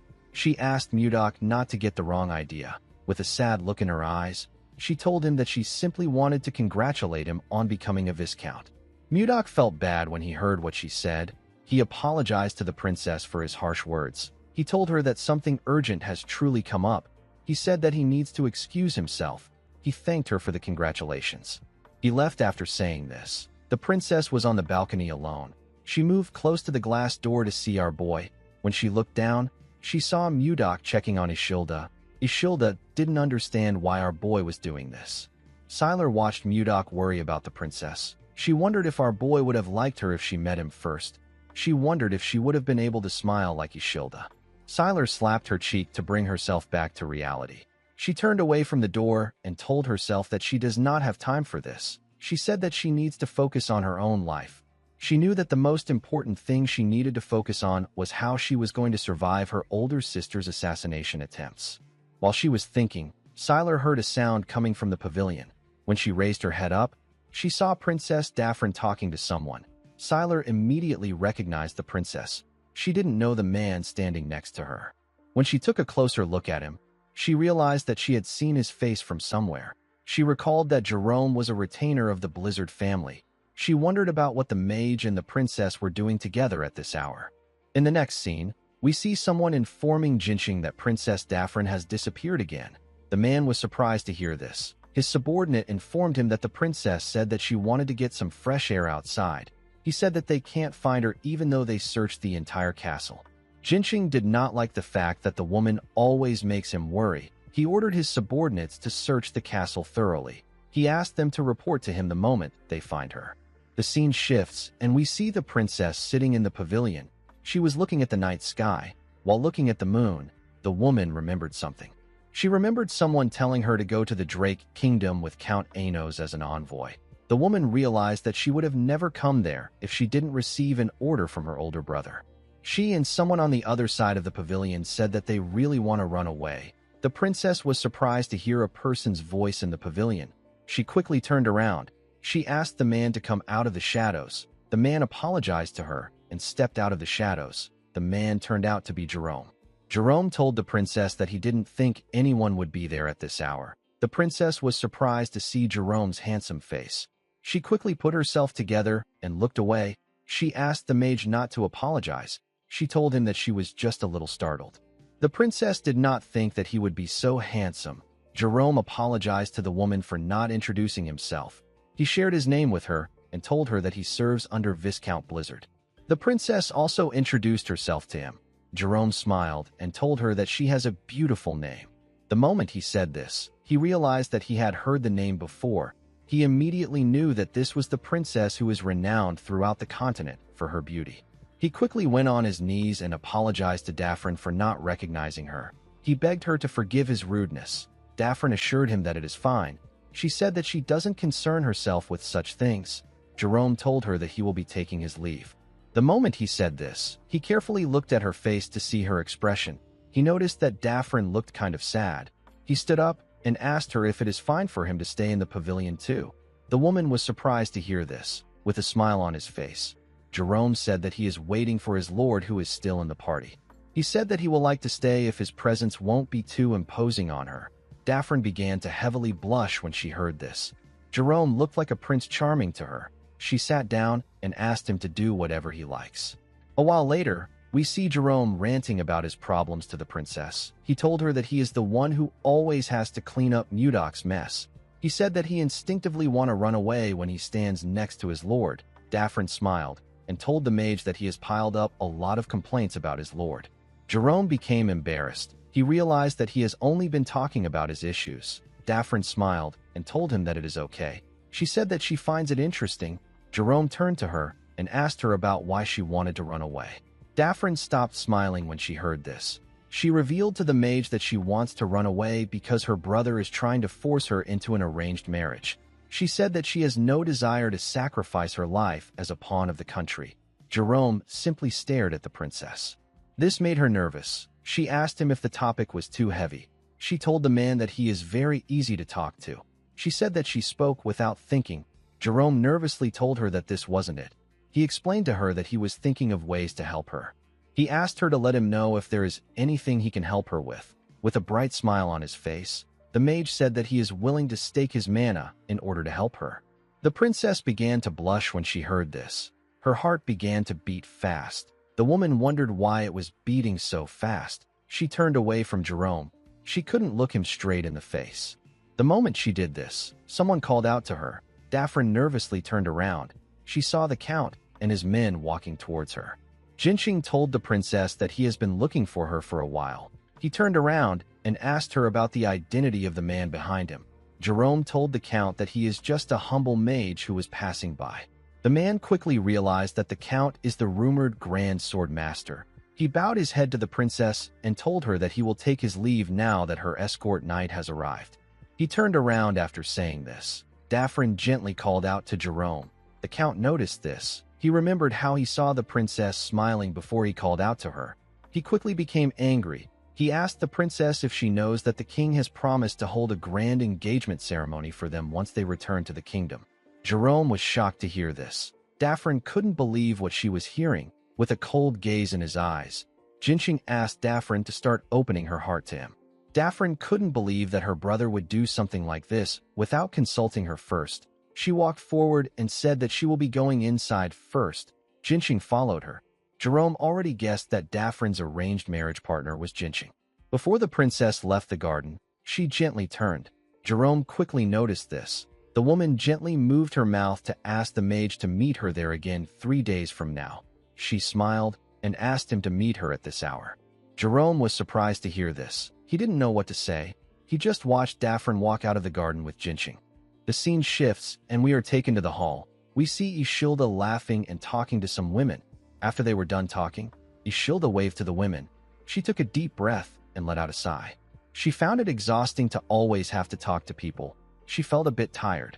While she was thinking, someone stretched out his hand and asked her if she wants to dance. The person turned out to be Mudok. Ishilda smiled and told our boy that she would love to dance. The two of them moved to the dance floor and began to dance in an elegant manner. The king and Count Slave watched Ishilda and Mudok as they danced. The king called out to the Count. He told him that he feels like Ishilda and Mudok are quite close. He asked him if he is wrong. The Count told him that he is correct. Tomalova carefully looked at his daughter. He said that it has been a while since he saw her smile so brightly. He begged the Count to answer his next question honestly. Count Slave asked him to say his question. Tomalova asked the man if it is possible that Ishilda has feelings for Mudok. The Count became nervous when he heard this. He said that Mudok has definitely been making a name for himself lately, but it is not to the level where Ishilda might like him. He reminded Tomalova that Mudok was just a mere commoner a while back. He said that it is impossible for our boy to court a princess even if he became a viscount. He said that Mudok's skills in combat has its limit. He believed that it would be impossible for our boy to understand the complex web of noble interests. Tomalova became discouraged. He told the Count that he is right. He looked at his daughter's beautiful smile and said that he can't entertain meaningless hope. He said that he can't act recklessly. The scene shifts and we see Lilith flying somewhere. When she was about to land, the people below her began to cheer. She landed in front of the Roll Merchant group. Mudok greeted Edmund when Lilith landed. The man was quite happy to see our boy. Mudok came down from his wyvern. He asked Edmund if he is making a good living. The merchant said that they are making more than a good living. He revealed to our boy that they have become the top merchant group in the kingdom thanks to his support. He said that business is booming every day. He asked Mudok to come inside. He poured our boy some tea and sat down with him. He told him that he heard about how he became a viscount after winning the battle. He said that a lot has happened in such a short period of time. Mudok revealed to Edmund that he came to visit him in order to ask him for a favor. The man asked him to tell him what he wants. He told him that he is ready to do anything. Mudok told the man that he needs a mansion. Edmund did not expect to hear this. Our boy told him that he wants a mansion that will be much more grandeur than Duke Icarus's mansion. He said that he wants something that is on a whole other level. Edmund smiled and said that he understands. He said that he will prepare it as soon as possible. The man was happy to see that Mudok was finally making a move against the Duke. He believed that it was time for him to get revenge against the Akasa merchant group and Duke Icarus. Edmund was certain that he could defeat the Duke with Mudok's help and even rise to a higher position. He knew that the only thing he had to do was to ensure that Mudok never runs out of money. The moment he thought of this, Edmund realized something. He asked our boy about where his retainer is. He asked him about why he came alone. Mudok smiled and said that he has him walking on a special assignment. The scene shifts and we see Jerome in another location. He was wearing a hood that covered his face. While looking around, Jerome remembered that his lord asked him to find out who was behind the massacre of the Kramer family. The man was annoyed that he got this assignment. He felt like Mudok was giving him too much work. He let out a sigh and decided not to think about it. He wondered if Princess Daphne is okay. He did not understand why she wanted to meet him again in 3 days. While he was thinking, someone appeared behind him and told him that he thought he went missing. He did not think that Jerome would still be alive. Jerome turned around to see the dark-haired man. The man whose name is Leon greeted him with a smile on his face. Jerome stood up and shook the man's hand. He told him that he is still too handsome to die. The man laughed when he heard this. He told Jerome that his Prince syndrome is still a problem even though he went missing. He sat down and asked the mage about the kind of information he wants to get. Jerome threw a bag containing a large amount of gold and valuable jewels on the table. The man felt like the money was a bit too much for a simple background check. He asked the mage if it is someone important. Jerome explained to him that he was just asked to look into the person. He said that he is not aware of the details behind it. Leon asked him to tell him who the target is. Jerome said that it is Miller Kramer. Leon's expression became grim. He was quite shocked to hear the name. He now understood why the payment was so high. He stood up and said that someone must want him dead. Jerome stood up and asked Leon about what he means. The man asked him if he doesn't know that everyone who looked into the death of the Kramer family always ended up dead. He walked forward and told Jerome that he hasn't heard a thing about the family. He said that he is not interested in the job. The mage placed another bag on the table and told the man that he will double his pay if he gets him the information he needs. Leon stopped walking when he heard this. He said that it has been over 10 years since the incident took place. He told himself that things are probably fine now. He asked Jerome to wait for him. The mage sat down back. He wondered about what happened to the Kramer family. He couldn't believe that even Leon, who is the master of the Information Guild, is scared to get involved in the case. He realized that someone very dangerous is involved in this case. In the next scene, we see Jerome in a room with Mudok and Edmund. He took out a file containing information on the Kramer family. He told his lord that the Kramer family was a count household. Miller was the second son of the Kramer household. Their family was quite prestigious in the kingdom. Edmund was surprised to hear about the Kramer family. Jerome informed his lord that the Kramer family was poisoned 10 years ago. Only Miller managed to survive. Mudok asked him if he found the culprit. The mage said that the culprit is Baron Gideon. Edmund told him that he is wrong. He said that Baron Gideon is not the real culprit. Mudok and Jerome quickly turned to him. The man informed them that the Baron is simply a puppet. The person who gave the order for the poisoning is someone else. Later in the night, we see someone push out blades from his clothes. This person turned out to be Miller. The assassin promised to kill Baron Gideon and complete his revenge. Before he could leave the building, he saw someone coming towards him. He was surprised to see his lord and Jerome. He asked Mudok about why he is there at this hour. Edmund stepped forward and told Miller that he met him when he was little. He referred to him as young master and told him that he has grown a lot. He introduced himself to Miller as Edmund from the Roll Merchant Association. He informed Miller that his father used to support their association. He told him that he wants to tell him the truth about his family's death.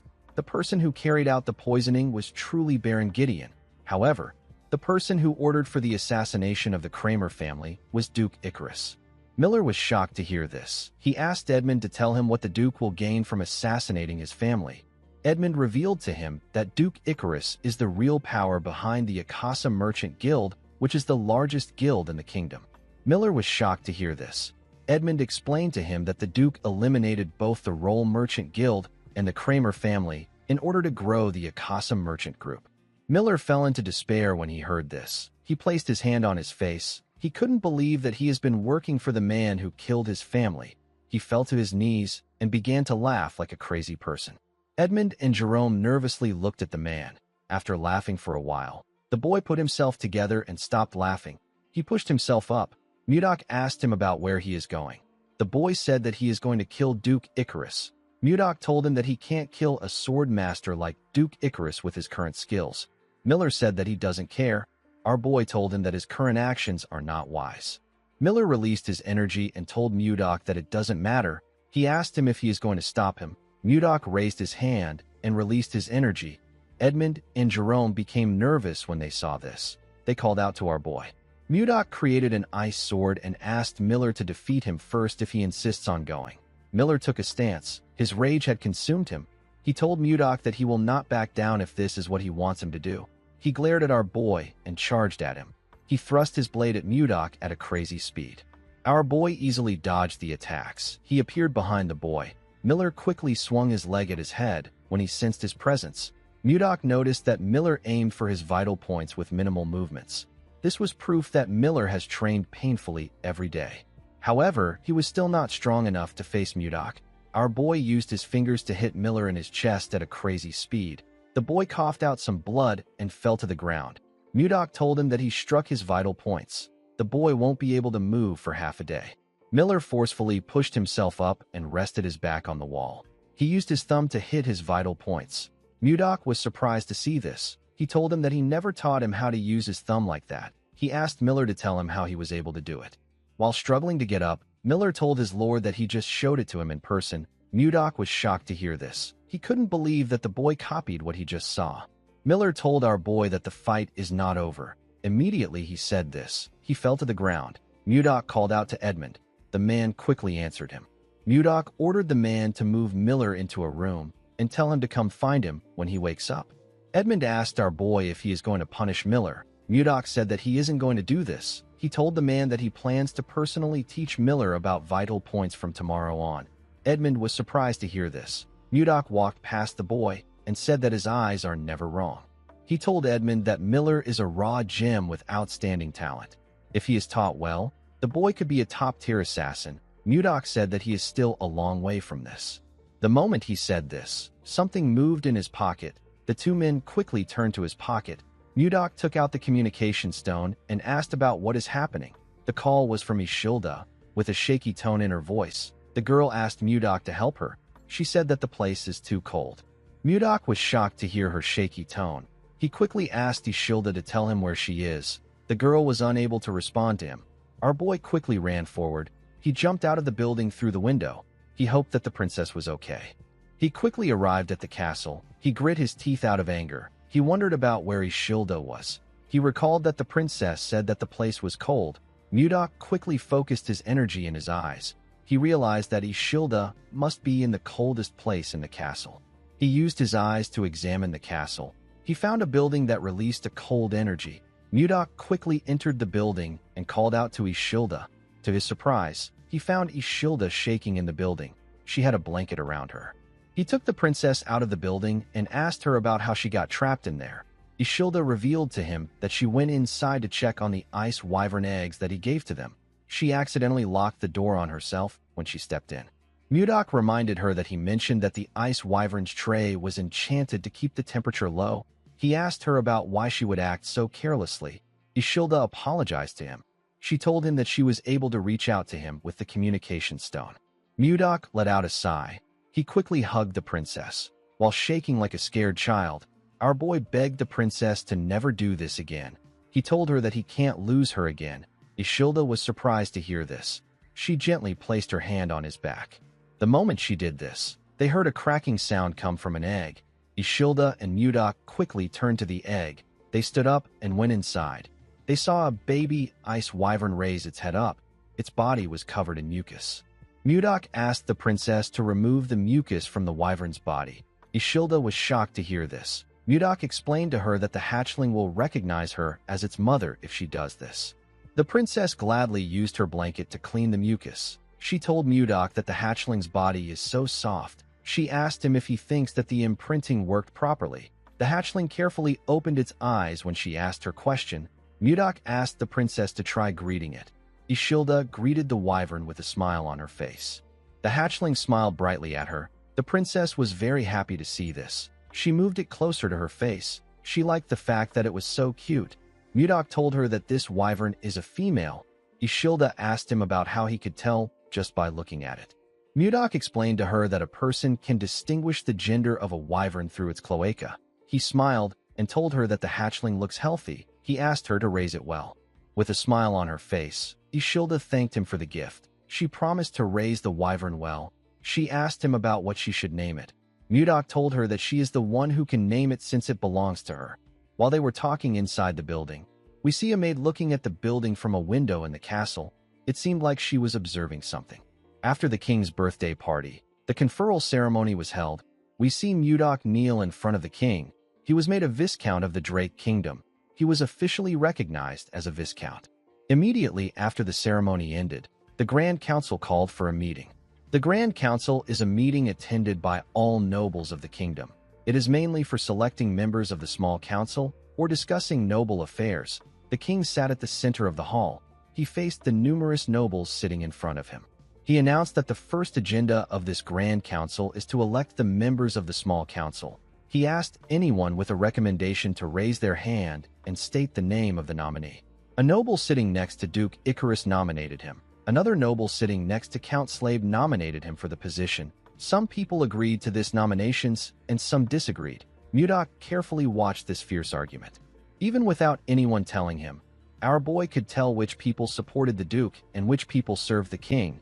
He didn't really care for the event because he knew that no one would nominate him. The moment he thought of this, someone nominated him. Mudok was shocked to hear this. Everyone in the hall quickly turned to the person that nominated our boy. The person turned out to be Duke Icarus. The Duke said that Mudok has already demonstrated his ability to them many times. He said that he believes that Mudok is fully qualified to become a member of the small council. He asked the nobles if they object to this nomination. Everyone agreed to the nomination. Tomalova did not understand what the Duke was trying to do. Ishilda remembered that the Duke was the one who sent Mudok to the northern lands. She didn't understand why he was now recommending him for the small council. She wondered about what he was plotting.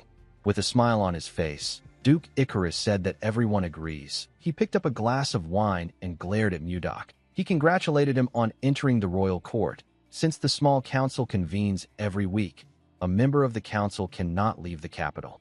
Duke Icarus had countless eyes and ears that served him in the capital. He wanted to make sure that Mudok won't get the chance to build power beyond his reach. The Duke wanted to see Mudok struggle. He believed that our boy will fall deeper into his web the more he tries to fight him. In the next scene, we are taken to Ishilda's room. The princess remembered giving Mudok a signal to come to her room after the meeting ends. She wondered if he didn't notice it. Immediately she thought of this. Our boy appeared on her window. He told her that it is impossible for him not to notice the signal. Ishilda was happy to see Mudok. Our boy asked her about what she wants to talk about. The princess asked him if he knows why the Duke recommended him as an executive. Our boy told her that he doesn't know. He asked the girl if she has any guesses. The princess said that she doesn't. She said that it is impossible for the Duke to do this for no reason.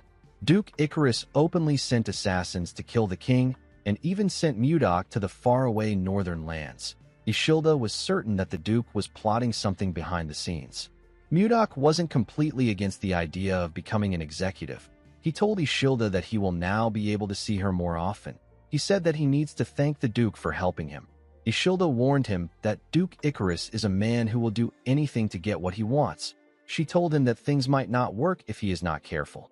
Mudok called out to the princess. He assured her that he will handle things as he always does. He asked her not to worry too much. Ishilda was surprised to hear this. She gently smiled. The moment she did this, a maid knocked on her door and asked her if she can come in. Ishilda quickly turned to Mudok and asked him to hide somewhere for a moment. Immediately she said this, she noticed that our boy was no longer in the room. The scene shifts and we are taken back to the past. 10 days ago, we see Princess Daphne and Jerome talking under the pavilion. The princess informed Jerome that she wanted to run away. Jerome was shocked to hear this. He asked her if she is serious. He asked her about where she wants to go. Daphne said that the place doesn't matter. She asked him if he can take her somewhere that no one will recognize her. The mage reminded her that he is a vassal for the Lord of Carolon. He said that he can start a war between nations if it is revealed that he helped her run away. The princess asked him if the vow he made to her was a lie. Jerome was surprised to hear this. Daphne reminded him that he swore on his mana that he would help her. With a sad look on her face, she said that this is the first time she has actually been outside the castle of the Hazel Kingdom. It was her first time talking to people outside the castle. After her father passed away, her brother locked her in her room. He only let her out during national events. No matter how beautiful the clothes were or how delicious the food was, it didn't matter to the princess. All she wanted was freedom. When the princess got into a political marriage with the count, she tried to like him, but he was nothing more than her brother's loyal dog. The count is a man who doesn't care about her feelings or thoughts. The princess noticed that the count looked at her the same way her brother did. He had cold eyes that saw her only as a tool. Princess Daphne told Jerome that he is the only person who doesn't look at her with this cold eyes. Jerome didn't know what to say to her. The princess stood up and apologized to the mage for making him uncomfortable. She told him that she was too naive to take his promise seriously. As tears flowed down from her eyes, the princess said goodbye to the mage. Jerome clenched his fist. He summoned his courage and called out to the princess. He asked her to wait. Daphne quickly turned around. Jerome became nervous. He told himself that he can't do anything. He told the princess that he really can't do anything. He called her again and tried to change his words. Daphne became angry with his indecisive nature. She turned around and walked up to him. Jerome was still nervously thinking about it. With a look of anger on her face, Daphne asked the mage if he will help her or not. Jerome told her that he will do it. He wondered why her personality suddenly changed. The princess was happy to see that he agreed to her request. She gently smiled at him and thanked him for his help. Jerome told her that he will share the meeting place with her. He asked her to go to the tavern at the castle's main gates. He said that he will wait on the third floor of the Russian Blue until sunset. He told her that no one must know about this. He advised her to act as if she didn't speak to him today. Daphne smiled at him and told him that she understands. The scene shifts, and we are taken to the present. We see Jerome standing in front of a door. He was thinking about the promise he made. While he was thinking, Mudok asked him to come in. When the mage stepped inside, our boy asked him if something is wrong. Jerome said that he wanted to go to Toth for an inspection. Mudok asked him if he is going alone.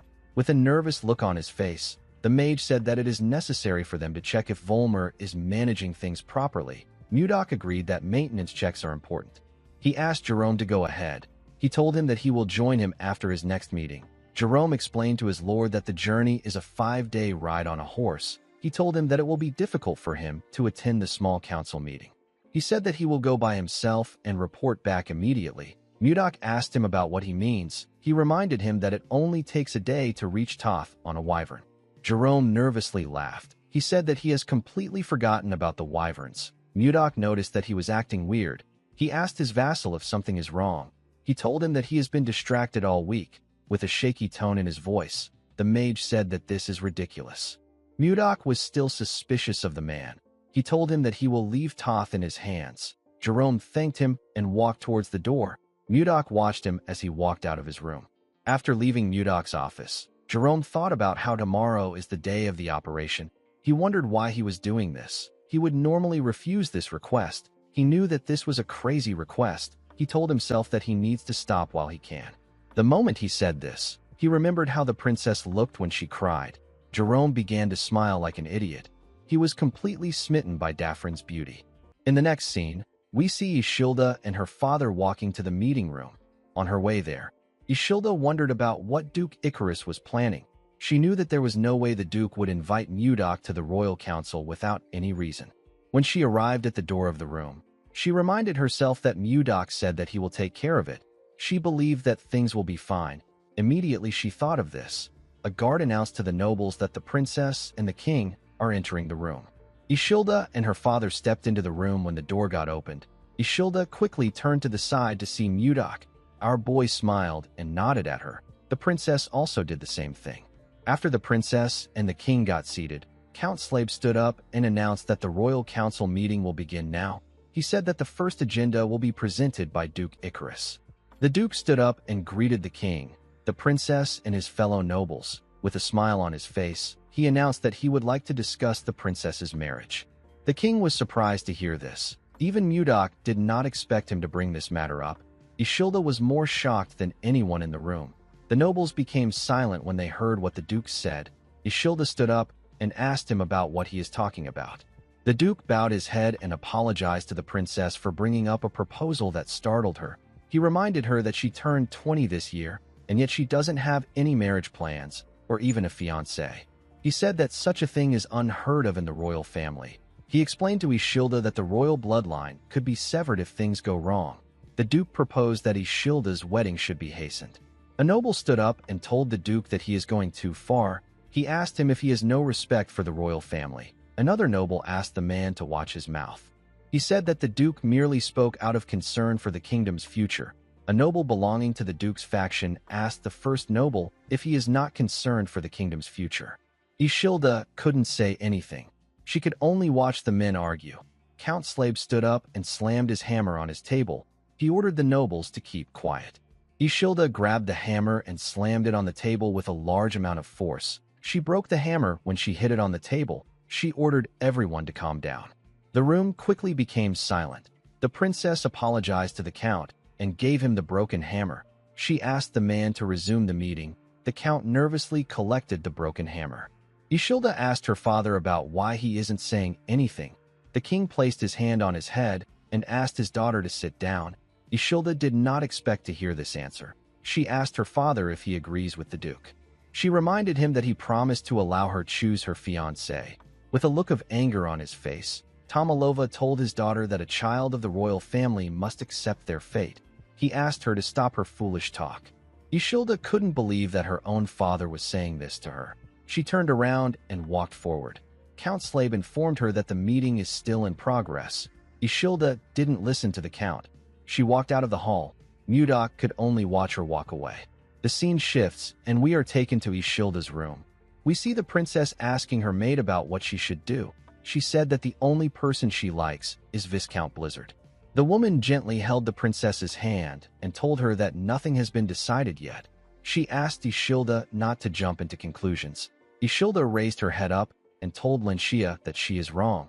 She explained to her that the nobles want her to marry Justin so that he can inherit the throne.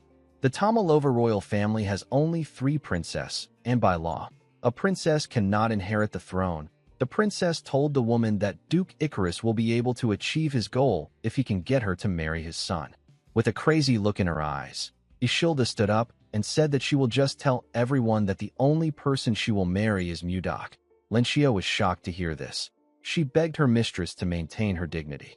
While screaming at the top of her voice, the princess asked the woman to tell her how long she needs to keep this dignity. She said that she can't take it anymore. Lenshia grabbed the princess and begged her to wait. She told Ishilda that she understands how she feels, but she will put the whole kingdom in chaos if she does something like this. The princess pushed forward and asked the woman to let her go. She said that her mind is already in chaos. She told her that nothing matters anymore. The moment she said this, the princess and her maid heard a man call another person an insolent fool. The man asked the person about what they are doing. Ishilda quickly stepped outside with her maid. She saw Mudok glaring at a maid. The maid was on the ground. Our boy asked the maid about why she was eavesdropping on the princess. He referred to her as a spy and asked her about who sent her. While shaking in fear, the maid said that she is not a spy. She said that she was simply cleaning the doorway. The princess asked Mudok about what is going on. Our boy explained to her that he found this maid with her ear to the door when he came to check on her. Ishilda asked the woman if what Mudok said is true, with a shaky tone in her voice. The woman said that she was simply cleaning the doorway.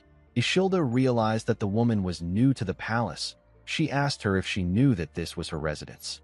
While shaking, the maid begged Ishilda for her forgiveness.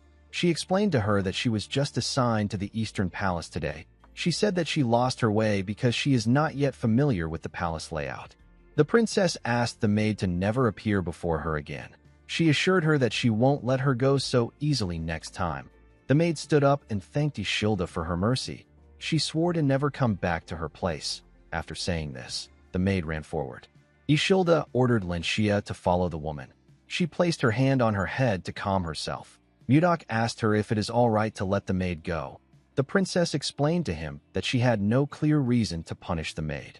She said that the same thing will happen again because they don't know who is supporting the maid from behind. Mudok asked her if she has any suspects in mind.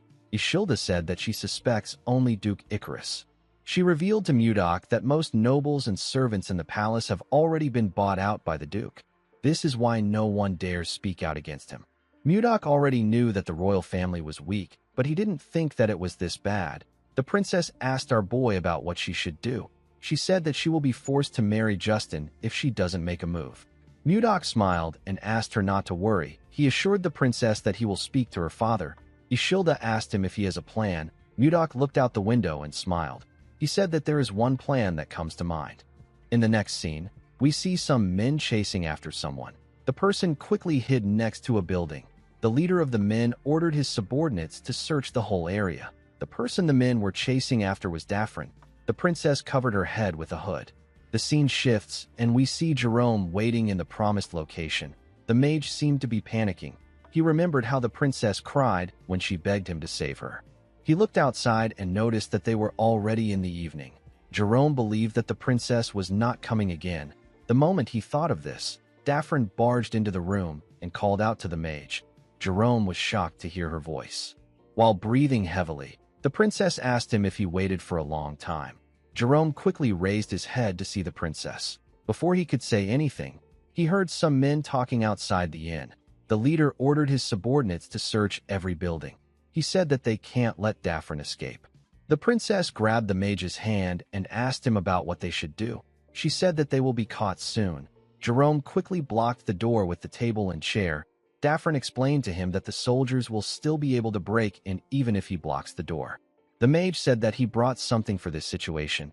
Immediately he said this. The soldiers hit the door and asked them to open it.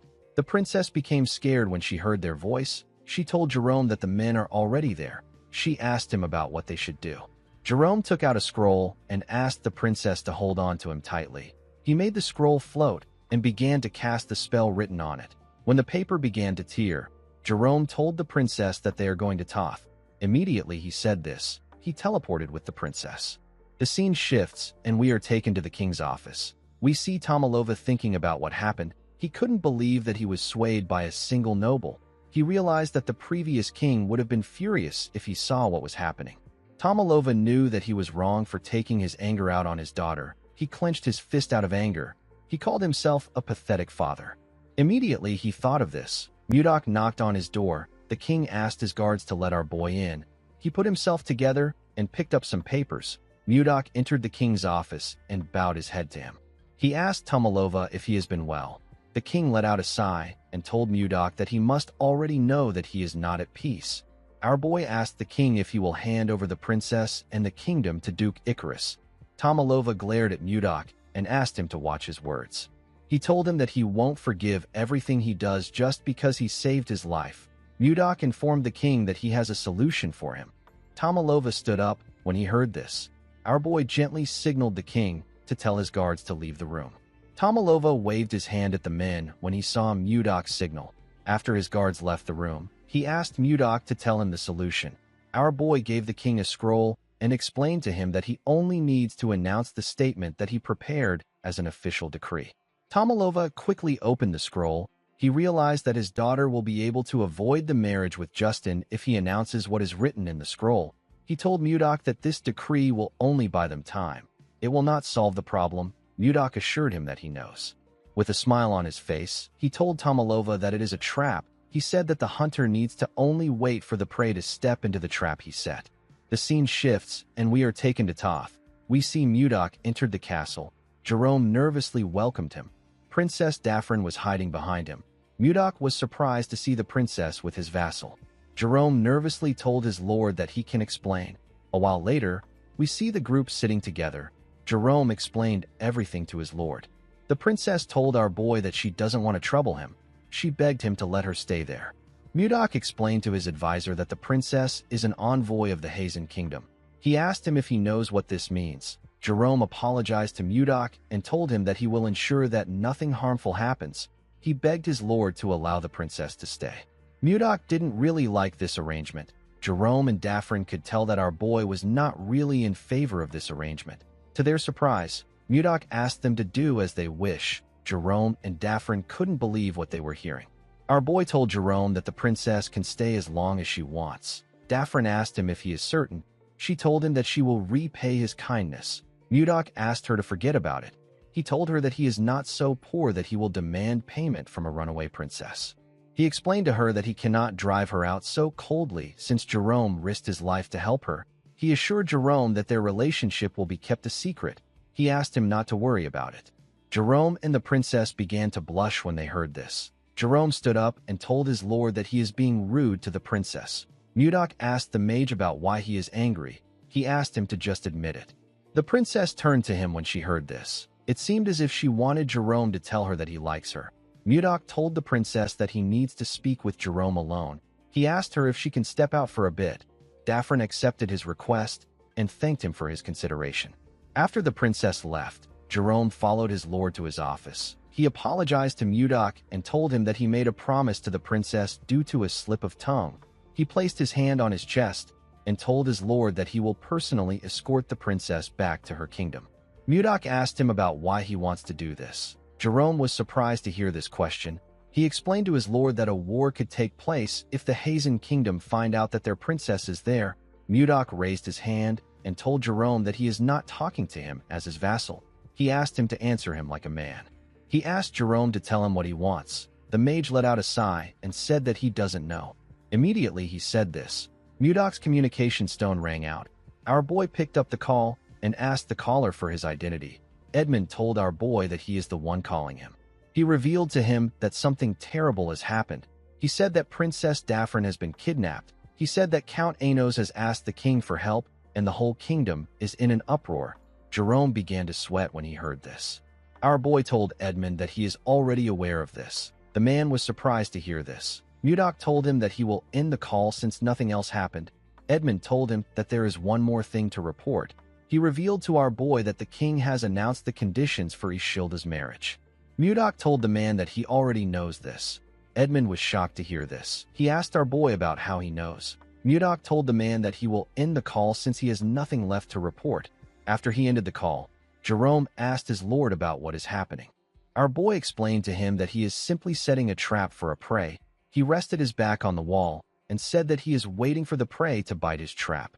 Mudok has now decided to take control of the kingdom from the Duke. The scene shifts, and we are taken to the Duke's office. We see Duke Icarus throwing every document on his table. He seemed to be quite angry with the announcement the king made. He grit his teeth out of anger. He couldn't believe that the king wanted Ishilda to marry a young noble who will earn his merit within a year. He wondered if the king was allowed to make such terms without consulting the nobles. A man stepped into the Duke's office and picked up the documents on the ground. The man told the Duke that a rat will attack a cat when it is cornered. The man gathered the paper and placed it on the Duke's table. He told the Duke that Justin will not even be considered if he fails to earn merit. He told Icarus that his son does not necessarily need to meet this condition. The Duke turned to him when he heard this. The man explained to the Duke that he simply needs to eliminate everyone who meets the condition. Currently, the ones who meet this condition are John Slave, who is the eldest son of the Slave family, and Mudok. With a smile on his face, Baron Gideon informed the Duke that he will send assassins to take care of John Slave. The Duke asked him about what they should do about Mudok.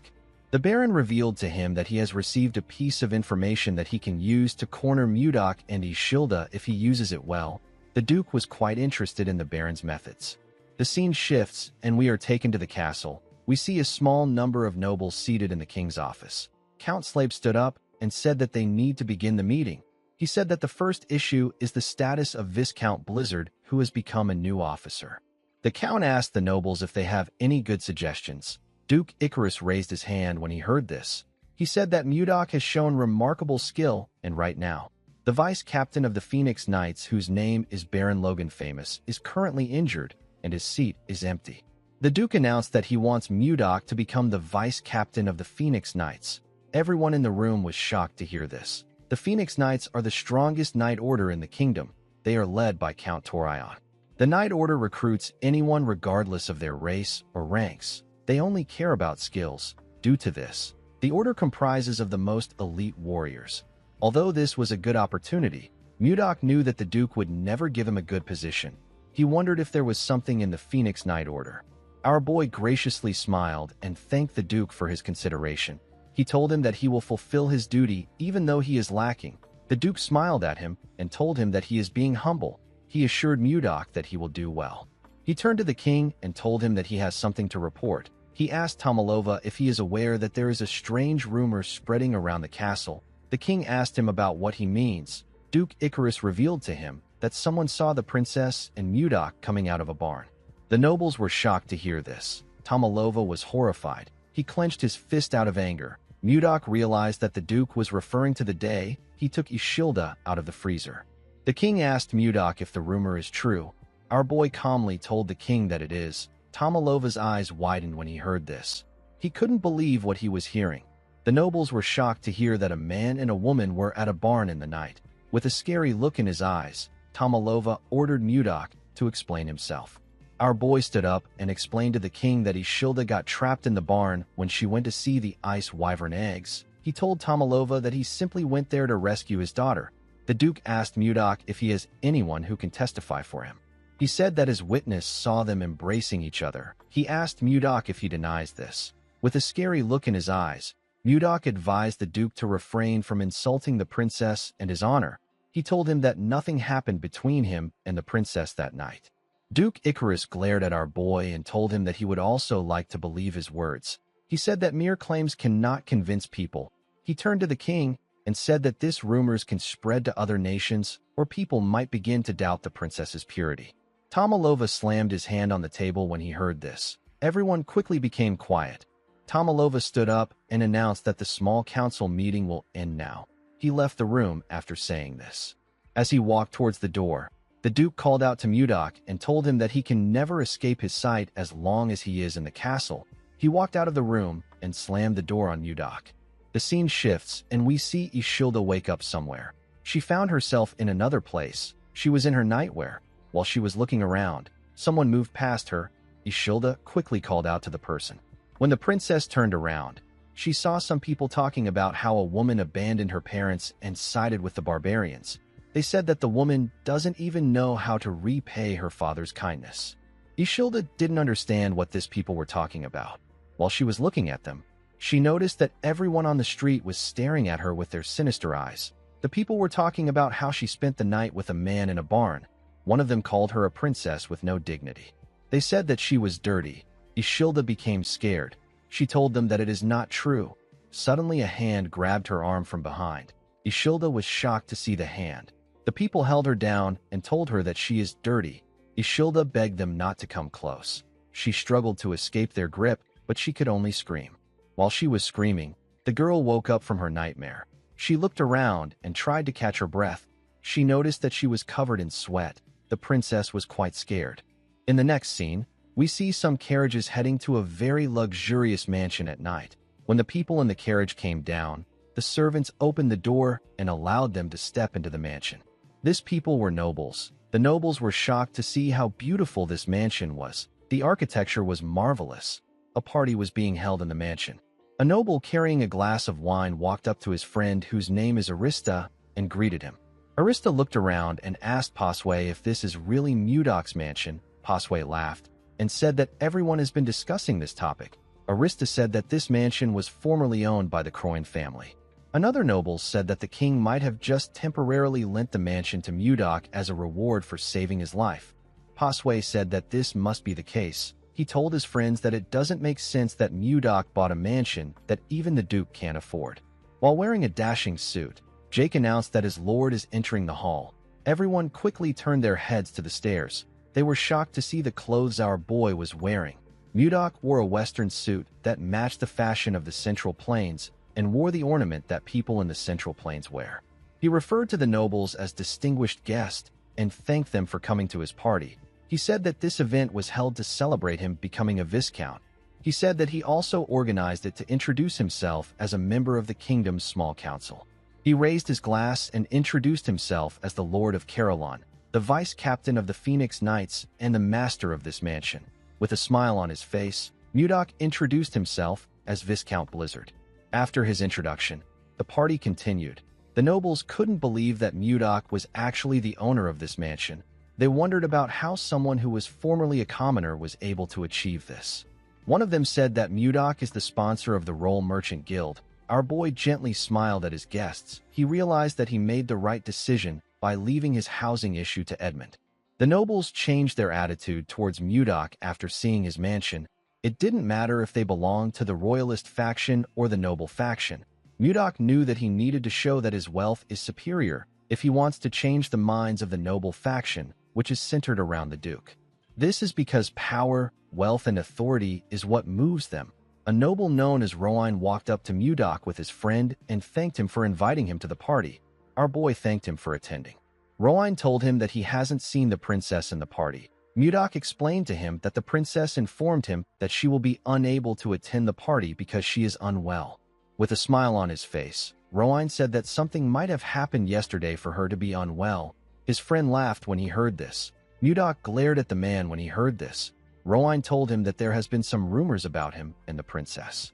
With a disgusting smile on his face, The man asked Mudok if the rumor is true. Our boy crushed his cup with his hand when he heard this question. Before he could do anything, a huge man appeared in front of him and asked Rowan to take back what he said. With a scary look in the man's eyes, he told Rowan that he is mocking the royal family by insulting the princess. He told him that he won't get a light punishment if this news reaches the king's ears. Rowan and his friend became scared when they heard this. He turned around and said that the man should mind his business and focus on taking care of his territory. The man explained to Mudok that Rowan acts this way because he hangs out with Duke Icarus and he thinks that he is someone important. He asked our boy not to worry about the idiot. Mudok took a look at his hand and thanked Baron Vincent. He told him that he would have lost his temper and shot the men if he didn't interfere. Baron Vincent laughed and told Mudok that he is an amusing person. He believed that our boy was joking. Mudok didn't understand why he was laughing. Baron Vincent explained to him that he cannot stand idly by and listen to words that insult the princess as a member of the kingdom. Mudok smiled when he heard this. He asked the Baron if something happened in his territory. The Baron realized that Mudok was referring to the comment Rowan made. He revealed to Mudok that monsters have been attacking his territory for several months now. Even with the fences and the preparations made, the damage has not stopped. Baron Vincent said that he can only feel bad for his people. Mudok asked him if he has tried requesting for help. The Baron smiled and said that even the kingdom's soldiers can't defeat the monsters. He said that he is the one who should solve the problem since it concerns his territory. Mudok told the man that his first mission as the vice captain of the Phoenix Knights has been decided. He informed the Baron that he will help him subjugate the monsters in his territory. Vincent was shocked to hear this. He couldn't believe that Mudok wanted to help with the monster subjugation of a small territory. He believed that our boy might be able to do it with the support of the Phoenix Knights. Vincent bowed his head and thanked Mudok. Our boy told him that it was his goodwill that moved him. The moment he said this, something in his clothes began to blink. Mudok turned around when he saw the thing. He told the Baron that he has to leave since something urgent has come up. He told him that he will see him later when it is time to leave. Mudok moved to a corner and took out a communication stone. He asked his subordinate about what is happening. Jerome informed him that they have captured someone. He said that the first target was truly the eldest son of the slave family. Mudok asked the mage to tell him where they kept the assassin. Jerome revealed to him that the assassin is in the basement of the annex building behind the mansion.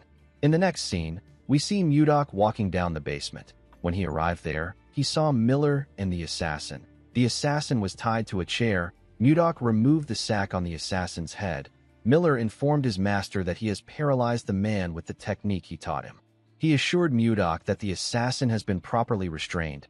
Our boy asked him if he removed the assassin's poison sac. Miller told him that they took out the man's suicide poison from his molar. Mudok covered his hand with a unique energy when he heard this. He placed his hand on the assassin's head. The man began to shake. He looked like he wanted to scream. A minute later, our boy let go of him. The man's eyes turned red. He went on his knees and referred to Mudok as master. He asked our boy to give him his command. Miller was shocked to hear this. He asked his lord about what just happened. Mudok let out a sigh and asked the assassin to tell him his name, the name of the person he served, and any useful information he possesses. The man introduced himself as Sis. He said that he received orders from Duke Icarus to kill John Slave. Mudok let out a sigh. He already expected this. He released a dark energy and ordered the man to tell the Duke that he successfully assassinated John. He ordered him to report the Duke's every move. The man accepted his orders. Miller asked his lord if he is using brainwashing magic. Mudok revealed to him that he used the demon's soul arts. He said that it is a soul-controlling technique. Miller was surprised to hear this. He begged his lord to teach him the technique. Mudok told him that he can't teach him. He explained to the boy that the demon's soul arts is a brainwashing technique used by the demon cult to recruit new members. If the user isn't at an overwhelmingly stronger level than the target, the technique won't work. Mudok told Miller that he won't be able to use the technique on anyone even if he learns to use it. Miller was sad to hear this. Mudok turned to Sis and asked him to leave. The man disappeared the moment he heard the order. Our boy decided to start his counterattack against the Duke. In the next scene, we are taken to the Duke's mansion. We see a man enter the Duke's office. He asked Icarus if he wanted to see him. The person who entered the room was Sis. The Duke asked him if he finished the job well. Sis assured him that he dealt with John Slave. Upon hearing this, Duke Icarus asked the man to leave. Sis bowed his head and turned around. Before he could leave the room, Duke Icarus asked him to wait. He asked someone known as Curson to check whether the brainwashing spell has been undone. A masked man came out of the wall when he heard this. He told the Duke that he understands. He turned to Sis and carefully looked at him. He informed Duke Icarus that the brainwashing spell is still active. Icarus asked him if he is certain. He drank his wine and smiled. He looked outside his window and told himself that he will take care of Mudok next. The next day, news of John Slabe's death spread through the capital. The people were told that John died from falling from a horse. This type of death is very common in this era. However, the timing was far too convenient.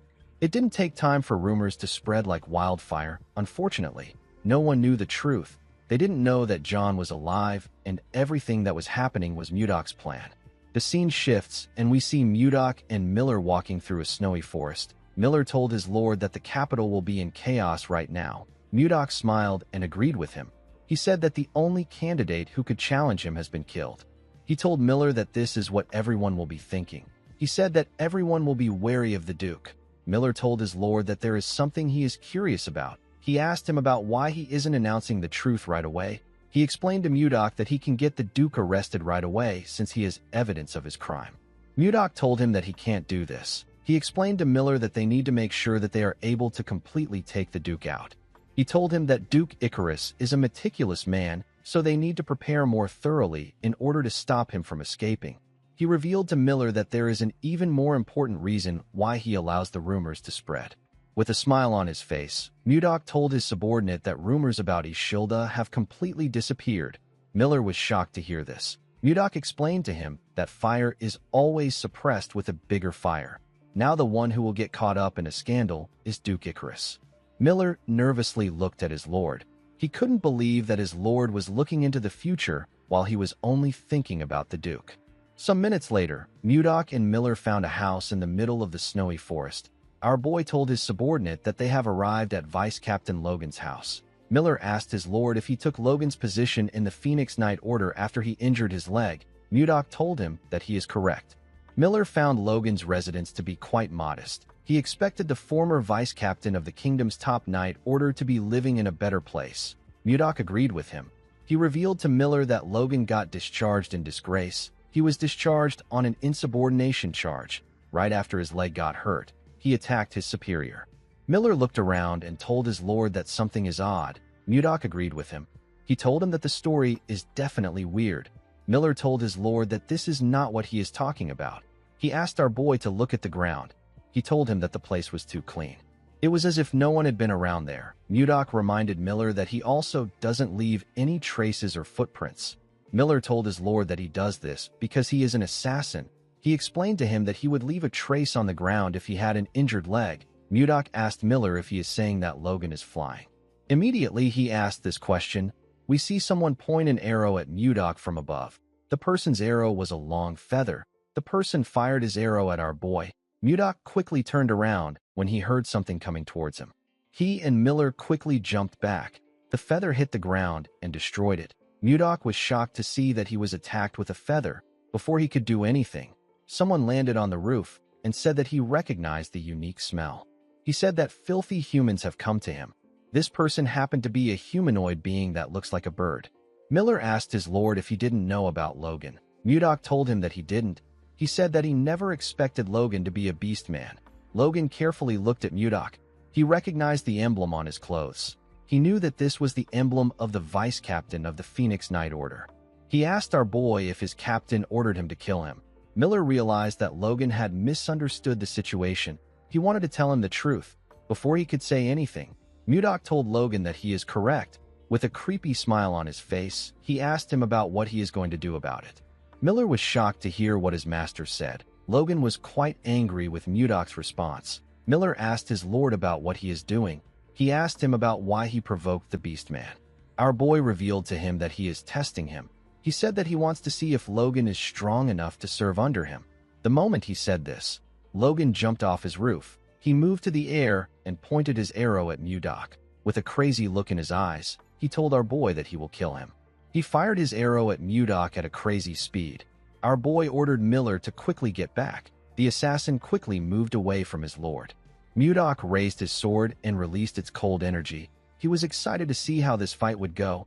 He wanted to see how it would feel to fight a new kind of human. Before the feather could reach him, Mudok decided to tear all Logan's feathers apart. Miller saw that his lord was going to swing his sword at the feather. He quickly asked him not to do this.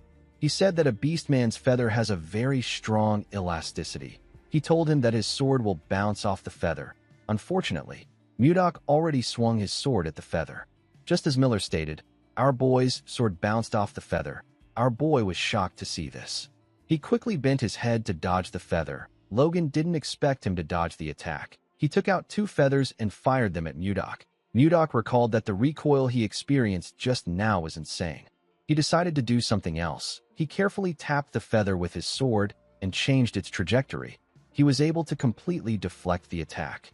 One of the arrows got fired at Miller. The assassin was shocked to see the feather coming towards him. He quickly jumped out of the way.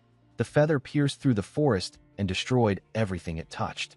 Miller stood up and asked his lord to inform him beforehand if he plans to deflect the attacks. Immediately he said this. Logan fired 2 more feathers at Mudok. Our boy realized that the beastman didn't want to give him time to rest. The moment he thought of this, he noticed something odd. He saw that 1 arrow has disappeared. He was certain that he heard Logan fire 2 shots. He wondered about where the other shot went. Immediately he thought of this. The arrow appeared next to his head. Before it could pierce his eye, Mudok caught it with his hand. The powerful arrow left a huge cut on his hand. Our boy quickly threw it aside. He fired an attack at the second arrow and used it to change its trajectory. He couldn't believe that his pure snow blade couldn't cut the feathers. He never expected Logan to use a strategy that takes advantage of his blind spot. He smiled and told Logan that his combat ability gets a pass. Logan asked him about what he just said. With a look of anger on his face, he asked Mudok if he was evaluating him. Our boy put his sword away and told him that the evaluation is over. He disappeared in front of Logan when he said this. Miller and Logan were shocked to see this. Mudok reappeared in the air and smiled. He told the Beastman that it is time they sort their hierarchy. Logan was shocked to hear our boy's voice behind him. He quickly turned around. Before he could do anything, Mudok gave him a punch that shattered his longbow and pushed him down. He charged at Logan while he was falling.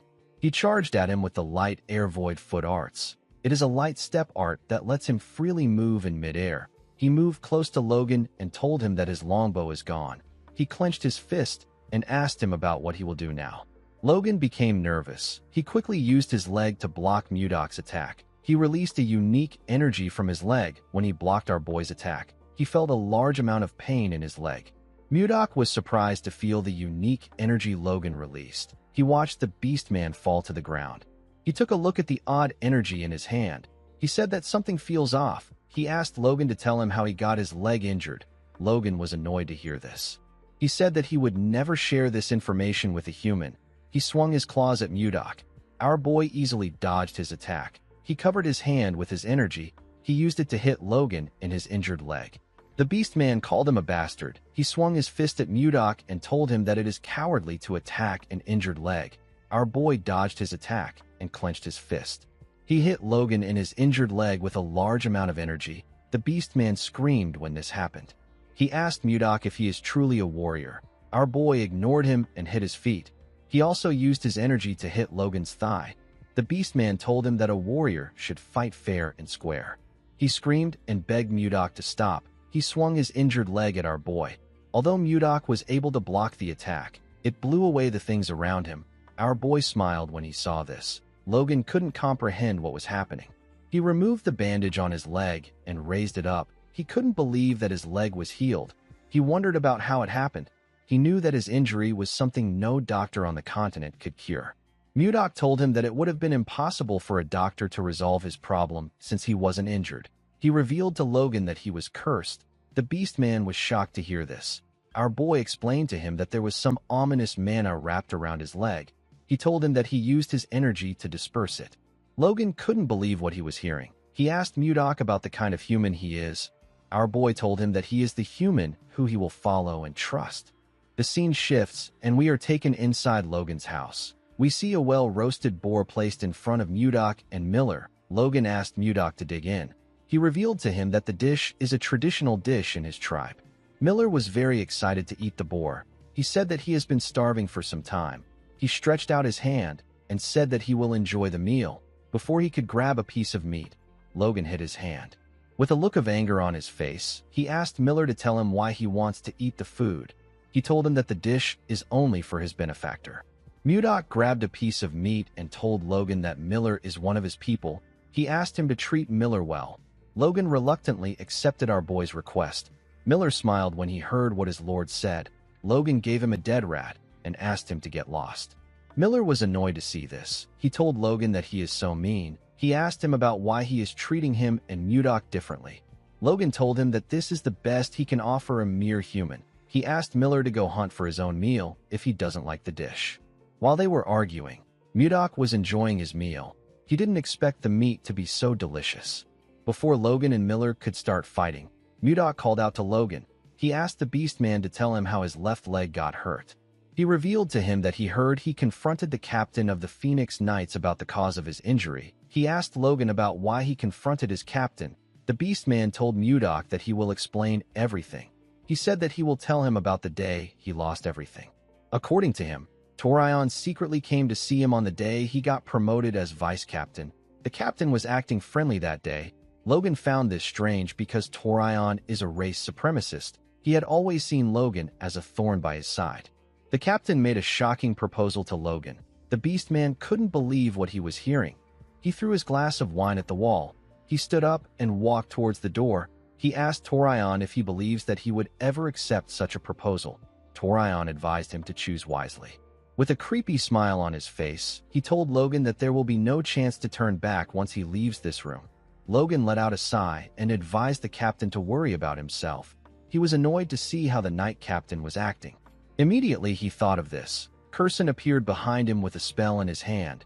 He fired the spell at Logan's leg. The beast man felt a large amount of pain in his leg.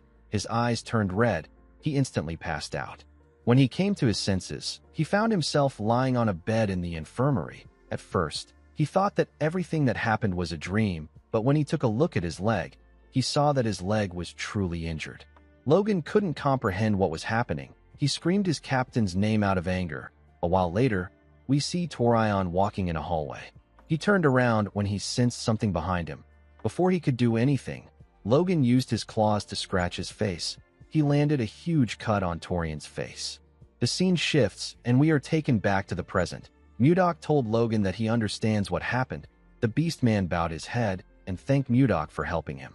He didn't expect our boy to heal him and tell him that he was cursed. He said that he will find the person who did this. Mudok asked him not to bother. He told him that he already knows who it is. Miller and Logan were shocked to hear this. Miller asked his lord about how he knows this. Mudok explained to him that he doesn't know the curse user, but he knows his employer. He asked Miller if he remembers Sis. Miller assured him that he remembers the assassin who tried to kill John Slabe. Our boy revealed to him that he felt something foreign when he casted the soul harvesting technique on Sis. He told Miller that this was the same energy he felt in Logan's leg. Miller was surprised to hear this. He said that the injury must be connected to Duke Icarus. Logan was shocked to hear this. He asked our boy if he just said Duke Icarus. Mudok asked him about why he is reacting like this. Logan revealed to him that the proposal he declined was related to the Duke. Mudok asked him to tell him what the proposal was about. With a nervous look on his face, Logan revealed to our boy that the proposal was about rebellion. He said that the Duke wants to overthrow the current royal authority and establish his own dynasty. Miller was surprised to hear this. Our boy smirked when he got this information. He realized that the Duke has finally stepped into his trap. He knew that this information was going to change the game. The scene shifts, and we are taken to the Duke's mansion.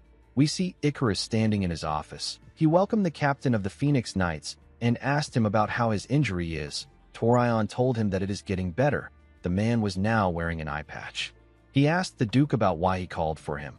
Icarus turned to his wall and reminded Torion that Mudok has recently joined his Knight Order. He stabbed the map with his dagger and ordered Torion to lure Mudok to the location he hit. He told the captain that he will become the next Duke if he can lure Mudok to this place. Torion was shocked to hear this. He bowed his head and assured Duke Icarus that he will complete the mission. Icarus was happy to hear this. He believed that he had set the perfect trap. He promised to make the place Mudok's grave. In the next scene, we see a beastman bleeding on the ground. Mudok was standing in front of this beastman. His fist was covered in blood. Torion stepped out of the shadows when he saw this. He smiled and asked Mudok about what he is doing. Our boy turned around and glared at him. An hour ago, we see Baron Vincent welcome Mudok to his territory in his armor. He thanked him for coming. Our boy told him that there is no need for him to thank him. He reminded him that he promised to resolve the monster problem that arose in his territory. He walked forward with the Baron and told him that he arrived late because he had some urgent matters to deal with. He said that he asked the Phoenix Knight Order to come there a week ago as a stopgap. Vincent said that they have been able to resolve their immediate crisis thanks to the help of the Knights. The moment he said this, Mudok noticed something odd. He asked the Baron about why he looks worried when the immediate crisis is already resolved. Vincent turned to Mudok and told him that there is something he has to share with him even though he is indebted to the Phoenix Knight Order. He asked Mudok if he knows what is happening inside the Knight Order. He said that cruel acts are taking place internally. He told our boy that there is a hate crime aimed at excluding other races in the Knight Order. Immediately he said this, we see Mudok rushing towards the Knight's building. When he barged in, he saw something awful. He saw a beastman receiving a beating. His body was covered in blood. Two other beastmen faced their heads to the ground. Their bodies were covered in blood. These beastmen were getting bullied by the humans. Mudok watched the humans laugh at their fellow knights. He noticed that Torion was looking at him. He charged at the knight, beating the beastman. He used his palm to hit the man in his head. Blood gushed out of the man's nose. The attack sent him flying.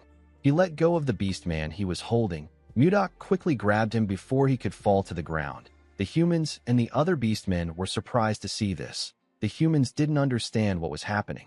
They couldn't believe that Mudok took out the man known as Butler and saved the owl beastman in the blink of an eye. Mudok placed the beastman's body on the ground. He saw that the beastman's body was covered in blood. He was certain that he received a crazy amount of beating from the man. Torion walked up to him and smiled. He asked him about what he is doing. Mudok turned around and glared at him with a face filled with anger. He saw every human there as disgusting bastards. He asked Torion if he hasn't gone too far. Torion took off his eye patch and showed Mudok his scar. He told our boy that this is what a beast bastard did to him. He said that they haven't gone too far. He ordered Mudok to bring the beastman to him. He told him that he will punish him if he disobeys his order. Our boy let out a sigh and helped the beastman up. He asked Torion to punish him if he wants what he is plotting with Duke Icarus to be exposed. The captain became scared when he heard this. He wondered if Mudok was talking about the Duke's plan for treason. He didn't understand how Mudok knew about this. He asked our boy about how he knows about the plan.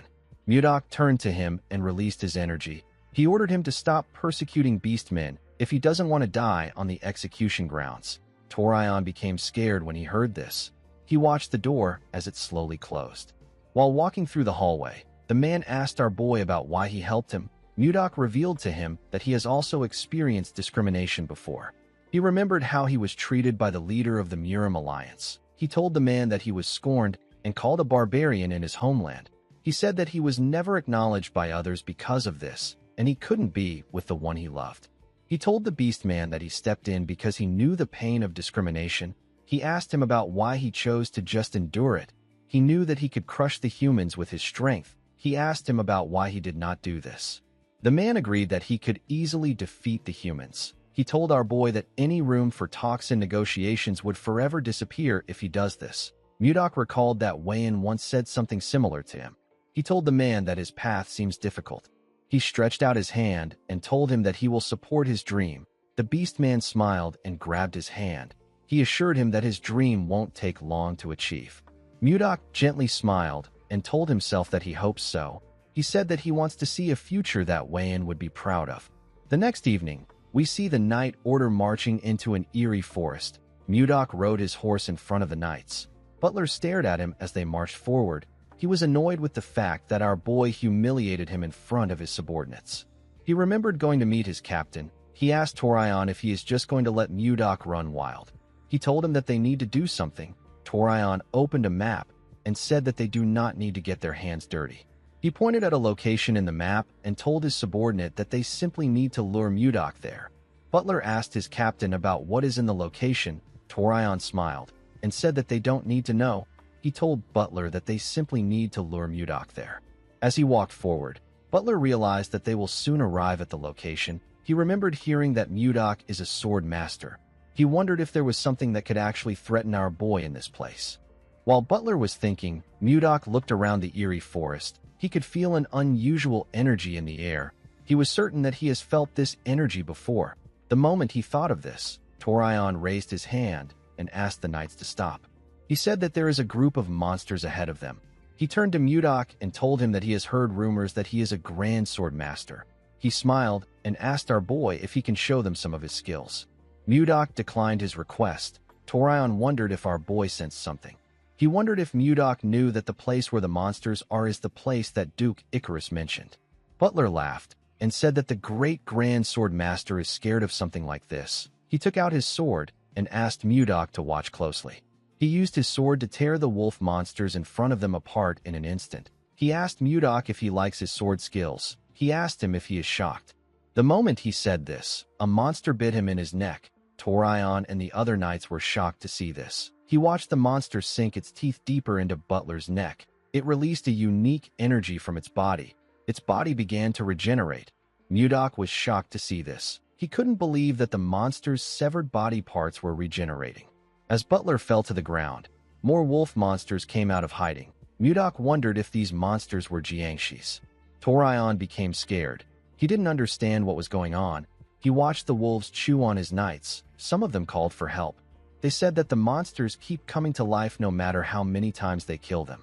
Torion knew that there would be something in this location, but he never thought that it would be undead monsters. He turned his horse around. Before he could do anything, someone called out to him. When the captain turned around, he saw some monsters coming towards him. Mudok appeared in front of him. He raised his sword and thrust it at the monsters. He fired ice shards from his sword. The shards pierced through the monsters' bodies. Mudok said that Duke Icarus is a cruel bastard. He said that he did not expect the Duke to abandon an entire knight order just to take him out. Torion was annoyed to hear this. He couldn't accept the fact that he was abandoned. He hated the fact that he and the beastmen were in the same situation. He rode his horse forward. He didn't want to accept this situation. Mudok was annoyed to see what he did. He called the captain a bastard. He couldn't believe that someone who calls himself a captain would abandon his subordinates and run away. He recalled that he hasn't heard the full details about the Duke's plan. He decided to chase after Torion. Before he could take a single step forward, a huge monster landed behind him. Mudok quickly turned to the huge monster. The monster roared loudly when it saw our boy's face. Mudok could tell that this monster was going to be a tough opponent. The scene shifts, and we see someone pour a healing potion on Butler. The man was able to regain consciousness. He realized that someone used a healing potion on him. He assumed that the person was Captain Torion. When he raised his head up, he saw the owl beast man standing in front of him. He was shocked to see her. The man coughed and said that Torion has run away. He dragged his comrade's body and asked Butler to get up if he is healed. He told him that they need his strength. Butler asked him to wait. He noticed that the beast man was heavily injured. He couldn't believe that the man used his only healing potion on him, even though his own body is a total mess. He couldn't understand why the beast man would do this for him after everything he put him through. He asked the owl beast man to tell him why he did this. As monsters charged at them, the beast man placed his hands on Butler's shoulders and asked him if he needs a reason. He told Butler that they are comrades in arms. He asked him if he really needs a reason to help him. Butler was moved to tears when he heard this. He grabbed his sword and charged at the monsters. He tore all of them apart in an instant. As tears poured out of his eyes, Butler told his comrade that he will definitely survive. He said that he will spend his whole life atoning for his sins. The beast man smiled and told him that he is looking forward to this. The moment he said this, more monsters charged at them. On the other side of the battlefield, we see the huge monster block Mudok's sword. It swung its arm and sent our boy flying. Mudok quickly pushed his sword into the ground to stop himself from slamming his back on the ground. He watched the monster regrow its fingers. He called it a persistent bastard. No matter how many times he lands a cut on it, the monster keeps regenerating. Mudok knew that he will end up exhausting his internal energy if things continue like this. He and the monster charged at each other. Mudok cut off the monster's arm with a single slash. The monster was able to land a cut on him before its arm got cut off. Our boy gathered his energy in his hand and told the monster that he has got it. He fired his attack at the monster. The huge monster was able to dodge the attack by jumping out of the way. Our boy's ice only hit it in its severed arm. Mudok noticed something odd. He attacked the monster with his ice to reduce its mobility. He didn't think that it would have another effect. He saw that the arm he cut off was not regenerating. He appeared in front of the monster and gave it a kick.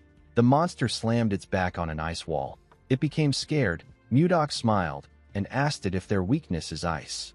In the next scene, we see Baron Vincent and his soldiers riding their horses somewhere. The Baron received an urgent report late at night. The report stated that the Phoenix Knights were attacked by some monsters that couldn't be killed. The Baron told his soldiers that they are almost at their destination. He hoped that the benefactor who stepped up for their territory was safe. He raised his mace and announced that reinforcements have arrived. The moment he said this, Vincent saw something shocking. The entire place was filled with frozen monsters. Mudok told Vincent that he is late. The Baron quickly looked up. He saw Mudok standing on the arm of the huge frozen monster. Our boy held the monster's head up triumphantly. He smirked and told Baron Vincent that he just finished dealing with the last monster. The Baron couldn't believe his eyes. His body was trembling. It wasn't because he was scared or because he was cold. It was trembling because of a shudder. After this incident, Mudok was granted an epithet. He was known as the king who froze everything, even death. He became known as the Ice Lord. There are 3 royal knight orders in the Drake Kingdom. The first is the Phoenix Knight Order, the second is the Giant Knight Order, and the third is the Storm Knight Order. As soon as Torion returned to his residence, he summoned the 2 knight captains of the other 2 orders to his mansion. He watched the captains whose names are Gordon and Roberts arrive at his mansion from his window. He remembered Mudok saying that Duke Icarus was willing to abandon an entire knight order just to kill him. Captain Torion told himself that he won't be thrown aside. He said that he will prove his worth no matter what happens. Once the men got seated, the Count cleared his throat and apologized to them for calling them out so late at night. The captain of the Storm Knight Order, whose name is Gordon, asked the Count to not worry about it. He told Torion that they will come anytime he calls. Baron Roberts, who is the captain of the Giant Knight Order, asked the Count to quickly tell them the reason he called for them. The Count was not surprised to see how cold Roberts was. He knew that the Baron was a royalist who swore loyalty to the king. Torion told himself that Roberts will become one of the Duke's people from today onwards. He took out a bottle of wine and smiled at the Baron. He asked him not to be so tense. Torion planned to make Roberts an offer that he can't refuse. He asked the 2 captains if they have heard about John Slade. The 2 men flinched when they heard this. Torion filled his cup up and said that Count Slade is so pitiful. He said that the Count ended up losing his beloved son after covering for the incompetent king for so long. He told the men that this wouldn't have happened if the Count had followed Duke Icarus. Gordon and Roberts were shocked to hear this. Gordon lowered his voice and asked Count Torion if it is okay to speak so bluntly. The Count also lowered his voice and asked him to calm down. He said that he already thought this through. Baron Roberts clenched his fist out of anger. He asked the Count about the trick he is trying to pull. He asked him if he is threatening him. He asked Torion if he is saying that he will die if he doesn't obey the Duke. Torion smirked and said that he never said anything like that. He told the Baron that he is the one assuming. He said that he would have normally brushed this off by saying something like this. He poured his wine on the table and told the Baron that he is right. He told him that he is threatening him. He revealed to Roberts that a rebellion will break out soon and the current royal dynasty will be overthrown. He said that Duke Icarus will take the throne. He revealed to Roberts that the Duke has already promised him and Gordon positions. He asked Roberts to choose wisely. He asked him if he doesn't already know that the current king has no power. Count Torion already knew that Baron Roberts holds a considerable amount of influence within the royalist faction. If he joins the Duke's side, other royalists will follow. While Torion was staring at Roberts, he saw that the man faced his head down as if he had accepted the situation. Torion believed that the Baron had switched sides. He told him that he made the right choice. He assured him that he will speak well of him to the Duke. Roberts raised his hand and slammed it on the table. He destroyed the table and made Gordon fall to the ground. The Baron stood up and asked Count Torion to tell him what he means when he said that the king has no power. He said that he and the Giant Knight Order are still around. He walked towards the door and asked the Count to surrender before dawn. He told him that he might be able to save his family from annihilation. The Count was annoyed to hear this. He didn't think that he would fail. Immediately, the Baron left. Count Torion and Gordon heard someone laughing behind them. They quickly turned to see who it was. Someone slowly rose out of the spilled wine and told Torion that he is quite pathetic. The woman asked him if he has failed again. Torion quickly went on his knees and bowed his head when he heard this. He apologized to the woman known as Lady Curson. Gordon was surprised to hear her name. He realized that this woman is the Black Magician who is the Duke's close aide. With a nervous look on his face, Torion begged Curson to give him one more chance. He assured her that he will live up to her expectations. Curson raised her hand and smiled. She told Torion that this is perfect. She told the two men that she needs them for something right now. Immediately she said this, she fired something at them. A bright light shined in the room. Curson looked outside to see Roberts. She informed Duke Icarus that she has dealt with Torion. She asked him about what she should do about Baron Roberts. She was communicating with the Duke with a skull-shaped device. Duke Icarus ordered the woman to get rid of Roberts. Curson accepted his order. After giving the order, the Duke threw the skull to the ground. He said that his plan is gradually falling apart. He grit his teeth out of anger when he remembered our boy. He believed that everything began to fail the moment Mudok appeared. He saw our boy as a more troublesome existence than the king. He smiled and told himself that this means that there is no one who can stand against him aside from Mudok. He looked outside his windows to see a large amount of soldiers. He told himself that Mudok is not in the capital, so this might be the perfect time for him to carry out his plan. Guys, we have come to the end of our video. If you guys want more of this recap, let me know in the comments section. Don't forget to like and smash that subscribe button for more recaps. See you guys later.